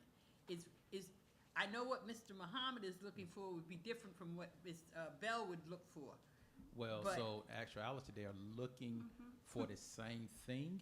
It just looks differently at the high school level versus the elementary. that's what I'm But saying. there is strict alignment. As a matter of fact, as I'm here talking now, they are leading an aligned session around data analysis. So we are streamlining our approach of how we do this work so that every school is analyzing data the same way. And because they are the ones that go to schools every day, the accountability rests on their shoulder to make sure it is happening. So as I'm talking with you, I will get off this microphone and call them. Did you do what I said that you should be doing? Because we have to make sure that we're doing what we say we're doing. And they are the ones that hold the principals to that level of accountability that is showing up in the schools. Now, Dr. Barnes, have all of them, I know Mr. Muhammad have all of them been principals and walked in Yes, those ma'am. shoes? Yes, ma'am. Okay. Yep, they've all All been right, principals. then I'm good. That's it, thank you. Mr. Smith, Thank you, Dr. Barnes, for your presentation. Thank you for your insight and this great information. I have a plethora of questions. Some are based off of, or all of them are based off of the school selections. I understand that these school selections have been made due to struggles in these schools, right? Yes, sir. Okay. My question to you would be this. The school support officer that you talked of, they go on the bi-weekly basis to these schools. So, right now, our current, so we'll be looking at that in the year one. Right now, we may augment that a little bit. So right now, the schools that you are naming, most of them get a weekly visit. So we tier our schools based off some data points. Some get weekly visits, some get bi-weekly visits, and some get a monthly consultative visit as well, where they do have a school walk and principal coaching. So those schools that you're naming, most of them get a weekly visit. So at this point, this has been implemented for how long? Well, last year was when we started the redesign phase. Now, historically, the district has had, I think senior directors and associate superintendents that visited schools and did some of this exact same work. Last year, we expanded the model so that we have less principals per load. So each principal supervisor has a more manageable load. That's when we started the redesigning, how that role looks. This year, we are actually more into that work of what that role looks like and what are the specific things that they should be doing with principals when they sit knee to knee with them. On the slide that talks about current supports, Yes. We talk about high dosage tutoring. Can you lean into that and let us see what that really looks like? Yeah, so high dosage tutoring in the K2 realm is where students have about 15-minute session. They will be sitting with a computer and they will be engaged in tutoring on a specific skill, right? This will happen during their dig time. This doesn't take the place of any other intervention that happens in the school, within the school at that time. We know that short, intense tutoring sessions yield strong, higher gains than long, tutoring sessions not focused on a specific skill. So that is the approach for the K2 students that you will see of those listed schools. What we're going to do in the next month or so is what we're going to launch secondary high dosage tutoring through another vendor for middle school and our 9th grade students for some of those schools on that list, as well as other schools that's not identified on that list as well. To clarify more, the high dosage tutoring is not done by a teacher in the school, so it's not an extra burden. It's through an online platform, through a company that's trained, highly trained people that know how to come in and do what they need to do in that short amount of time. They assess kids, so we'll get data reports on how the kids are doing week to week, and we can move accordingly. So it's not like a teacher in the school is tutoring. It's an external, it's not another thing we're putting on teachers' plates to do. Gotcha. It the short Dr. tutoring periods Watson, more if- frequent. If I have to go to high dose tutoring, am I missing gym or anything like that? No, ma'am, it's during their actual intervention block. Most of the time, it's gonna be during their intervention block. So there's a block of time in the school day that's already an intervention block where kids may go get additional, if they're native, if they're not an English first language English speaker, they may be going with their ESOL teacher to get additional support. They're special ed, they may be getting support from a special ed teacher. If it's just a small group that maybe I taught my lesson that day and I noticed these 10 kids didn't really get it, I may be pulling those kids with me to do an intervention. So when the interventions are going on for everybody else, that's when these particular kids are getting their intervention. And then for kids who need to be accelerated, their I was gonna intervention say, time, okay. yes, their intervention time is acceleration. Very good, Yeah, okay. so during the intervention I block, didn't we even- kind I of didn't tier even the students. understand that. So you have students that could be accelerated, you have students that could be 1 year behind, and this is the type of intervention that they have. Students that are 2 years or more behind, these are students that are prime candidates for high dosage tutoring, that they need real intense tutoring on a specific skill more frequently. So kids can be going different places during this specified time during the school day. I'm going to ask about 2 more questions that will probably be controversial, but I'm willing to go there. Just to go there. So we have current supports. You also have leadership and teacher coaching. Yes, sir. Lean into that. Tell me what that looks like. Yep, so leadership coaching, this is where we tier principals. And so what it looks like is the principal supervisor goes to a school, they have a particular data point. And just for the purpose of this conversation, you know, we talked about third grade reading. And so a principal supervisor says, hey, I'm noticing this in terms of your third grade reading data. Students are not yet able to identify identify meanings of words and phrases through context clues, right? They're not yet able to do that. And so then what that does is they ground the principal coaching session in, here's a data point. We're not just randomly talking about what happened during the school day. We're gonna talk about this specific data point. We hope that the principal has seen this and they are aware of it. But if they have not seen it or are aware of it, this is where the principal supervisor makes them aware of that data point. And then we have some pretty structured questions like, okay, so what is happening here? Why do you think this is the case? Or if there's high data points, what did this teacher do to get students to perform at this level? If they didn't, what do you think teachers could be doing? Like, what are the things that you are monitoring, right?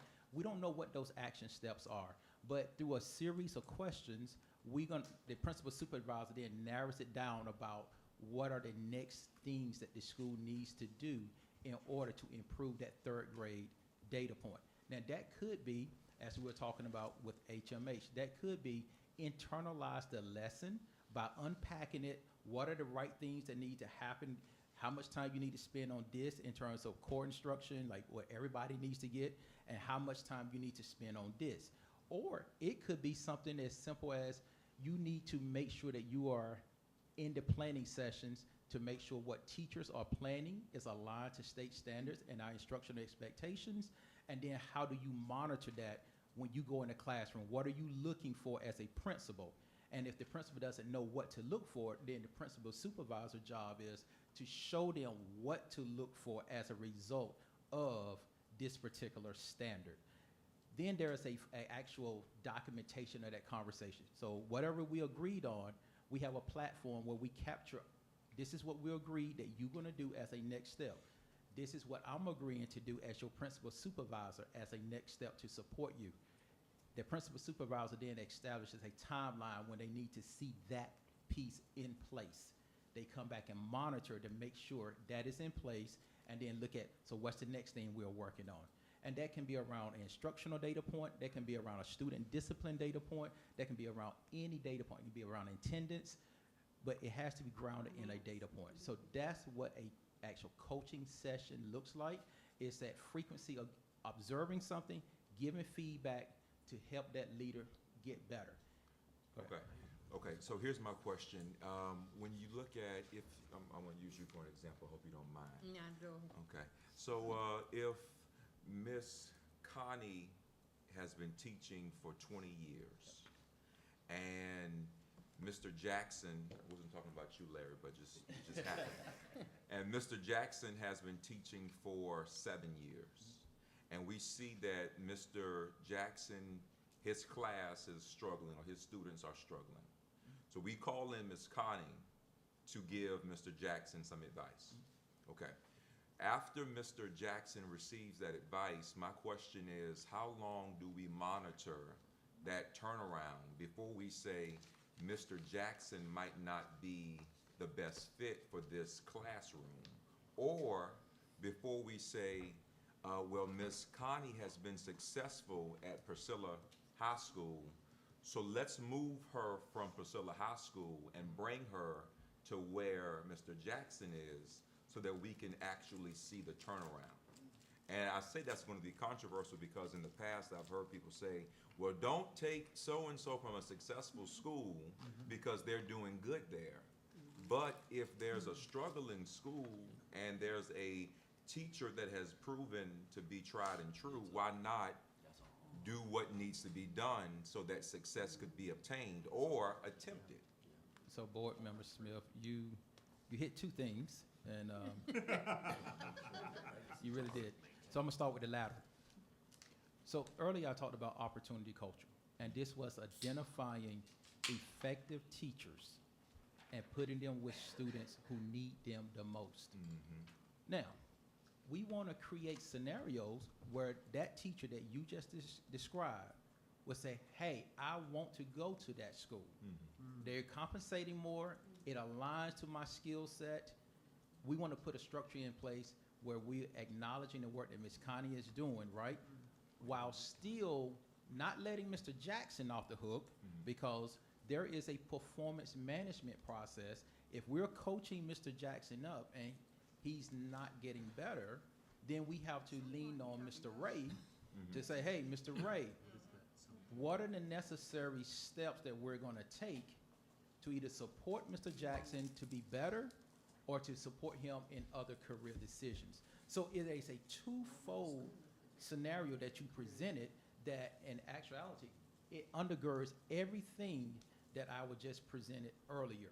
So a timeline, not necessarily, I can't say the number of days, but what I say is what we follow is the standard HR process to say once a teacher is demonstrating this level of deficiency, and it's interesting you bring this, Mr. Ray and I just had this conversation, that we want to equip principals with the necessary tools and confidence to know that once they address non-performance and low capacity, that we have the right structures in place to help this person either get better or make other decisions.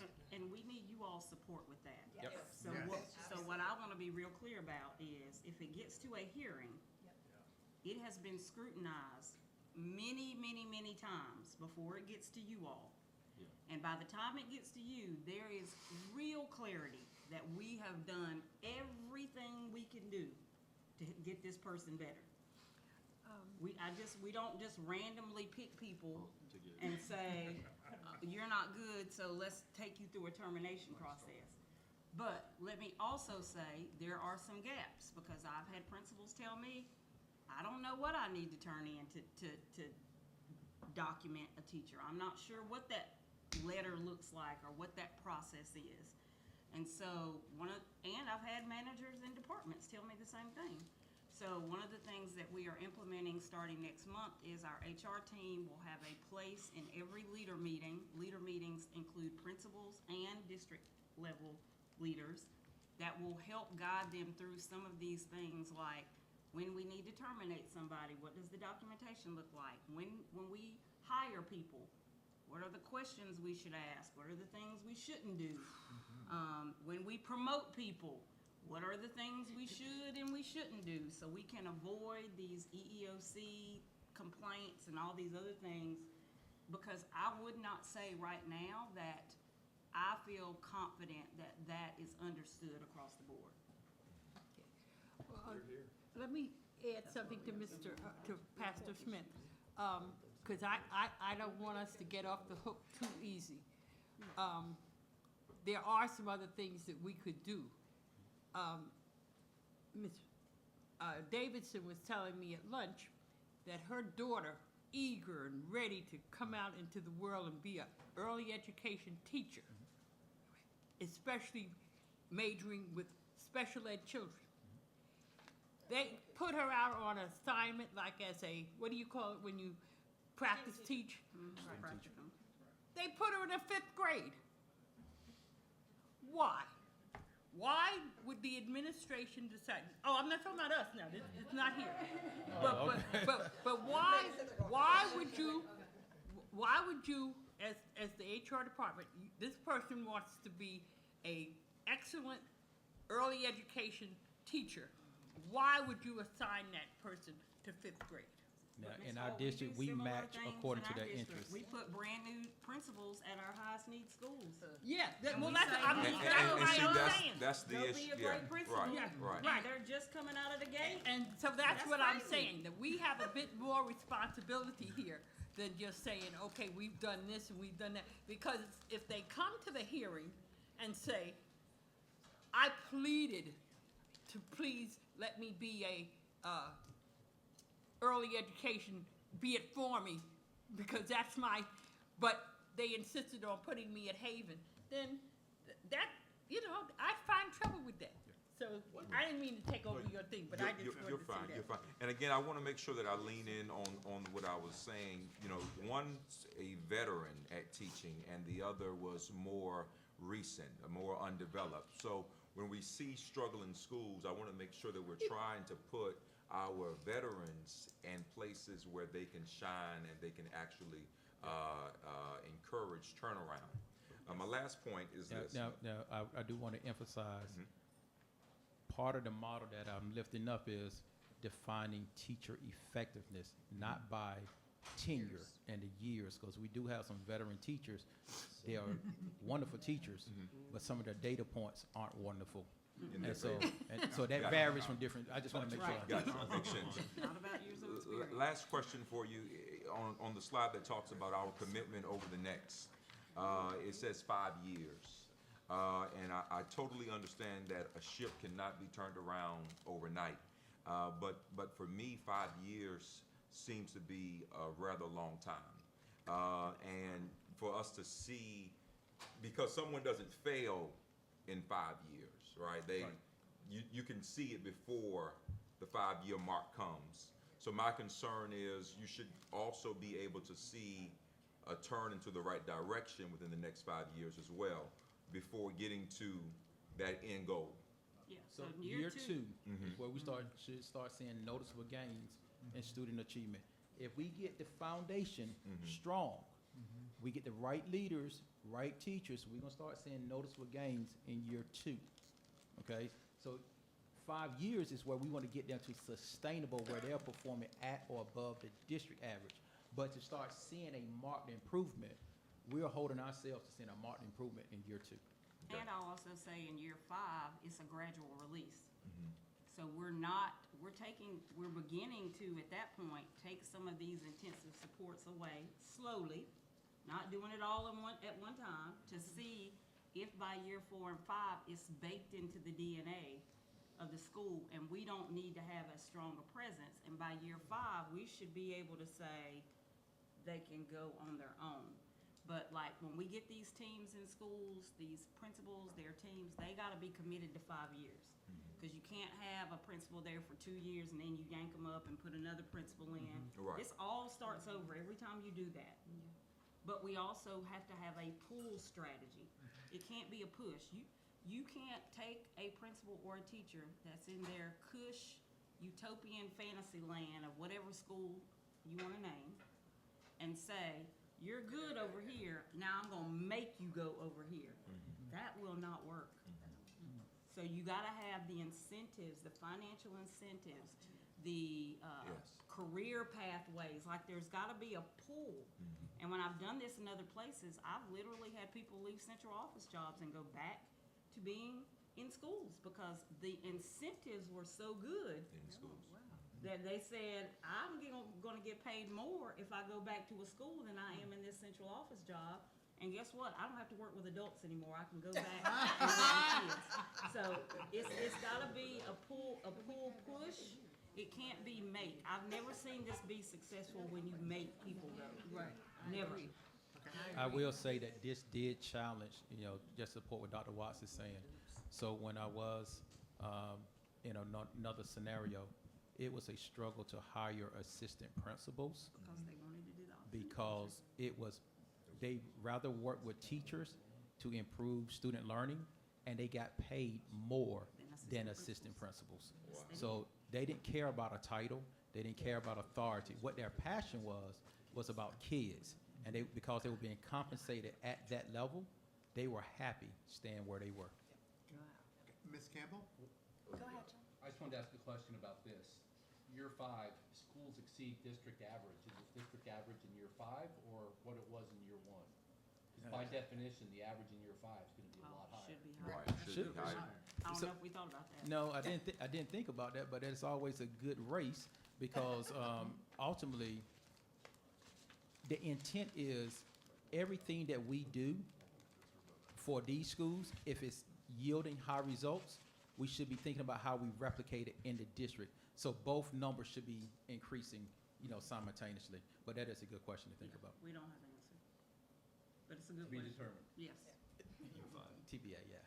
Okay, guys, just want to make you aware of time. Can we have our? Yes, you're going to. You're going to. Okay, Well- I'll make it really fast. No, you're fine, you're fine. I just want to make everyone aware of that because we have another topic that I know is going to take a lot of time. Go ahead. Okay, so I do want to say, I love this, and I think you are exactly right. That's what people say to me all the time, they loved working with children, but they wanted the increase in pay, and so they moved to Central or, whatever it is, and this is smart, because some people are not leaders of adults, they're leaders of children, right? And they're really good at their jobs, and we need them, yes. So, I mean, this is amazing, and I love the plan. I love how comprehensive it is. Some pieces of it feel like it's very deep, a lot of steps, but I like it. I think it's measurable, it's attainable. I think you did really good work here. This is great. I have a few questions. No but, I still think it's great. Sure. Are we gonna talk about these ideas about the strategies for exploration? Are these set in stone? This is what you guys have decided, or? No, exploration. Their exploration, because as I'm writing down notes, there are things, we need to timeline these out, like if we're gonna do a new calendar for these schools, that's probably something like we gotta start thinking and talking about now. And you all aren't picking up on some nuances, but I'm gonna just wait. But if we're talking about, changing some teachers and principals, like you have to give people enough advance notice to know. Principals have seen this, teachers have not. But if we're gonna be defining effectiveness based on criteria, you gotta give people enough time to inform them of this. So we've gotta timeline all these things out to decide what goes first, second, and third, and make sure we have a strong communication strategy. So we don't have you all getting phone calls when a teacher says, I was invited to go to another school because I was told this wasn't a good fit for me anymore. Okay. And then Those were the I'm- nuances that I thank you for pointing out in my first comment. Okay, well, I appreciate Those were the that. consequences. But I I was don't being think subtle, but. everybody's picked up on No, that. I think it's great, and I think I wanna echo as a board member, and I hope other board members feel the same way. We have to, at least I feel, I'll speak for myself. I want to support you and your team in that, because I feel like that's what your job is to make those decisions and to decide what's best. And if we don't agree, we can come to you and you can talk to us as far as you can talk to us about it. But we have to be okay with you doing the things that maybe make us uncomfortable or that we don't personally like. So let me put that out there. I'm gonna defer to y'all's judgment. I did do a little bit of research on the school calendar, because you mentioned it at a board meeting. It intrigued me. I thought, well, that sounds kind of exciting at my house too, But it is better for low-income households, like for summer slide, as you said. But there were a couple of details that I hope we could have in a meeting, if that's what you guys want to go with. Well, we would have to bring that to you and for a board vote. For so- sure. I think there are some pieces that you have to have extra days, not just spread the days across the whole school year. and then you still have the same amount of summer break, right? Like, there were some things that Yes. we, Oh, yeah, we have a Trust me, couple different, I've done different real ways. deep research Okay. on this Yeah. topic. I'm sure, We can since do you it. brought it up very boldly. Yeah, so we can do scenarios, 199 days, we can do 219 days. We can do set scenarios where there are intersessions, and we actually offer something during the intercession for students to do that is more enrichment driven, not in that they're at home, but it's also a time where teachers are using that time for whatever they need it for, and we can do professional development for teachers. Like, there are a whole lot of different ways that we can approach this, and it's just not the standard year-round calendar. We can do a couple different innovative ways I for that. love it. I'm gonna shut up. I'm glad you said that publicly, so people know that we're not just like, let's do a whole year calendar, guys. Everyone get on board. It sounds like you guys have way thought about this, and I've that's good lived enough it. for me. I've lived The other piece is the high-quality math curriculum. That is pertinent to the district. I would love more information on that we want to expand their horizons, right? We don't want to just pigeonhole them into, if you go into this square and you have this many blocks that you're counting, you know what I mean? I Yeah. get what you're saying. I don't know that we need that extent of specificity, but maybe I could be convinced. Those are my only sort of questions that I would have and that I want more information on. All the rest of it, I am all in. I think it's great. Thank you. Stephanie, ask them, is this calendar just for these 10 schools or for all the schools? No. Miss Connie Just wants me to these. ask you. Just these schools. It's just Just these these schools? These schools. Oh, So it would be a pilot Yeah, too, they'd be a pilot then, okay. which We is had- not the worst idea ever. So. Yeah, we like that. So I'll try and make my quick. Kansas is right here, we had it at Brock. So, and I did have questions on, the only thing I'll say about the calendar is look forward to more information about what that means. I know you've already thought about this, but for families with one student in this school, one of these schools, Yeah. and one student in another, like that, to me, that's the most complicated sticky wicket of the whole calendar thing. So I echo Ms. Campbell, I think this is fantastic and super excited to see where we go. If we are seeing where some of these strategies, we're seeing some early wins, are we looking for opportunities, say, this school is struggling, maybe it's not one of these 10 schools, but we have a school that has a similar struggle in this area. I hope that we will look to be able to maybe move specific strategies as we have the capacity to do so in Yes. real Has to time. be in Yeah, money. and actually, what I didn't do a good job of is, this is 0 year for those 10 schools. Okay, We're actually gonna be looking at, more data to okay, determine how many schools gonna fall into year one. So there could be some other schools that fall into year one, so next school year is year one. But we Yes. also have to back into this from a financial, some 'cause budget this, ask. there's a cost here, Sure. right? I saw that too. So I don't want, I wanna what does it say? What is it? Under promise Promise and and over over-deliver. deliver. Right, So I'm nervous about getting out of the gate on saying how many schools and how deep we go Okay. in this right now, because our budget process is going to drive some of this, our Okay. HR, this is a system right. investment, it's not a school it is a school investment, but we have to have the district conditions and resources to pull it off or it'll fail. Well, in this budget year, we had money for 3 pilot schools. We had 750,000. Yeah, that's not For- nearly enough. That ain't even But that close. was for 3 schools, was that, am No, I that, remembering that I'm correctly? actually spreading that 750 across these 10 Okay. And schools. it's Okay. barely, it's Okay. like Yeah. spreading thin I'm sorry, butter. 750, I said 750. Yeah. It's very thin. Okay. So that's So the 75,000. performance-based pay, I'm sure we will hear more about that when we get to that. Yes, ma'am. One of the concerns I've heard mentioned about that is just concerns of fidelity and, Yep. so anyways, I'll leave that there. So under the personnel decisions for the selection of teachers and leaders, how will that process differ than what we're doing right now? Yeah, so we'll be engaging in structured interviews using competency. So right now, every interview that takes place in the district is not driven by transformation turnaround competencies such as. So it's the transformation turnaround competency Yes, ma'am. piece. Mhm. Okay. So, and I heard Dr. Watt say something, and maybe it was that, about when we hire school leaders, like, we're not always looking for the qualifications specific for that school. Why not? Like, why aren't we doing that? Why? I mean, to some extent we do. There's a pool. So if you meet the baseline screening, you get in the pool, Yeah. right? And then there is a screening process, but we don't advertise specifically for, you have to be built different to go into these schools. And But why here- don't we do that? And here are the skills we're looking for, and here's the financial incentive to come to these schools. It's just apply for the pool. Right, and pull. And if you're in the pool, then you're fair game, and it's pretty much, I'm not gonna say the process can be manipulated, but people land where they land. I don't know that there is a lot of strategy and intent sometimes. I guess Sometimes and maybe it's this your turn. You've been the AP for X amount of years, so now it's your turn to be the principal.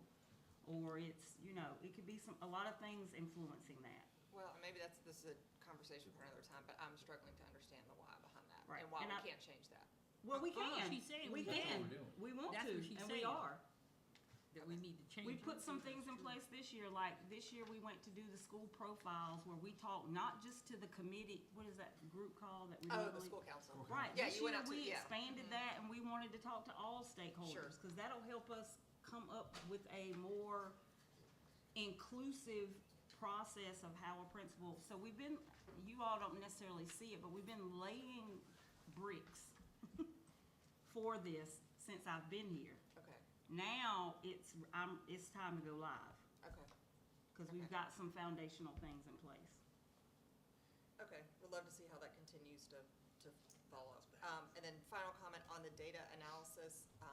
I love that we are putting some attention around that because I think we assume that our teachers and our principals know how to use the data. Right. And the one thing that Dr. Burke said this morning about the data, like assigning a student name Right. to that data, like humanizing that data point, to me is really valuable. And I remember when we were at Myers several years ago and they had the room with the data. I mean, that still sticks in my mind. So excited for the future of this and thank you for the presentation. Thank you. Okay. Anyone else? I just want to say that Andrea B. Williams School did a turnaround. I'm going to meet with that principal tomorrow. And I remember, 11 o'clock. maybe Dr. Hoskins Brown and Yeah, so that Tanya, was, you remember. it was the first turnaround school in our district. It was when it was Spencer. Yeah. It was under Andrea Williams. And there are still some professionals in the community that were involved in that turnaround. Many of those teachers, after the third year of the turnaround model, I've talked about poaching of teachers to other schools. And a lot of them found themselves recruited by principals in the western part of the county. And so there was brain drain from the schools where the investment of the turnaround had occurred, where the competencies were developed. And then other schools were like, wow, we're already at better, we could be at best if we just got one or We know two what of those that folks. And it was that practice that was like 2010, 2011, 2012. So it was that practice then that necessitated the East Side Renaissance like 5 years later. Because that brain drain, after the turnaround money was gone, you still had the little people. You had the little people, you had the school, but all the training was gone, and then the No Child Left Behind funding was gone. So, That is the challenge, and, unfortunately, across our country, where we see strong transformation efforts, and we've lived those in a previous context, those schools or that subset of schools become, The hotbed for talent. everybody wants those people out of those schools, because now, nobody has to invest in them. They've already been trained up, and so they're prime candidates, to go other places. So we have to think about, definitely in years 4 and 5, the learnings from what we do in this strategy has to inform how we change our system and fundamentally how we function as a district. Dr. Brinkman? Yeah, really quick on that point, can we intentionally make those contracts that we'll discuss at a later date that will have the incentives state that if you jump ship early, those incentives are getting pulled out? Yes, If And we we're pulling invest, them back. I can keep them for a certain amount of time. I can't keep them forever. Well, if you are unable to move to another school in our district. The goal is to make the conditions so good, the Yes, but- finance aspect of it so good that they don't want to leave. Everybody works at your discretion. Yeah, that's. Oh, Yeah, sure, and absolutely. I'm stealing, so. Thank you, because You- it didn't ever yeah, get back yeah. around to me. You- so. You can't leave. You here for all 5 years. Right. You got your incentives. If you leave, you are no longer a teacher here, and you're not eligible for rehire. Well, we'll Because talk you've about decided that. not to I don't be a know that part I of wanna the entire go teacher. that far. But money is not the only reason that people were able to get lured away. People get lured away because they're told this is going to be an easier environment. You're not going to have to deal with behavior. There's not going to be disruptive parents coming in the main office. And you're earning the same salary. And the other piece is, I'm a fundamental believer, because I've done turnaround work in other places. At some point, it's just time for you to go, because this is hard. Like, you cannot keep people in these schools forever. The intensity of working in schools like this will wear you out. You gotta stay for the course. So you gotta get the people when they're at their prime, and then when they've done a good job, you gotta have the next group ready to come behind them. You can't hold them forever. That's fine. I just want them to stay the course, Yes. the 5 years. I want them to stay the course, and then I wanna make it so good that they opt to stay. But That's when it's fine. time for them to go, I wanna say, you've done a great job, go and be great somewhere else. Yeah. And wouldn't the goal be, just really fast, like not to be Pollyanna, but wouldn't the goal be that we turn around these schools and the culture Right. and eventually not need the extra pay? I don't mean in 10 years, I don't mean even in 20 years, but where we have some sort of, I mean, the goal is that the aim is to shift the school from underperforming to excellent. Possibly. So, okay. Anyone else? No, I'm just kidding. All right, Quick. thank you very much. Thank you. 5-minute break. 5 minutes. 5 minutes. Back in. No, unless you. Drum roll.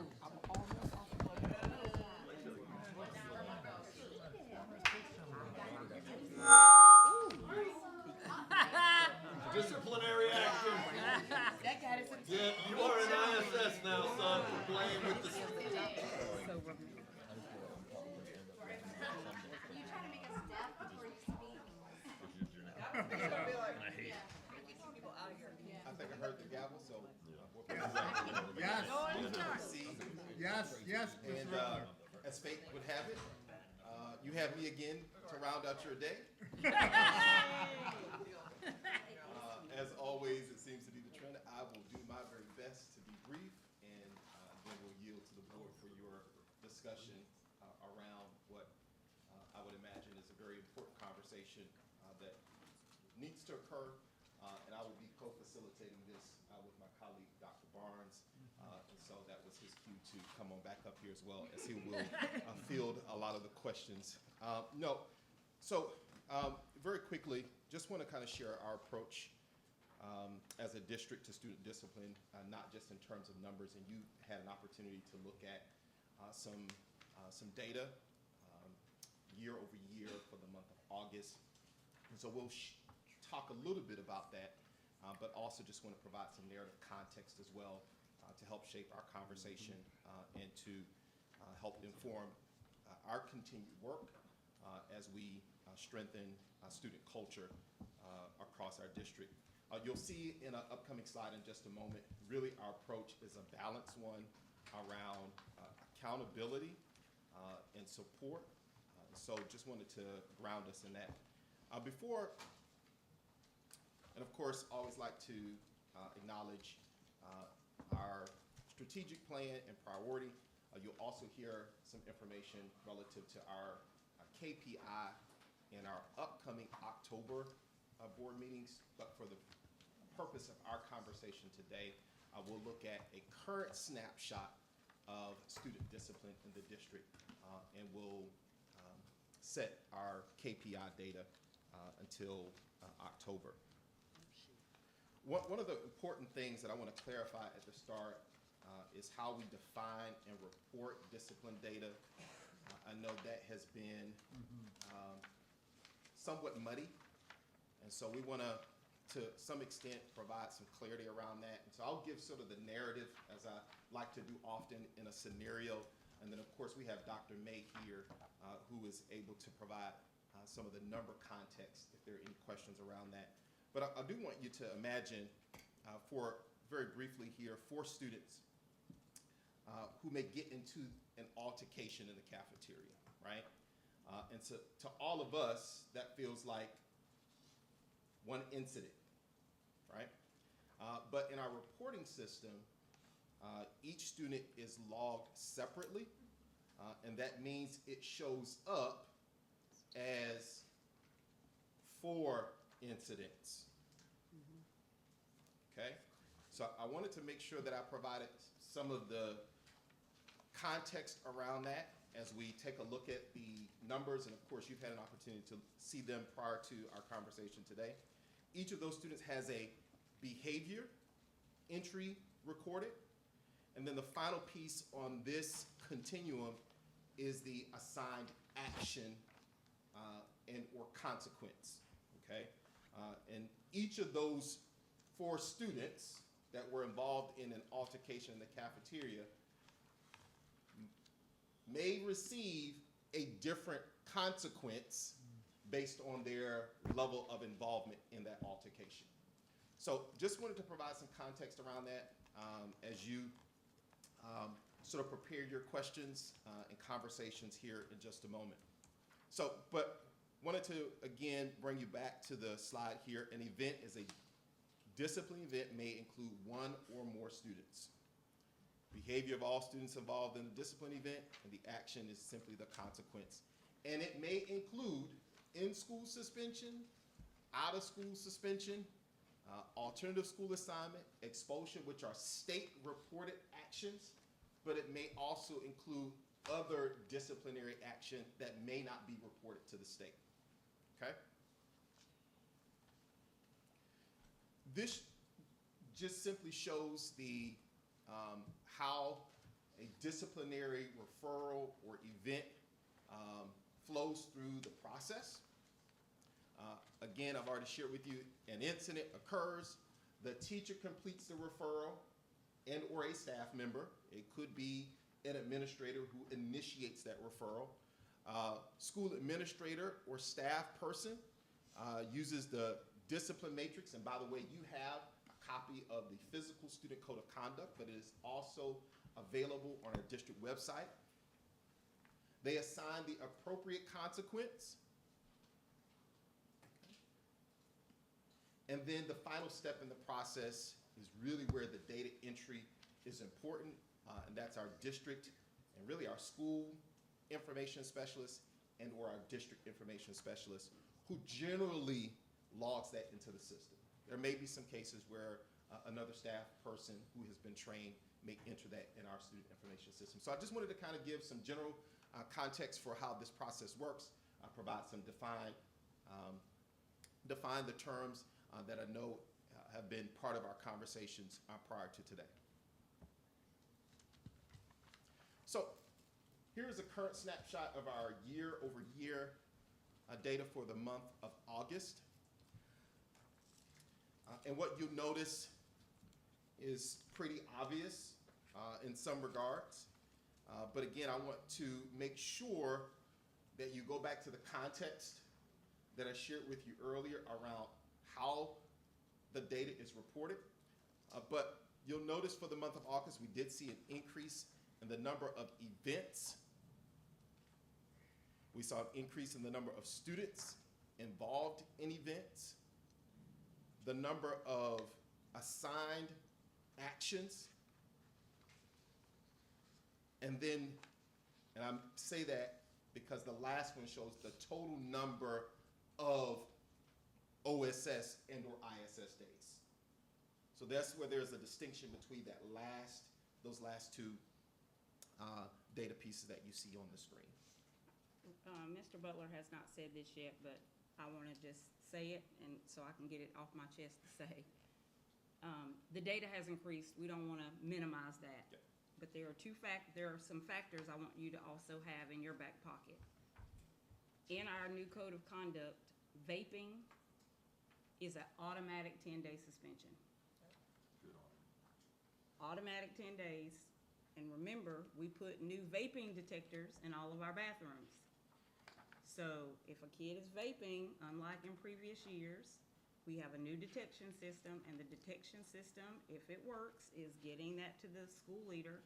And if school leaders are applying the code of conduct, that's an automatic 10 days. That's one thing.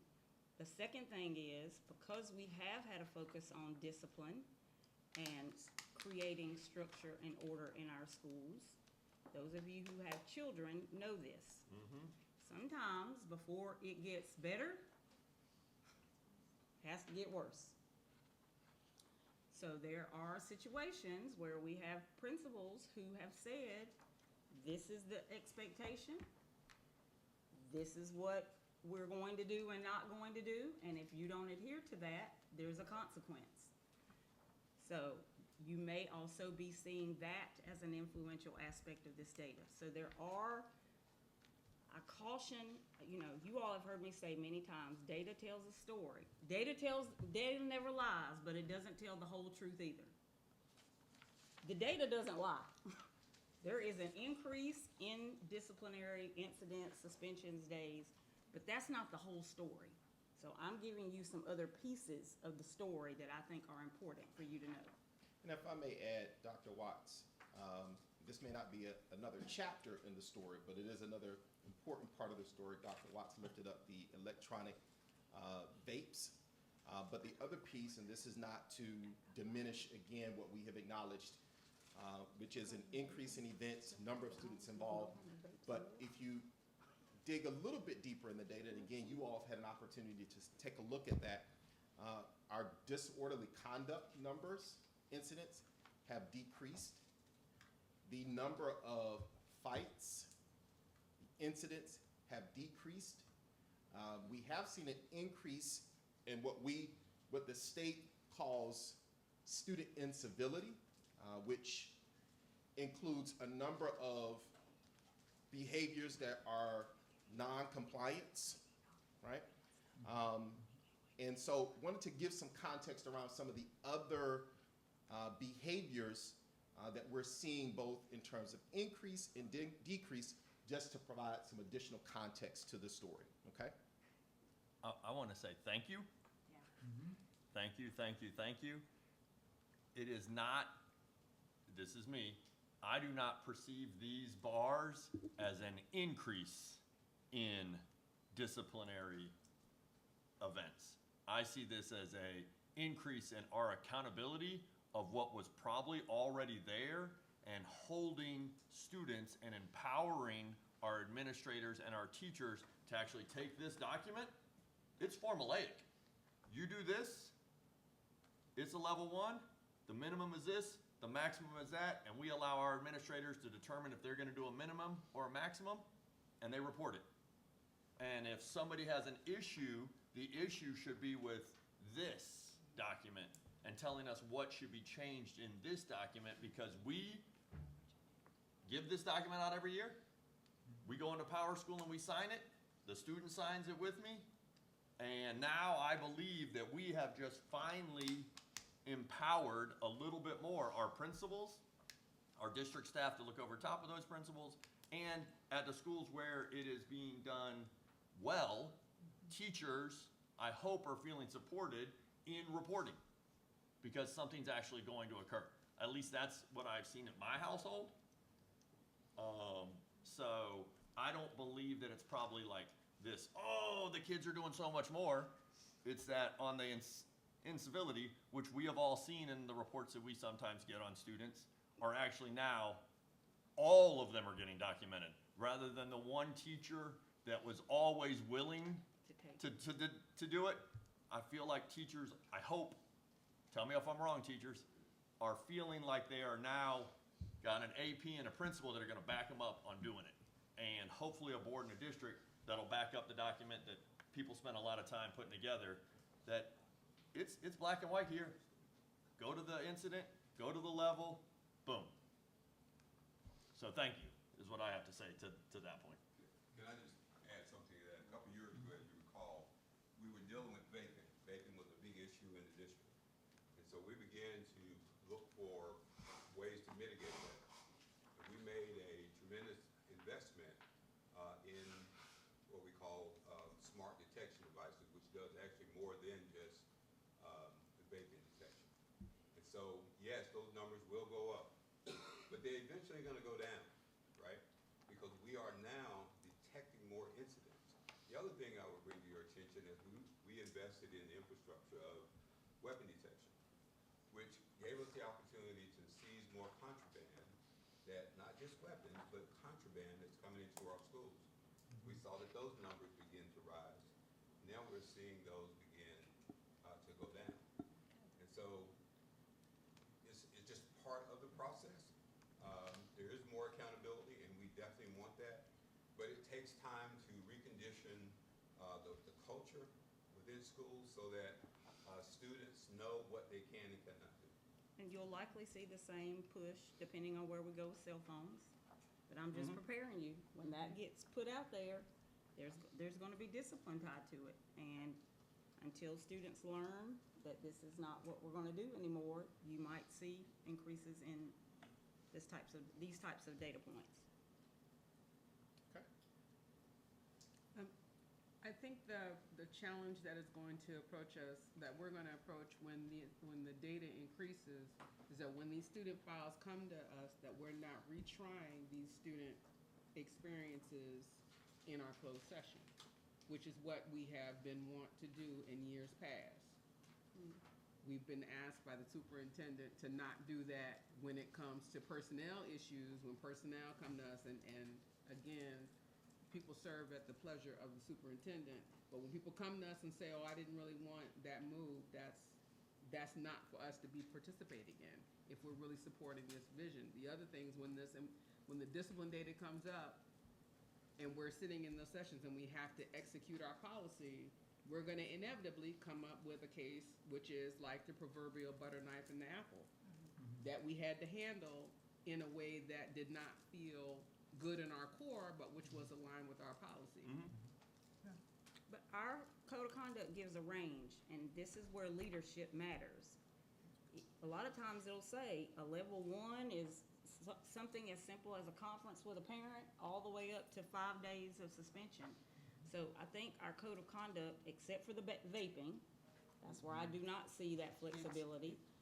But in every other place, if a principal is exhibiting good leadership, because you also have to take into account if a student has special education, you should be taking into consideration a butter knife used to cut an apple. You don't have to apply 10 days. Like, to me, I couldn't even believe that got all the way up to y'all, but okay, it did. We were at zero tolerance. That's why it had to. Okay. We were under zero tolerance. So Wow. everything that was, Yeah, some of us fought, but yeah. we didn't win. And to that point, we've been talking about vaping a lot. Vaping and tobacco possession in this don't align, and I would like a review of that. So that's for next year's code of conduct. So, sorry, I'll step back now. We'll definitely be doing some review of that document for next year. I'm so charged up about the principal getting to be the instructional leader of the school.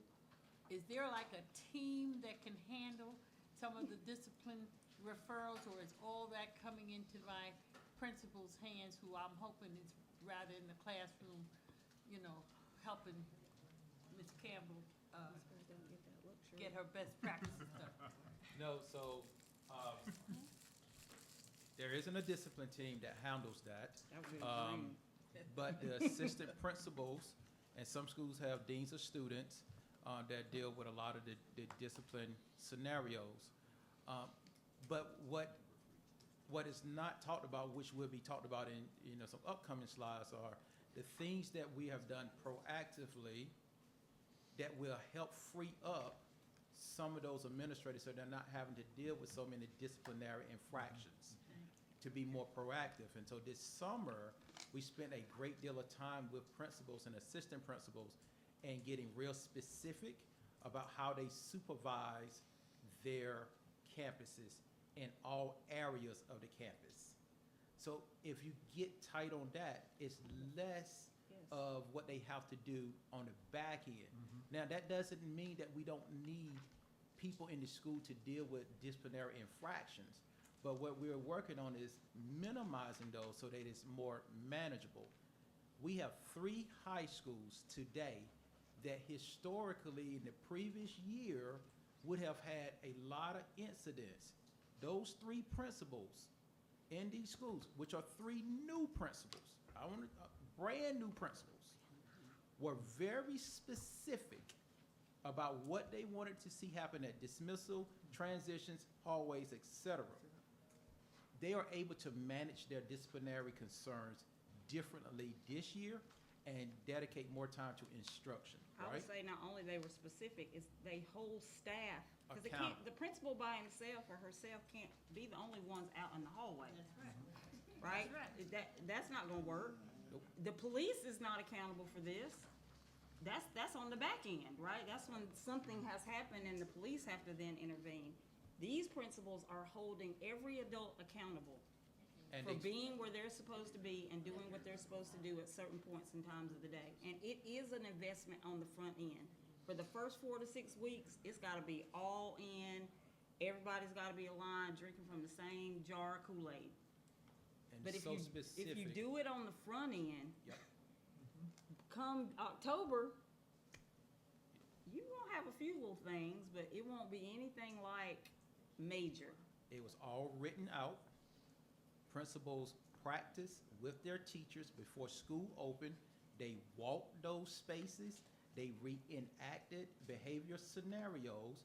And then they took on this responsibility that when people don't follow my plans, I'ma hold them accountable. The principal supervisor holds the principal accountable. They take their plans and they walk their schools with them to make sure what's written is what students are doing. So there have been some outliers, in terms of discipline. And we know that we're not gonna gloss over, there have been some videos, there have been some fights. And in some of these cases, we own it, we could have had better supervision in the area. Some areas were beyond what we could have supervised, could have been a spillover. But what happens on a day-to-day basis is not what happens in that 15 seconds of a video that ultimately gets shared across the universe. But what happens every day is that principal is holding people accountable for their plans for student culture. Yes, Dr. Howard Hall. Yes, I do have 3 schools on for differentiated support in my district. Elementary, middle, and high school.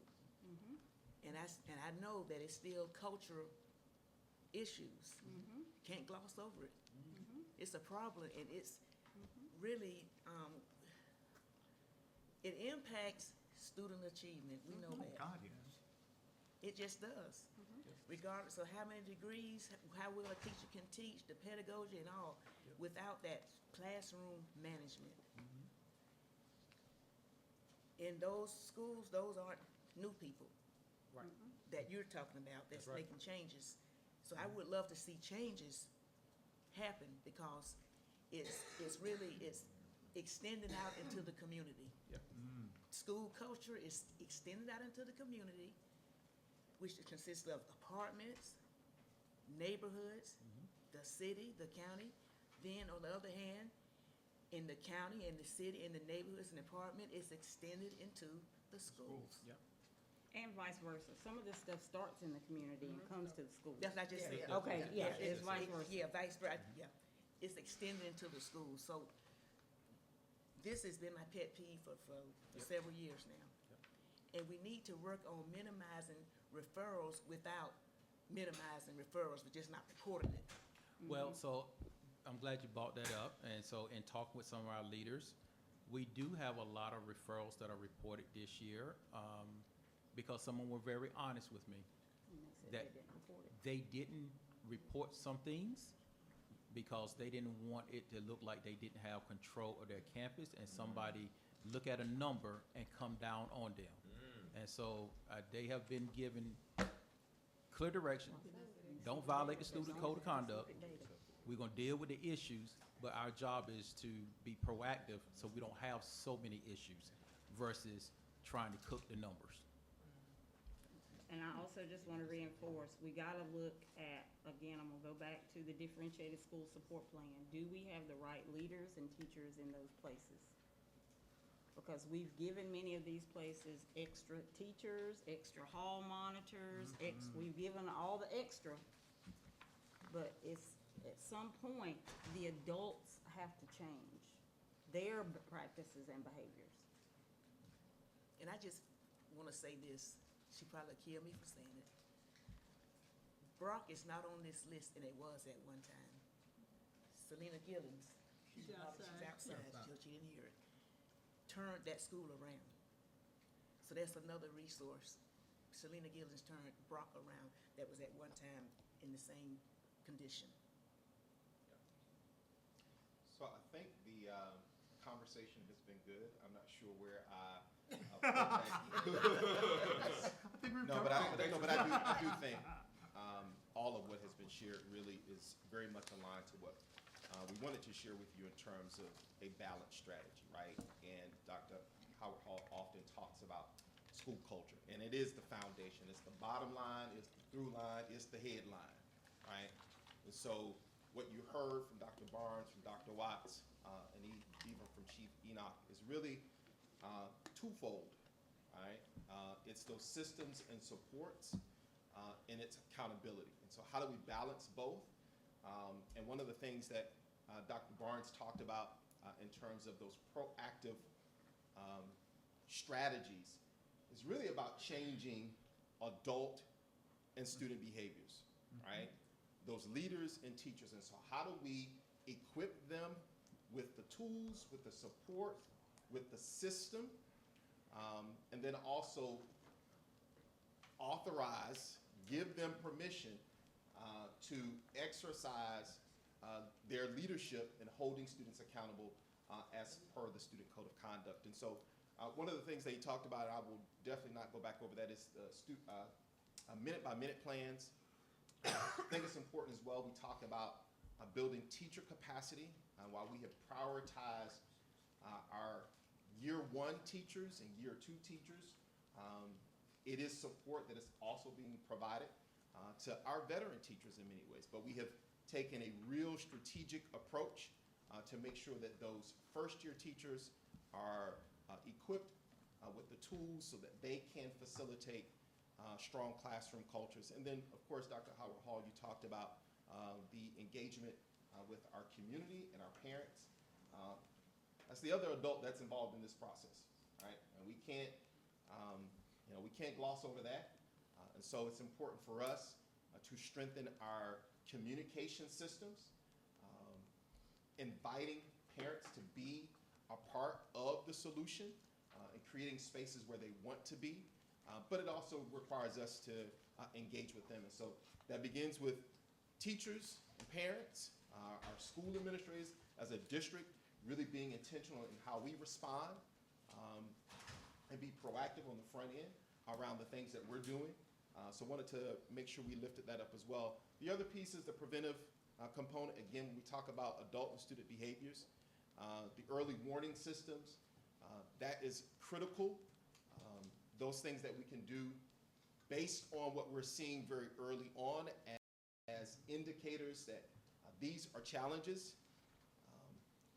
You also heard about the priority supervision in particular areas, and I'm giving a nod to some of what obviously has been recently shared in the media regarding those altercations.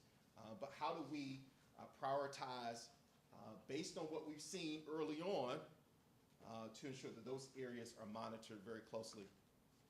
I also want to just acknowledge some of the partnerships and the work that's happening on the preventive side and our students being involved. And you've heard us talk about our partnership with the Mediation Center and what's happening with our students and their capacity to facilitate conflict resolution with peers prior to altercations happening on campus. I'll pause here. Well, to that point, I'm always a huge fan of upstream solutions, and that's really where I see the, de-escalation training, in particular the conflict resolution. Because I think that's something that our students, unfortunately, don't get a lot of life experience in, is how to resolve conflict. And I was listening to an interview with an author the other day that published a book called The Science of Revenge. And he is a professor at the Yale School of Medicine that has researched that revenge lights up the same area of the brain activated by drug addiction. And one of the comments he made in that interview was that we don't do anything to really teach kids how to resolve this urge for revenge and how to deal with those types of really strong physiological emotions. And so I think the more that we can educate ourselves about what some of those triggers are, what some of those upstream solutions are to try and de-escalate particularly the fights and the violent offenses and the thirst for revenge. I don't know, it's just something that really struck me as the more that we can do on that upstream side, the better off we're all gonna be in the end. Anyone else? With the beats. Yeah. Yes, Ms. Hall? Eventually. I'd like to know if principals train their hall monitors about what they expect them to do. Because to say we spend money and give them hall monitors, but if I know that I can bring my phone and you know, are you supposed to be out of class? Get back to class. I mean, if my affect is so laid back that I'm not an authoritarian, you know, authority figure, then me being the hall monitor, and then when classes change, then I'm up and, you know, but the whole time, half of the class has been out in the hall. So what do we do to train our people so they know this is what we expect? These are the best practices of a hall monitor. Yeah, so we do have principals to be very explicit with what they want hall monitors to do. I believe that the breakdown is how well we hold them accountable to doing those things consistently. So the principal not just hiring them and they just there, they're given specific things to do, but I think the breakdown is how we hold them consistently accountable to doing those things. And it is also incumbent of me, my team, if we walk into school and we see hall monitors doing what you just described, then we need to bring that to the principal's attention so that people are doing exactly what we have hired them to do. Yesterday, Mr. Chief Enoch and I discussed going to schools and specifically walking with principals and the school security officers to re-stamp what is that expectation for monitoring halls and keeping the schools safe. But I see he's come here to have some words as well. So thank you. I just want to put some emphasis on, we're shifting to a different mindset, that this is a team sport. You hear me talk about this all the time, you hear Superintendent talk about it, that within schools, everyone has to be, we need more eyes and ears. Everybody has to have a responsibility, at least to be able to see things and deter things from happening. In most cases, things don't happen when adults are in the room or in that space, because they can intervene and stop it, or they can get others to come help. What we want to do, if you remember some years ago, the emphasis is on what did campus police do to keep our schools safe, right? It was on a police intervention. Today, it's on an entire team intervention. The more that we have, the more that everyone in the school knows that they have a responsibility, the safer our schools can be. I never want to see a situation where there's no adult in the hall. There's no adult paying attention to what's going on with our kids, or them thinking that they don't have a responsibility to that. So this is a shift to a different mindset, a different strategy, we talk about adult behavior. We want everyone to know that they have a responsibility. Yes, it's more than hall monitors. It's everybody in. It's the hall monitors plus everybody understanding they have skins in the game when it comes to keeping our kids safe, when it comes to preventing incidents from happening.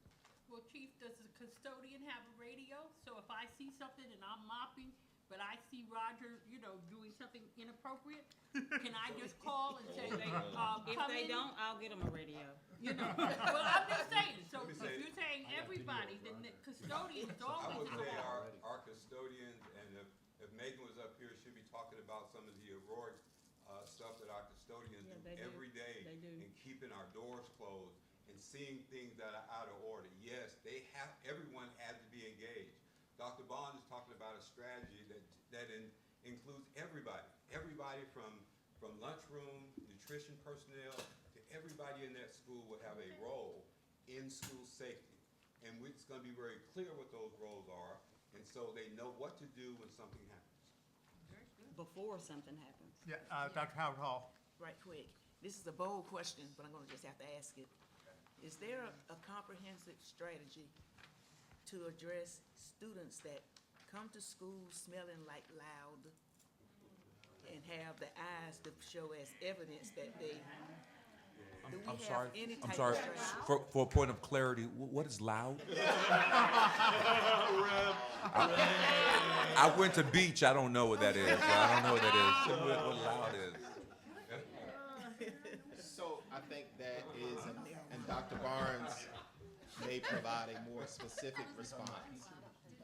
But here's what I'll say in a general sense.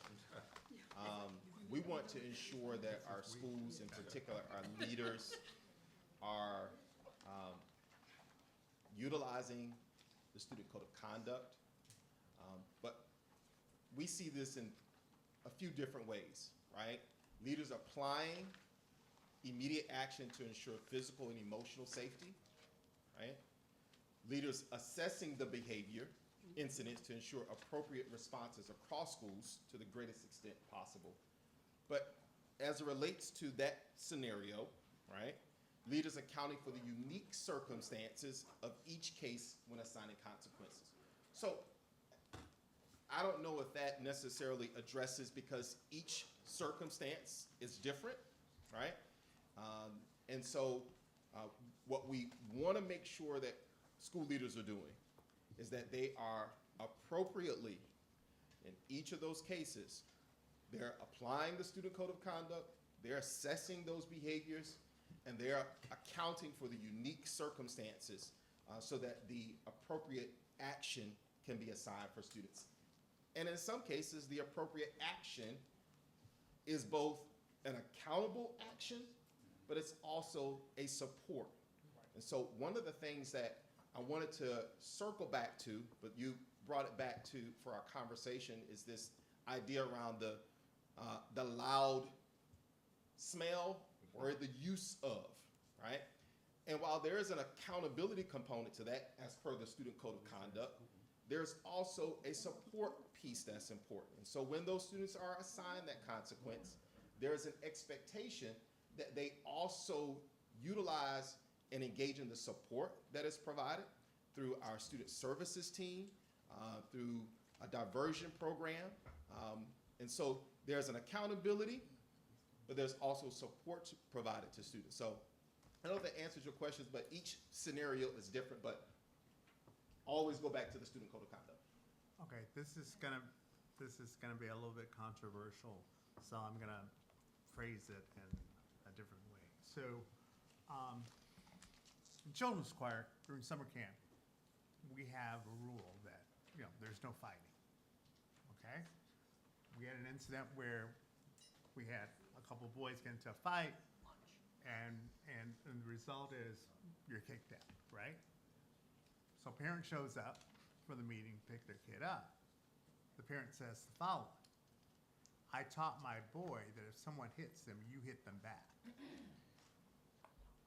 So, and I think that some children get that message. I think part of what we have to also address is addressing parents as, that may happen, but here's the result. Here's the consequence. I guess I want us to be more proactive with parents so they're not shocked when there's a consequence. Okay, so tell me this. Do parents have to sign this? Yes. Yes. Okay. Power school. That don't mean Yeah, they power- read Doesn't it mean and they read it, but internalize they it. have to though. sign it. Exactly. They have to sign it. Want me to read it? Okay. But students, generally at the beginning of the year, Yeah. those first 10 days, there's an in-depth review Okay. of those key parts of the student Alright. code of conduct. No surprises. Mr. Ketchmark. Just on that issue, I'm glad cell phones didn't exist when I was in school. I was on a first-name basis with central office in some schools.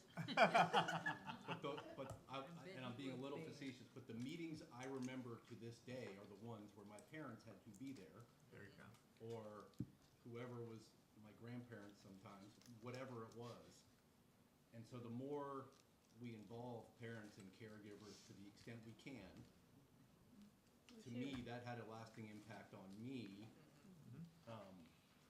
Doesn't say will on everybody, but it creates the expectations of behaviors at home, hopefully. Maybe it doesn't, maybe it does. Second thing is just to address some other things in here. I'm gonna be the cranky old man. I like this new plan. I've seen 3 or 4 new plans since I've been on the board. This is really good. What I kept thinking to myself over and over was, you said earlier in your earlier presentation, Dr. Barnes, show me, or I'll show you the data, right? Show me the data, let's see if this works. But I kept thinking over and over, one of the flaws that I see just in my professional life is when we train people, you did your training, we check the box, maybe we check in a year later, and that's it. And so people, they see the new shiny toy, they bring it back to their workplace or their school, they implement for a little bit, and then it peters out and they go back to they regress to the norm, right? Or the median, whatever we want to call it. And I think I'm analogizing this to a manufacturing facility that has to change a production line, but the production requires, computers now instead of toy horses. And so we can't regress, because then that computer's not gonna be what it's supposed to be. So there's a continuous training, continuous improvement cycle, because it's training the process, not just the person. Because the people you're training in month 1, they're gonna be year 3 experts now in 3 years, and then year 5 experts in year 1, but then you have other people coming in at the beginning of the cycle. And so the whole thing just has to be implemented. We're adopting this new process. We're not looking back, we're not regressing, but it's a mindset of continuous improvement, continuous training, because people are at different levels each time. The other thing is, we talked about, and this goes back to your earlier presentation as well, incentives for behaviors.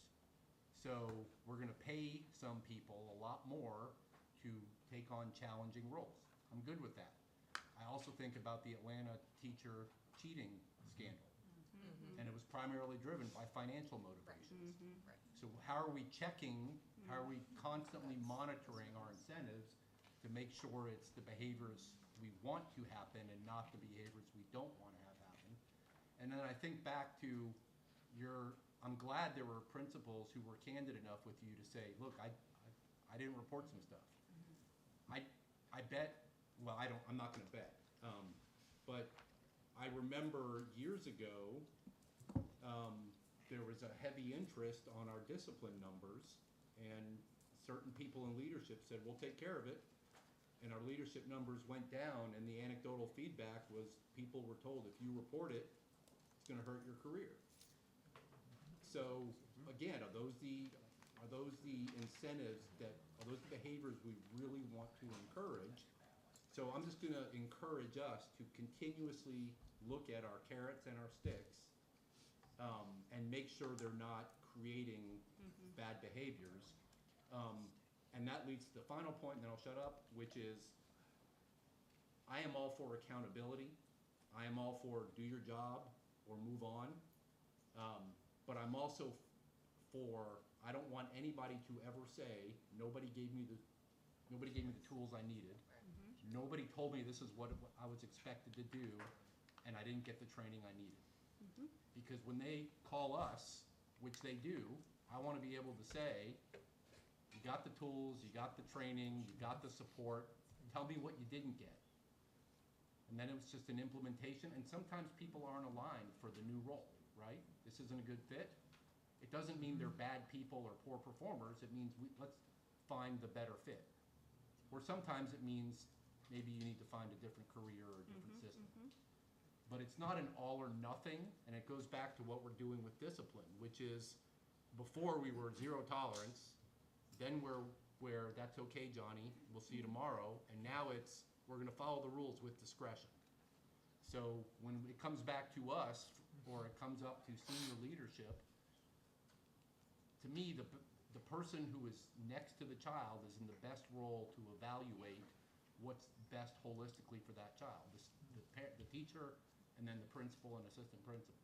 The further we get up the chain and we start second guessing fact decisions, I get really concerned about that. So we need to make a decision as a district and as a board. We're gonna leave discretion where we think it should be and not try to second guess personnel decisions, discipline decisions, unless they're grossly out of the norm. But I think we have to consciously adopt that mindset if we're gonna implement this rigidity with flexibility that I'm hearing on this presentation and the one before too. Dr. Brinkman? On the accountability, and this doesn't have to be figured out today, because I'm sure we'll vote on some changes to this, but I would love to have a conversation around, we use discipline as part of the rubric for specialty programs. But anecdotally in my house, I know students' names that I've never met, because I know they have done enough tier 1 and tier 2 activities that they should no longer be in a specialty school, but yet they're still in a specialty school. And I'm guessing that's happening. And that means there are other students that were in that lottery that met the criteria of discipline, that should be taking their seats. So I would like to see, and maybe we are removing students from specialty schools, and maybe it will uptick now that we've doubled down on people actually reporting it. But I got 2 in my head right now that I'm like, how is that kid still at that school? On what I hear reported from my child's classroom. So I would like to see. What? No. No, but he enjoys it in the classroom because they make things interesting. But I think if we're gonna have it as an entrance requirement, we definitely need to have it as an exit, and it needs to be in this living document so that parents know when they decide to send their kids there, that as Sean said, there's going to need to be some sit downs with mom or whoever to make sure that child remains at that school. Because other students need to be able to take that seat if they aren't meeting that requirement. Thank you for that. That is part of the choice program work that's taking place. Yeah. As you may well know, that has evolved over time, some interruptions as a result of COVID, but we're working to explore how we standardize that process. Ms. Campbell, and then, go ahead. So along with what Dr. Brinkman just said, I agree, especially for the schools that, have wait lists and kids that want to go and that are more well-behaved. But this is where I struggle with zero tolerance when it comes to violence, because I don't think any child in any other school should be shortchanged either by tolerating a level of violence and then letting them come back time after time, whether it be choice school or not. And I'm glad to see the kind of things that we're seeing. It is heartening for sure. I think the fact that even leadership was honest about kind of doctoring numbers in the past says a whole lot about the change in leadership. I think from the top down, Dr. Watts holds people accountable, and on and on and on it goes. You see that good leadership flows from that, and that has become evident. I do worry about the lull that then inevitably will happen in our community, where all of a sudden this isn't top of mind for people, and unfortunately people are not, fortunately people are not having videos to post on Facebook of minors. But I guess I do think that we need to have, I have seen personally notes that are chalked up or documented as incivility that were clear violence. And to me, it's simple. That is not subjective. You're injuring your neighbor, you're threatening other students.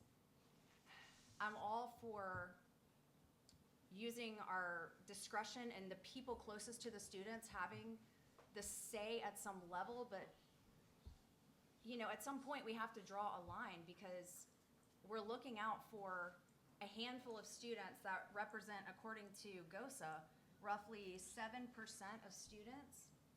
And instead of the other 93% who want to go to school and learn and read, and their parents want to feel like their kid is safe. So I don't know how I feel about as much discretion when it comes to violent incidents. Particularly with some of the videos we saw. Unfortunately, over and over. So that's my piece. I also think, by the way, no, that wasn't my piece. We have, you know, an alternative school that I am not for throwing kids in just willy-nilly all the time, but I do think that we should utilize it more because as many of us know, you know, you don't want to see a bunch of incidents and then finally the child ends up in the alternative program where they are supposed to be given an opportunity to rehabilitate, right? It's not just that, again, to the reframing, instead of the 7%, the 93%, I sort of frame it like this is their opportunity to learn a different way, because if we don't make the schools tighter on culture where we can control something that is our wheelhouse, what we are responsible for, then how are we any different than the culture? How are we showing them any different way? So expecting something of them at a higher level is only good for them. That's it. And they will rise to it. But when you put them in the behavioral schools earlier and give them the opportunity, it's sort of like we talked about retention, deceleration, as Dr. Bringman likes to call it, whatever we want to call it. It's an opportunity to reset earlier, whether it be in middle school where we see a huge spike in incidents, right, from elementary, and that makes sense for any of us who have children that have escalated through elementary to middle. But I think it would benefit the child, the school system, the earlier we intervene, and I see it as an intervention, a positive one, than later when they have accumulated all these incidents or they get a charge in the community, right? And then they're sort of set in a behavior pattern potentially. And now they're labeled. And we don't want that. So that's actually my piece. So we are revamping our alternative learning that is future facing. As we know that the site is going to be going through a renovation, but we're also going to be revamping the programming there as to how we use that site for short-term suspension and also some of the things that you just named. And there will be some recommendation made to the superintendent around what that programming looks like and the budgetary ask that is going to allow that to function at the level to be more proactive and restorative as you have just laid out on the table. Ms. Hall? Yeah, Dr. Barnes, that's exactly what I was going to speak to. I don't know how many board members have visited either Building Bridges Middle or High, but it's certainly, and I mean those, I'm not saying that the staff doesn't work very hard, but they are not restorative places. So if we're saying that we want to remove those 7% who are keeping the 93% from achieving, okay, but let's look at where we're, you know, we're not just casting them away. Sure. And, you know, then at a hearing a year later, we say, okay, they can come back. So if you're saying that we're going to really take a deep dive into Yes, ma'am. a day at Building Bridges Middle or High, then we're on the right path, I think. Yes, ma'am. Let's not forget wings. Yeah, wings also. I think Ms. Campbell, Ms. Hall, I mean, that's the rub, right? I mean, reducing recidivist behavior among our kids, identifying it early. We don't talk about, there's a lot of work being done at the intervention level, and we're having some successes there, but we need more. I spoke at the disciplinary board the other day, and we talked about how to use discipline to help correct behavior, and that's really what kids are calling out for. They're calling out for help when they're acting out. And we have to resolve issues. We need resolutions. Oftentimes, we just take action, but there's no real resolution to stop the behavior. So when they come back, or if they're coming out of the detention center or DJJ, you know, have we prepared them to be education ready? Are they education ready? Do we need to invest more so it doesn't become a distraction? I will tell you, focusing on the 7% is really important, because when it's your child, it doesn't matter that 93% of the school district, there are no incidents. What matters is that my child was injured. What matters is I just saw a video that really just stole our narrative, right? All the stuff that we do every day, all the efforts that we made, the effort, those phones, those videos captures all of that, and it steals our narrative away. It just drains the energy out of everybody who's out there every day doing everything that you can possibly. I can't get sleep when I see that, because I'm wondering. I know that superintendent over there doesn't sleep, because she's calling everybody, giving them up. But that's important though, because we care. My boss. It's on the record. Yeah. That's my boss. Somebody's making a t-shirt. I would tell you she cares. And as long as we continue to care, as long as you continue to raise these issues, we'll get better. And as long as we continue to invest, you're not beating us up when you do that, because it's about our children. And we care about it. But I want you to know, I don't want to take away from what Kim McGuire's team is, what they're doing every day, what our principals are doing every day. Because even when it happens in one school, it happens in the whole district, right? We had a situation where a kid that was autistic went missing. And if you remember some years ago, there was a kid that went missing, and they found him in the lake out there in Wilmington Island. And I couldn't sleep. And I got up, and we all got up, and we stayed up until we found that child. He just happened, he hid out, and he turned himself in the next day. But we felt better because of that, because we did something. We just have to keep caring, and we have to care at a high level. And I think we're doing that, and we'll continue to do that. I'll shut up. Dr. Watts, are we funneling all this information to board members through the accountability committee? I mean, how, because there's so much that we are being told. Can we funnel all that so that we know if we're able to come to accountability or be there virtually, we'll get. So I heard that Dr. Hoskins Brown and Stacy Taylor have connected on this topic, so I'm gonna reserve, because I don't know what they've talked about. Oh, So okay. I don't think it would be proper for me to insert. We are developing a plan for 2026. We're both digesting what we've heard in this forum. And we already have some ideas. 2026 will look different from 2025.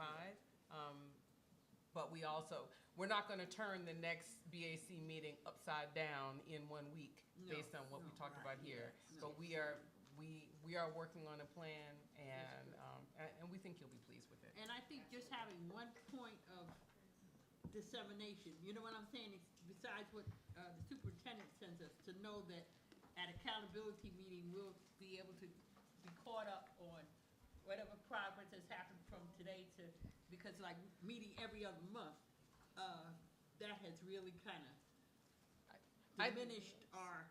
But another conversation for another day. It is a heavy lift, you all. We're also, at the same time this is happening, we're also pushing out stuff for a board meeting. Yeah. Right after that, on the 8th, we have a finance committee meeting. Right after that, we have CIC, I believe, right? These committees, these retreats, these board meetings, we spend hours and hours and hours of time. I know that's our jobs, right? I'm hoping that at some point we can look too at how we streamline some of this. Because we feel like we're repeating the same things in many cases over and over and over, because 5 of you all are in that meeting, but the other 4 people are not. So when it comes around again, we gotta say it to everybody, because 5 people got it, but the other 4 people didn't get it. Well, Dr. Watts, then why aren't we using informal more, where we know you'll have your whole Because that's not enough categories? time. It's You know, only an hour. Well, Well, it may not be, but at least, I want to go back to part of the original question. It's just a lot. You asked if that could be the dissemination point. I think that we will move in the way that the board requests. But I think the board accountability team ought to hold a standard, but doesn't necessarily have to be the gatekeeper. Like, there's some committees that because the only way you get it is by going to the committee meeting, it's not just a committee meeting, it's a gatekeeping function. And I think that information ought to be more readily available. So we will work on making sure that the information is available in a way that the board prefers. In terms of the theater of committee meetings, there's theater of the committee meetings. There's we gotta do the projection, we gotta do the recording, we gotta set up the horseshoe. It has to be this whole production. And Ms. Taylor and I don't necessarily embrace that that's necessary for all dissemination. So that's part of our conversation, is that how do we get the work done without creating productions? Does it always need to be a production for us to get our work done? We would love for it to not And always could have the to be a committee production. meetings if we had informal from 10 to noon, rather than having four, and that would eliminate 3 day committee starts at meetings? 8. Wouldn't that be great? The day starts at 8. So this is, so we're What's not gonna on be our done, agenda we're is not our- gonna be We're not done gonna with solve this that at today. 3:30, but No. understand, committee meetings start typically, when committee chairs have Right. put it together.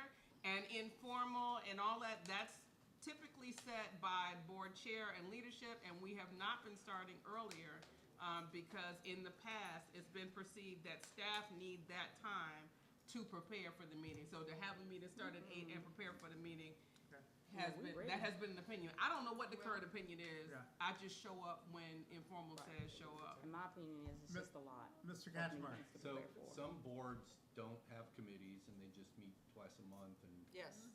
one meeting is informational and One is- one, and yes. the other one is vote.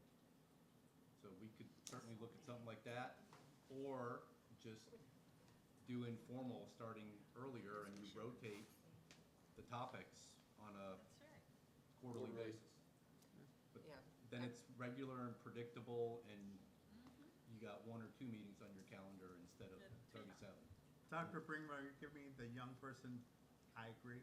We'd, We're like a chicken. we'd actually go in to lunch at the right time. We'd go into executive at the right time. We'd actually start at 2 instead of Yeah, 2:15 and but 2:30. the downside to that is how cranky do we all get at 4:30? That's true. I moved to consolidate Yeah, yep. the 38 Yep. last things Yep. on the agenda, Yep. you know. Because it's a long so and there's- I'll buy her a Snickers bar. But No, you, it's not her. but- it's all of us. Listen. But you also will only have, you will have some committees that meet twice a year, and maybe one committee that meets 3 times if you relegate it to informal, because you don't have enough informal time. meetings Right. to conduct all of the business.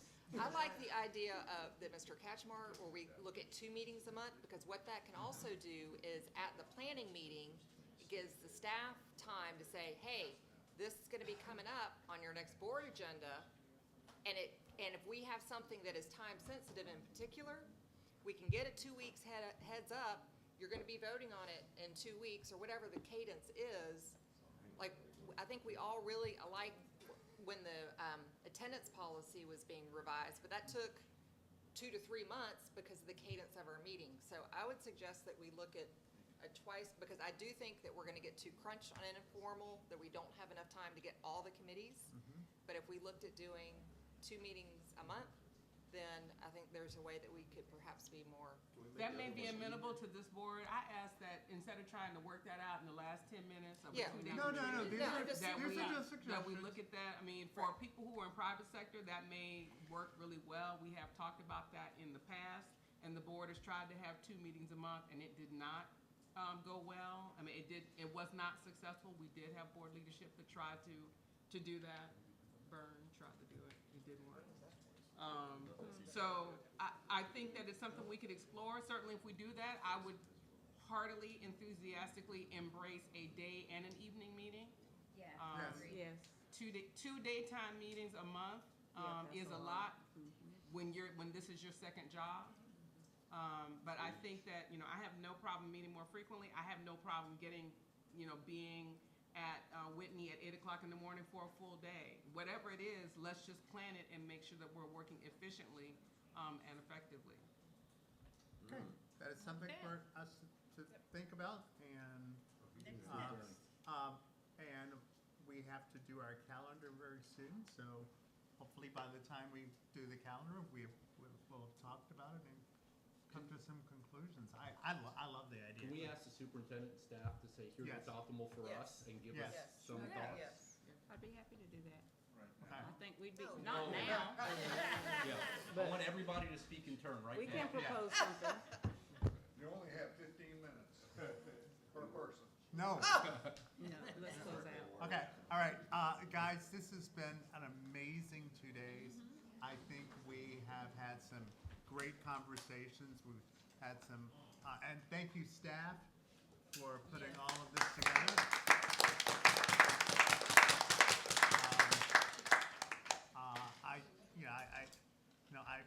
As I said over and over again, I love this board.